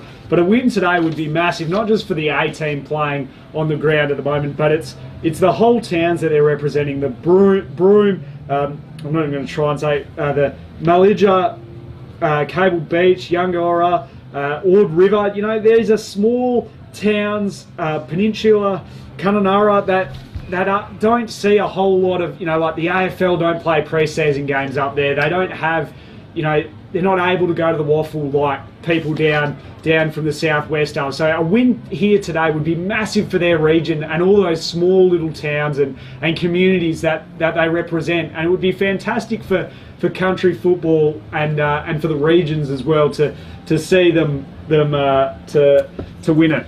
What about the Kimberley side, the way they defended in that first half? They held up Southwest entries inside that 50 quite well. They had players aplenty. Winnetti, Paul, Gubbins, also Vinicum, Brooks and Coffin, all fired on all cylinders in that defensive 50. They were superb, ultra impressive, and you would love to have, you know, 6 of them or 7 of them in your back 6 every single week, because they just give it their all. They don't stop trying, and they go 2nd, 3rd, 4th, 5th efforts. The final 20 minutes of the championship for 2022. Will it be back-to-back for Southwest, or will it be Kimberley's fairy tale? Here's James. Throw up to start the second half. Both had a piece of it. Kimberley, they won the early clearance. They might get it as well. Dan, it was knocked away from her. She goes back in to try and retrieve it, locked up with her and Brian over the top to stop her from going any further. 2 rucks nominate. They go back at it. Good slap forward there from Harkham from the southwest, but it's going no further again. So as it continues to lock up, you know, the seconds die down, the minutes go, and goals are vitally important in this low-scoring affair. But how long can Kimberley maintain that? It will only be a matter of time before Southwest finally cracks that gap and hits the scoreboard. You're right. Locked up again, and they're just edging closer and closer to their goals at the minute. Southwest, a few metres away from the centre of the ground. Harkham again for the Southwest. She loses that ruck knock to Garlett, who slapped it forward. Quickly on the scene though, the Southwest, they're able to get the clearance, bring it out wide. Wharton, she has a bit of time, bit of space, goes to full forward. There was a one-on-one ahead of the ground. Might sit well. She was behind the play there. Holdsworth, handed over the top, knocked away from her by Brooks, then picked up beautifully by Gubbins. She goes straight up the spine. How about that for a kick? Bounces through them all. Hart was there, knocked away, holding the ball. Goes the way of the Kimberley, and the crowd roar with their appreciation. Gubbins take a bow. That defensive act, impressive, rescuing Kimberley's bacon in defensive 50. But now they've got to set up with a few targets on the outer side. Dan, going to half forward, wanted the option. She had it and found it in Vinicum. Vinicum from the boundary line. How's it going to bounce? It's going to sit. Is she going to boot to it? No, she didn't, Dan. It goes through for a rush behind. It is a bit of luck starting to turn the way of the Southwest. The scoreboard ticks over yet again. The Sportal scoreboard, the only place for scoreboard technology. 1-2-8 to the Kimberley, 3 behinds to the Southwest. The kick out, big long one as well. Coming over the back was Smith. Went right over the back of all of them. Fabry, or rather Bassett, going further afield. Brooks is there, tried to trap it. Warden dives in, along with Varney, and they're just locking it up again. This is an exciting game. You couldn't ask for a better start and a better finish to the Women's Country Week for 2022. A great standard of football, a few great days to be had down here. Locked up again. Play on, said the umpire. They managed to rip it out there, Bassett, just under our commentary position down the broadcast side. The boundary line comes up all too quickly, and Paul from the Kimberley happy to set that over the line as it is a Kimberley free kick. Well, Kimberley now that they've got the free kick, they can now have a chance to open up the play. This is what they do best. They have play spread to the outer side of the ground. But what Southwest are doing, they're running along with them one-on-one, hard defence. And if they can keep doing that, it'll force Kimberley into making a rash mistake. Southwest, rather, into making a rash mistake when they're going inside their forward 50. That was a mistake by them, but they're still outside 50. Yeah, Southwest, they just need to clean that up. As long as they can keep them penned in this front half, the Southwest, then they should be okay. Going in hard, Bryn got the clearing kick away. Didn't go as far as she would have intended for it to go. And now, Gibbons working hard, possibly holding the ball. The crowd wanted it. Bond runs into the paint of 50, up to the top of the goal square. Bouncing ball, it's a 2-on-1 in favour of the Kimberley. They pick it up beautifully through Varney. She breaks the lines, kicks it to the outer side. The foot race is on. Who's going to get there first? It's going to be Shepherd from the Kimberley. She runs along the outer side. Handball over the top. Varney running in support. Had it, lost it, trying to get it back again. She doesn't. Wickstein arrives for the Southwest, and she calms them down. Kicks it to Holdsworth on a dead centre wing on the outer side, the Sportal scoreboard side of the ground. Quick play here from the Southwest. You love to set. Oh, what a mark! Out the front of the contest. Stood tall in defence on that occasion. Jackson. Nothing was getting past her. Goes up the middle of the ground, right into the middle of Lane Group Stadium. Little Topo came away to Bassett. Handball off to Bryan. Bryan further afield to half forward. Oh, caught holding the ball possibly. And it is. You know what, I'm laying it on the line here. Jackson, you've just won the championship. I'm saying it. Jackson, 2 defensive acts in a minute when Southwest had easy chances to go for goal. Jackson's just won them the championship. Wow, he's called it early, Paul. Our man, McCarthy, goes up, wanting Vinicum. She finds it now. Satwell, just a moment of hesitation. Possibly could have cost her. Off the side of the boot. And Wicksteed is back there to just quell another Kimberley attack. Needed to hold that. Bassett now put herself under a bit of pressure. She had a bit of time though. The attack was coming from the side from Brooks. The handball over the top. Wharton out the back door. Bassett again through the middle of the ground. That was good. Bond caught, holding the ball possibly. Shrugged the tackle. Got it onto the boot. Inside 50. How does it sit here for the defence of the Kimberley? It's sat okay. Got a little bit of pressure. Oh, stole a bit of candy. Thought she was in a candy store on that occasion. Garlett handed it over to her teammate Paul. The clearing kick wasn't as good as what it could have been. And now going back into attack through Rebecca Fry. Sits now for Staweski Hose. Staweski Hose up to full forward. And the mark is taken by Fielding to give the Southwest the lead when it was all going the Kimberley's way. And the oxygen has just been ripped out of the grandstand here at Lane Group Stadium. I might be eating some Southwest flavoured humble pie tonight. Fielding to line it up. She's only 10 or so metres out from goal. In she struts. It's a flat kick. It's there. The Southwest hit the lead. Just as you feared, the Kimberley was starting to get some momentum and put it out of reach. The reigning champs come snapping back. 139 to the Southwest. The Kimberley 128 on the Sportal scoreboard. We played 6.5 minutes. Paul. That was a goal that they needed, Southwest. They needed to be desperate in that passage. They had numbers around the centre. They were able to deliver it down the line inside their forward 50 and Fielding. She's run into some great form at the right time in this championship, especially with her kicking. That one looked a bit flat, but if it goes through the big sticks, that's all that matters to her and the team. Now it's up to Kimberley. How can they respond? How can they manufacture a response? Because they locked it in for so long. In the meantime, there's a free kick down the field, I reckon. Yeah, it's possibly a 6-6-6 or off the ball. It goes the way of the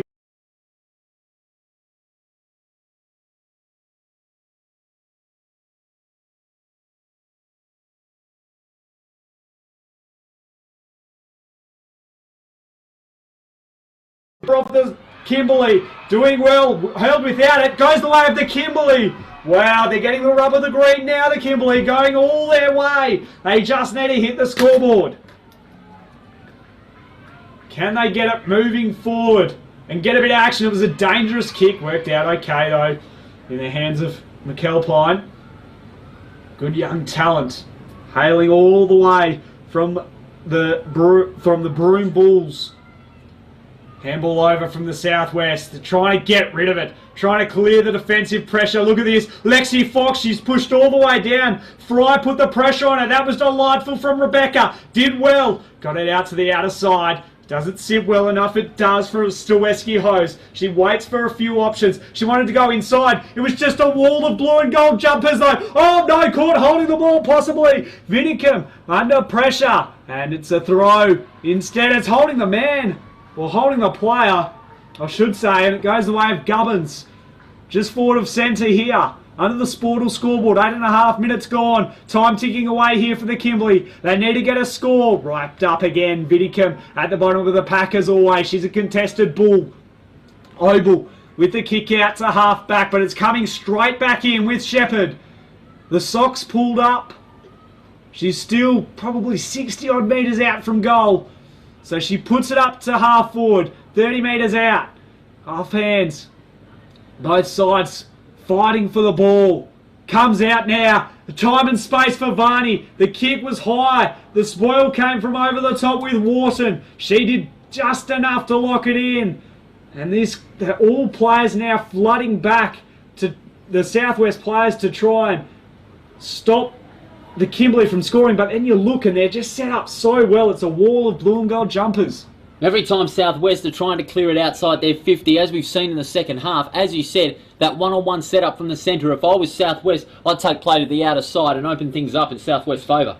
Yep, great to have your thoughts here, Paul. In the big grand final game, Fry with the clearing kick out. She's been good down back, and so is this girl, Bond. In the early stages of the last half, she was very, very good. That time, not her best. Caught holding the ball, possibly right in a very good Kimberley tackle.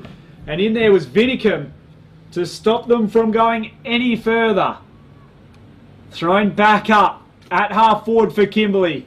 They're pressing halfway through this second half. Bond. If Southwest get a goal here, it would be very hard. There's a whistle on play. Well, there's a player down. It's going to go the way of the Southwest. And now we're at the halfway mark of this second half.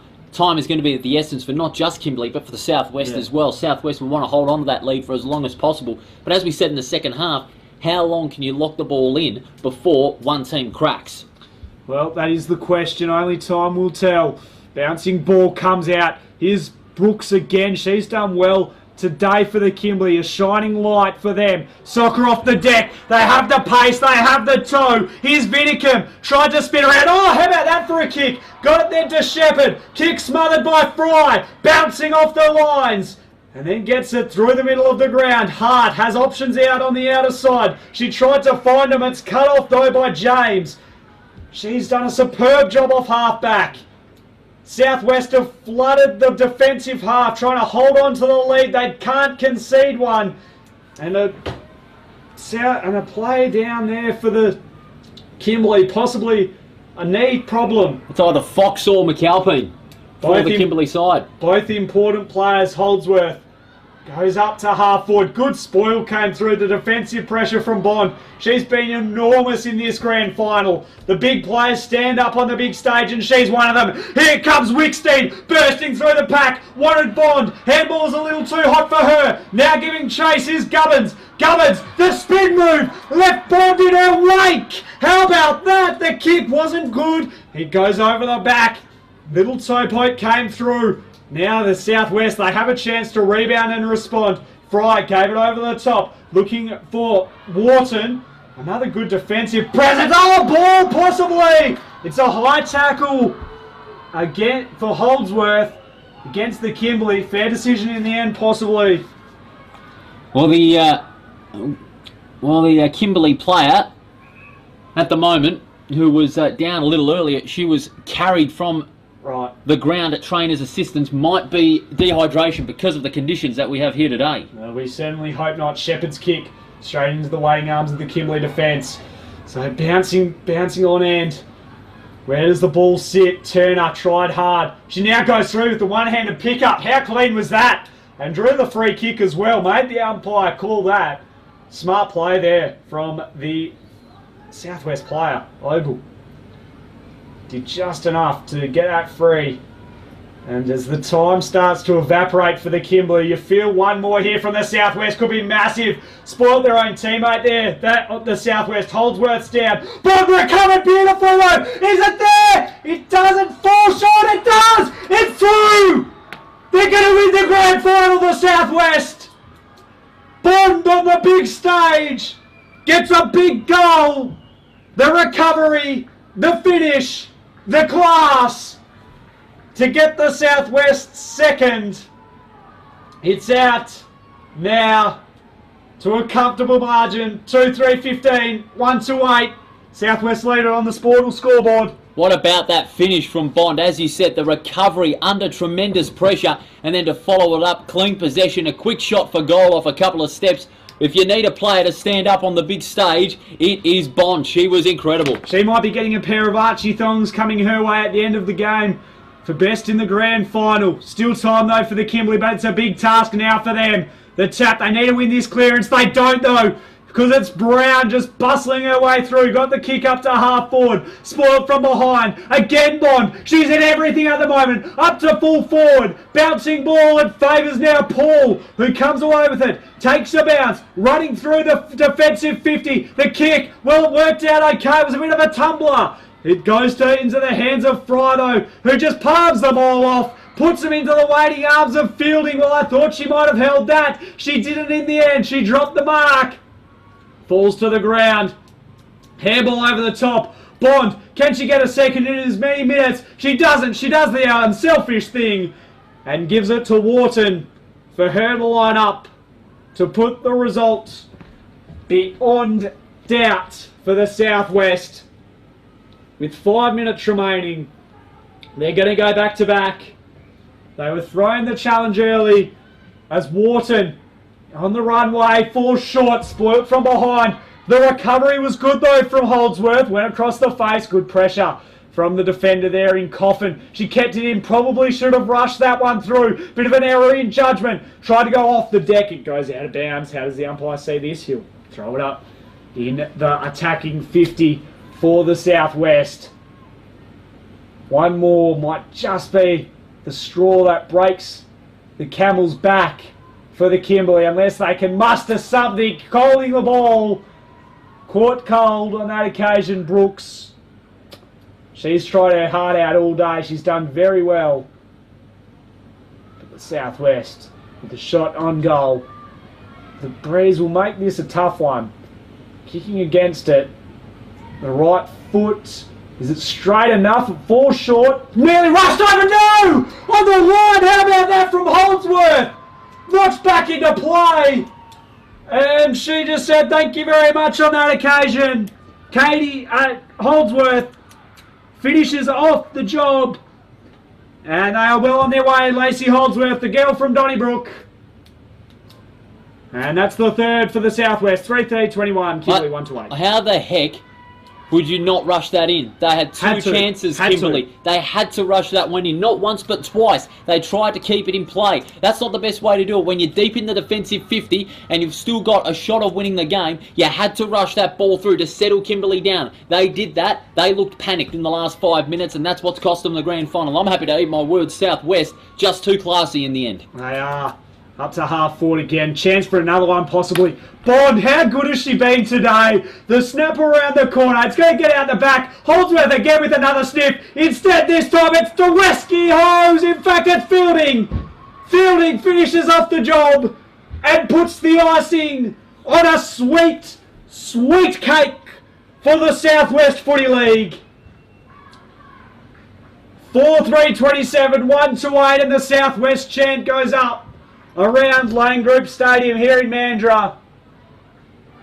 The Kimberley threw them the challenge and they were up to it, the reigning champs.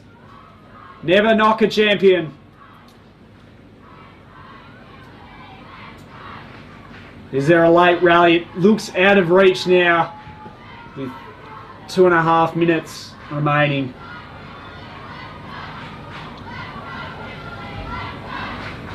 Ball back in the middle. From the throw up. Can they just get a late consolation prize? Brooks again trying hard to get through. She couldn't on that occasion. Now Brown, she's been good as well. Down the broadcast side of the ground. Wanted Wharton. Wharton couldn't hold the mark. Instead goes off the deck. Up to half forward. Bond is there again. Who else would it be? Fighting hard through there was Shepherd. Got the handball away to no one in particular. And it's holding the ball against Gubbins. They've just run out of legs, the Kimberley, in these late stages, this last half. Inside a minute now. It's party time for the Southwest. Shepherd to send it back inboard. A big pack of players around this. The spoil came from behind. Again, Holdsworth dribbling ball. It's going to sit for Paul to try and clean it up. She does. She goes up the middle and Garlett takes the mark. Handed it back. Got it back again. Through the defensive 50. Up into the middle of Lane Group Stadium. No one home at all for Kimberley. Advantage paid for the front on contact. The kick was a wild one and it's chopped off yet again by Vinicum. Vinicum comes out further to Brooks. What promised so much for the Kimberley didn't quite deliver on the big stage.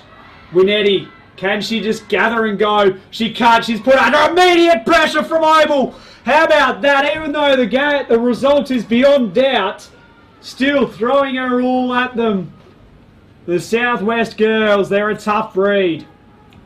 They just refuse to take their foot off the gas, Southwest, not just today, but all throughout the tournament. And that's why they're going to be winning back-to-back titles.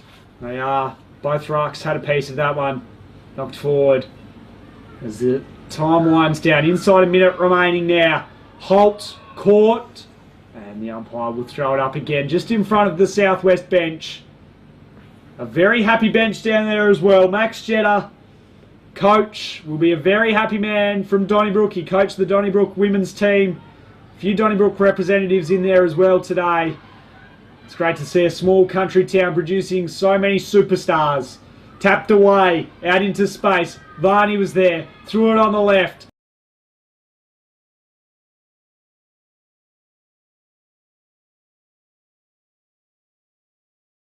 Can they get a contest happening here? Comes out the back, Southwest with the numbers. Knocked it forward, holding the ball. So Kimberley with a chance, right on the siren. It's about to sound for Vinicum. There's the siren. Southwest go back-to-back champions in 2022.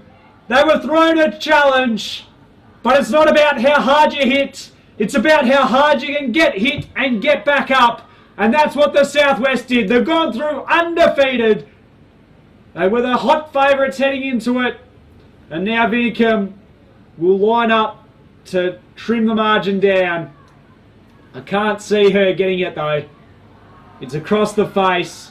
It's out on the full. It's all about the Southwest girls though.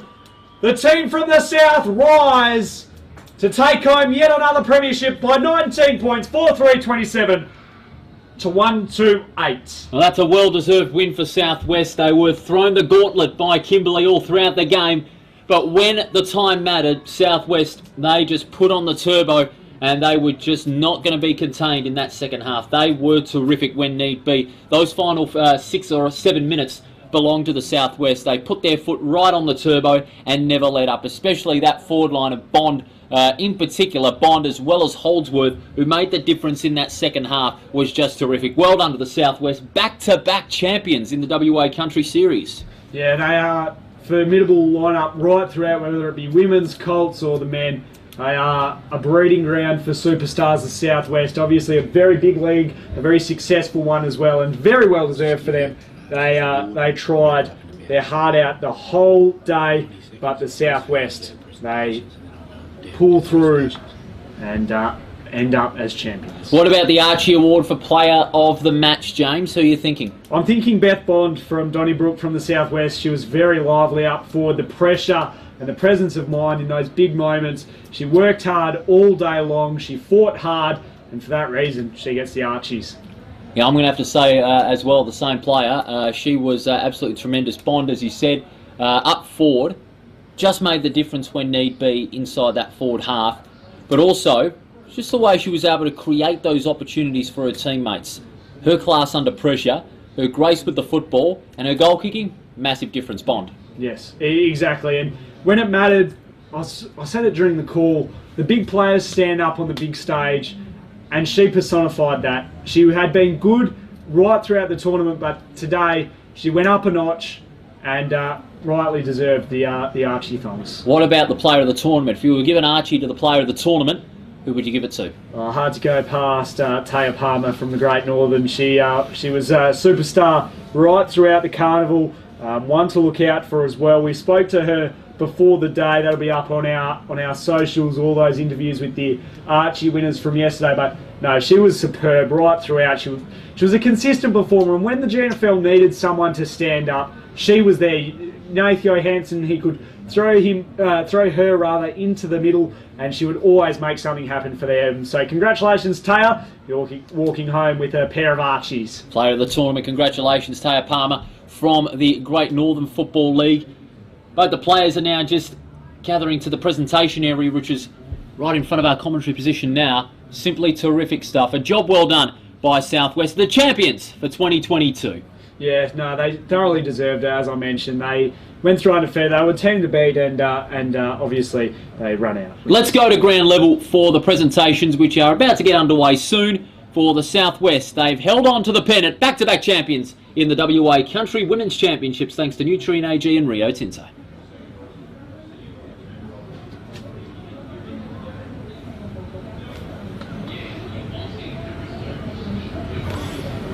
Nice one, mate. Cheers, mate. Fantastic stuff. Yeah.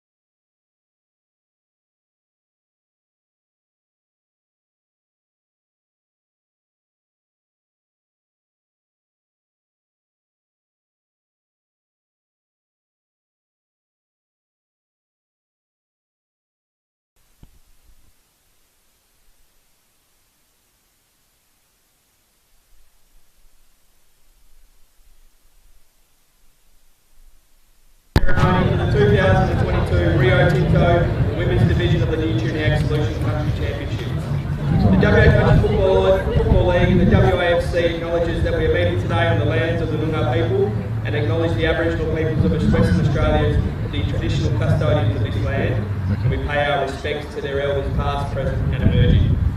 As I said, can everyone again put their hands together for today's two grand final teams, the South West.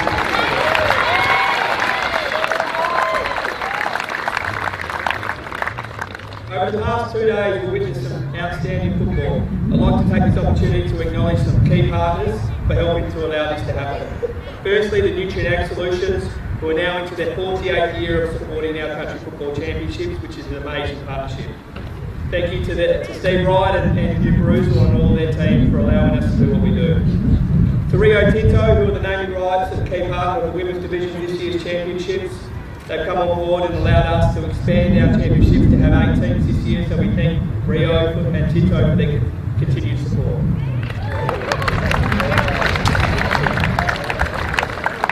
To Paul Leckius and the Pilbara Football Club, they host us. They're the first waffle club every year to put their hand up to host us, whether it be during July for our country championships Colts or during September now for our women's. And we couldn't do it without them and the fantastic facility that we have here today, so thank you Lecter and your team.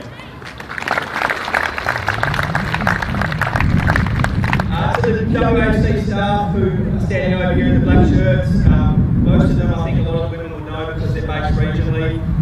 They come into Perth, spend a week away from their families over the course of this week, but we really do appreciate you coming on board to help make this carnival what it is, so thank you. And finally to our players, coaches, umpires and support staff for making the journey down to this year's championships. As I said before, we've grown from 5 to 8 teams at the Women's Championships, and it's amazing to see the standard of football that was on display. We thank you again for putting your hands up to come down and volunteer your time to represent your club, your community and your league. Everyone put their hands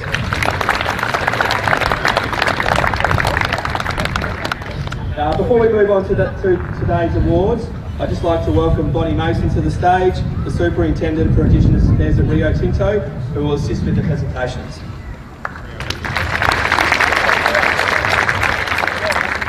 The first presentation for today is a CFL medal for the overall best and fairest in the Rio Tinto Women's Division. And for this season that goes to Natalie House from the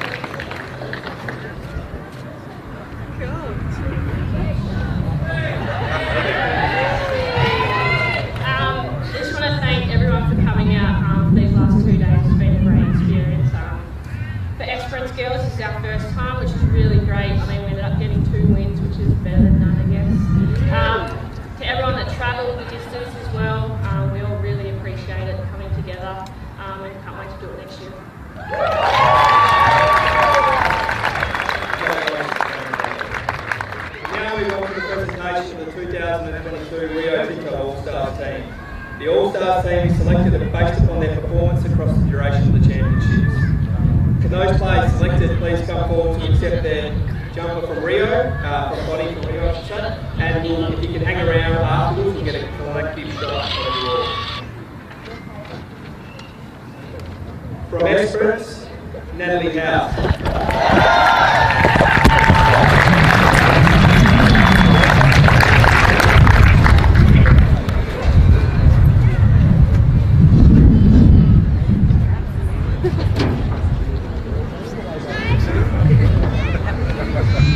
From Peel, Tess Hall.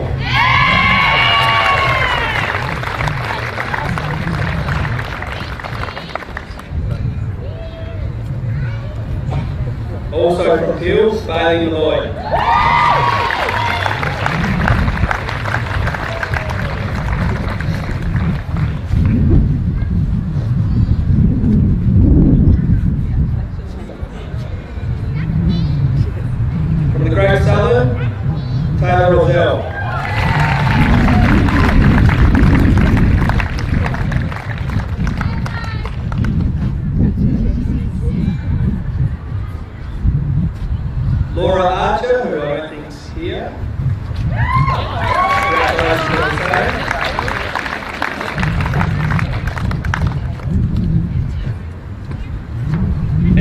goal.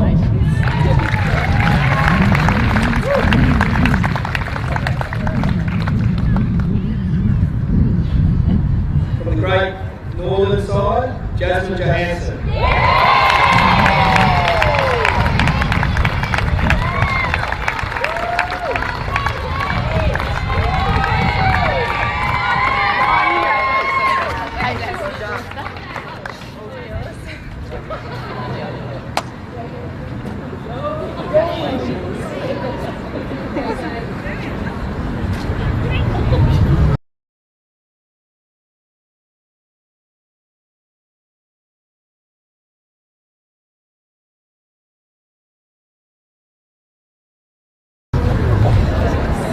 Also,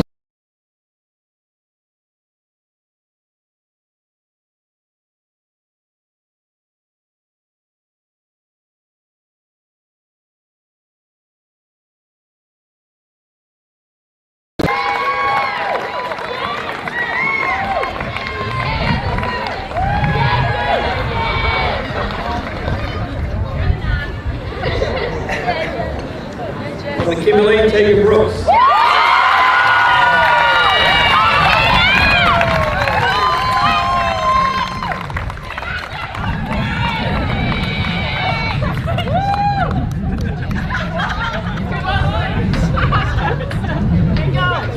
Leanne Governors.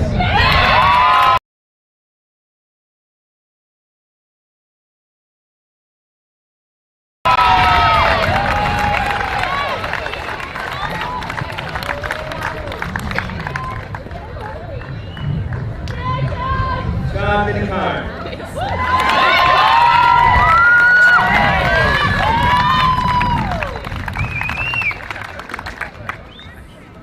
And Sue and Eddie.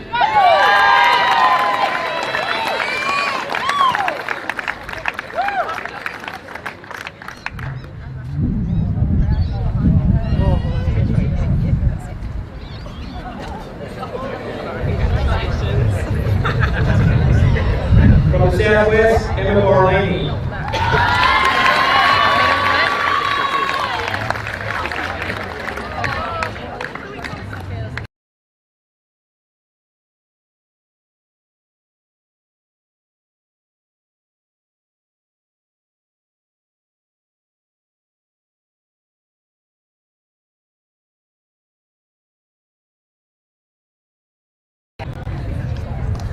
Charlie Wickstead.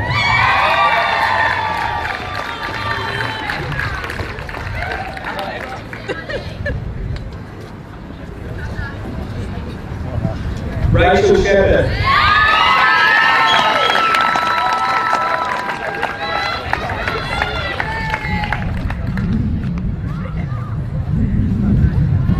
Lacey Holbert.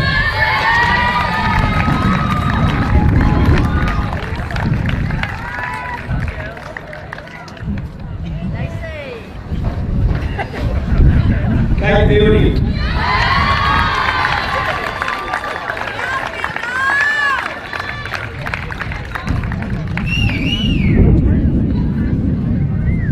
And Beth Bond.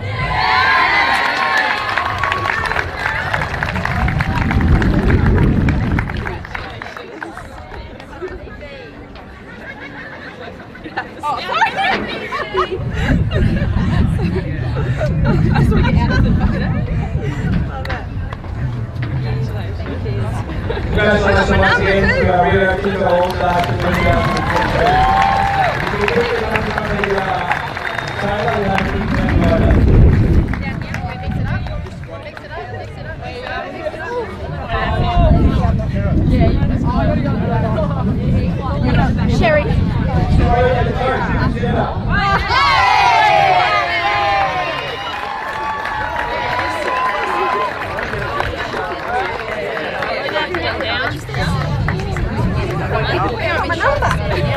Which side? Which side? What do you want to go back?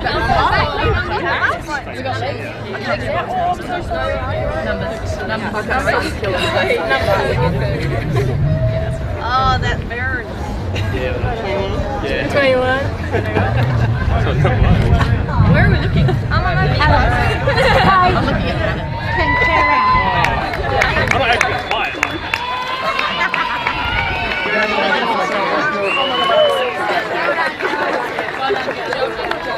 Where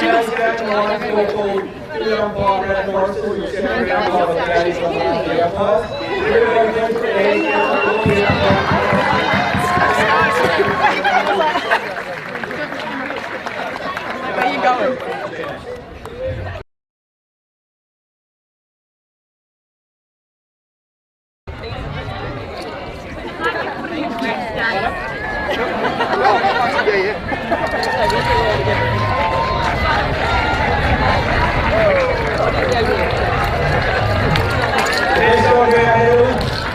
Today's women's grand final goes to number 1 from the Southwest, Pilbara.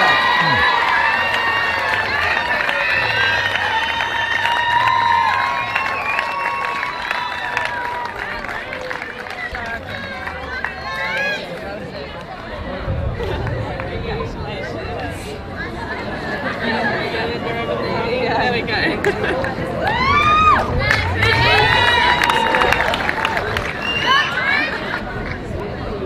Yeah, girls, what an unreal.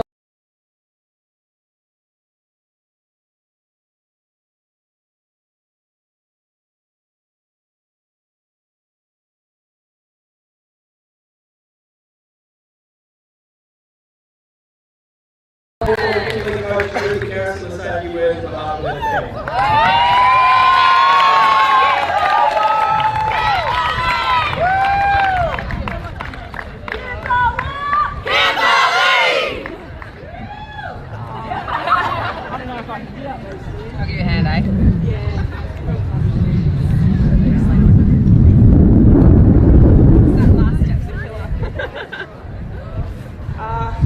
Thanks everyone. Thanks for the cheering squad out there. That's really loud.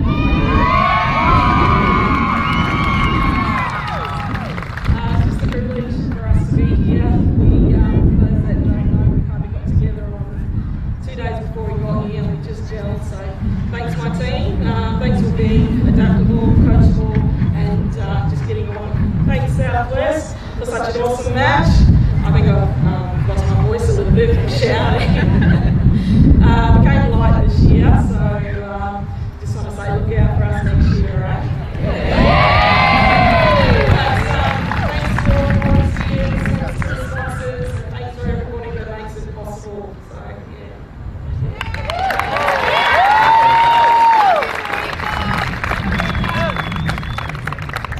Now I'd like to call for Victoria's coach Max Jetta to accept the game ball and say a few words on behalf of his side.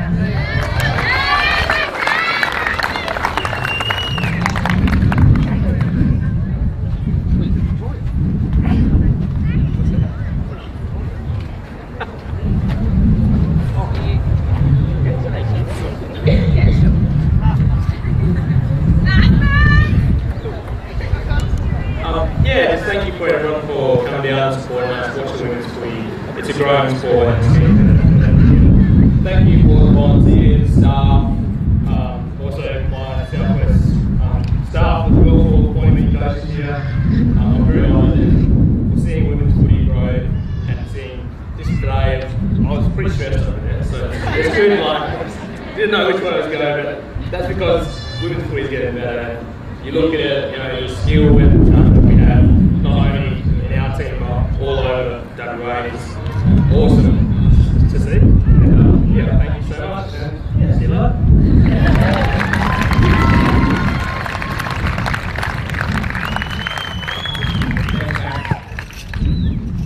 I'd now like to call for WA CFL President John Shadbolt to also assist with the presentations as we call for the players from the Southwest side.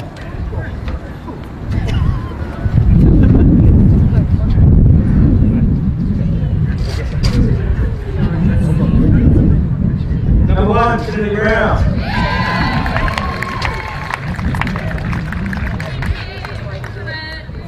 do metal that yeah. Alright.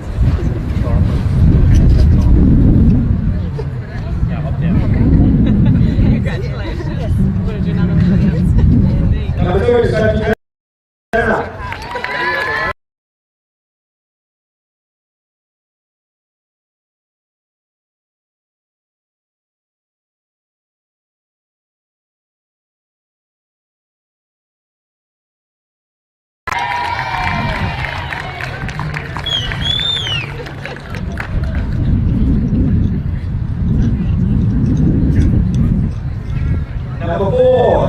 Lucy.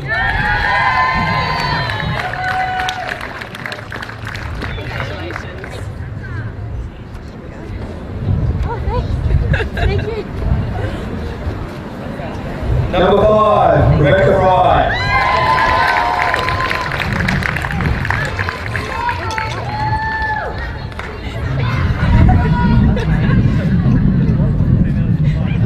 None of the girls went on their head. None of them do. Well, I'll just give it to Number 7, Maddie Oval.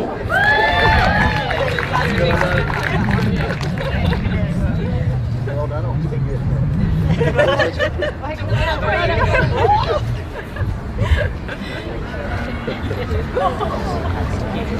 Number 6, Rosie Bedford.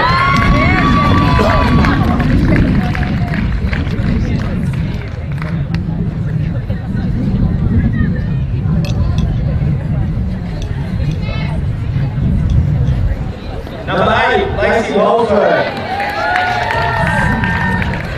Yeah, Lacey.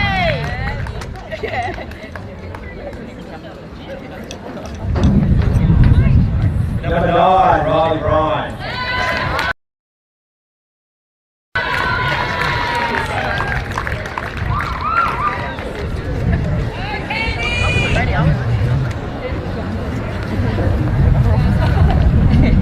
Number 10, Candace Hart.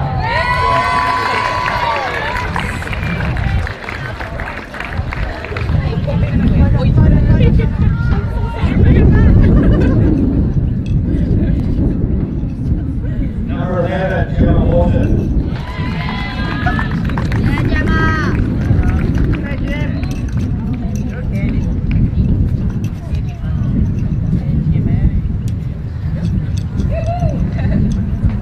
Number 12, Chloe Hill.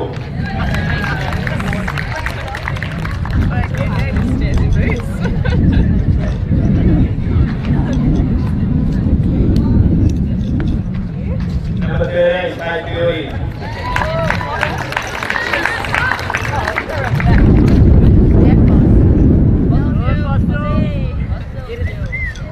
Okay, team.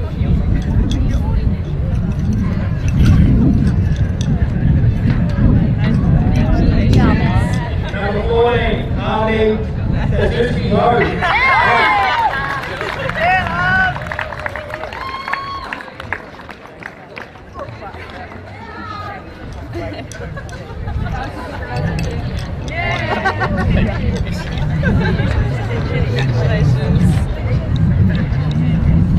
Shane Marco.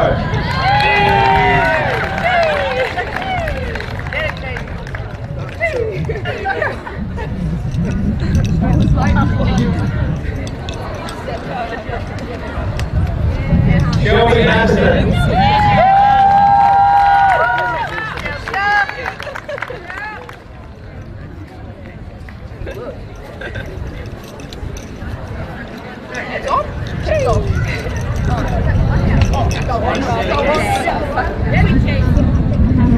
Tia Holt.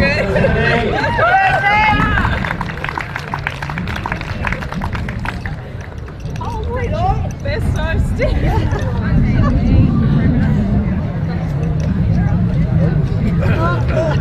Number 19, Shelby Foster.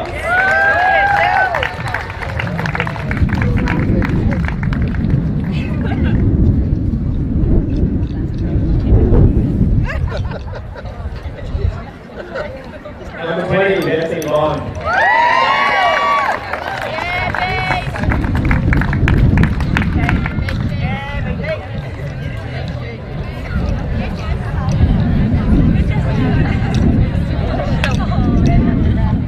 Number 21, Jessica Rollins.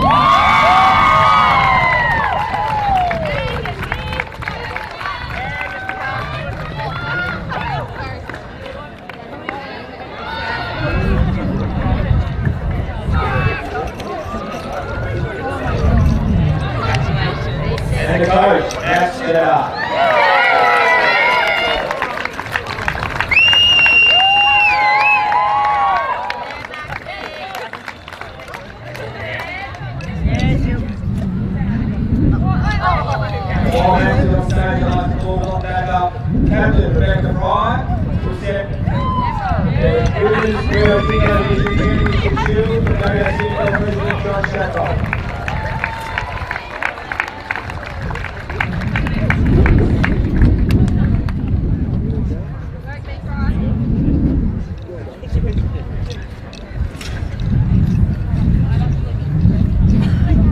Congratulations once again to the Southwest Football League. That concludes the presentation ceremony for the 2022 Rio Tinto Division International Football Championship.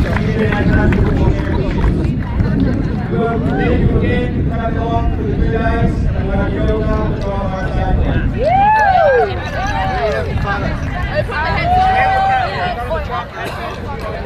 safely. Hats on, team. Hats on, team.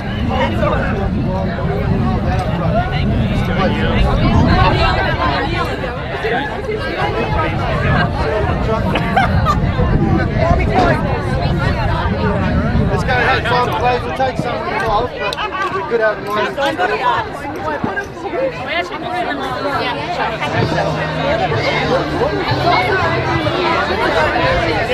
Wait, what camera are we looking at? Wait, look at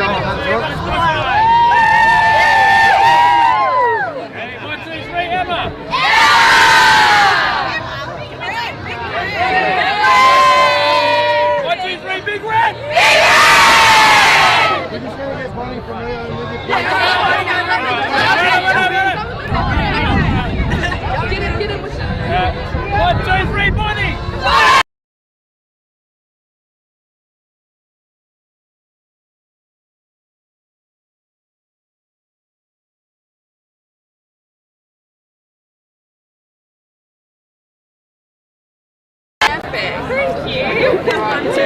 All right, guys. Having fun. Can we drop the sign and take it all? All right, everyone in. Thank you so much. Yeah.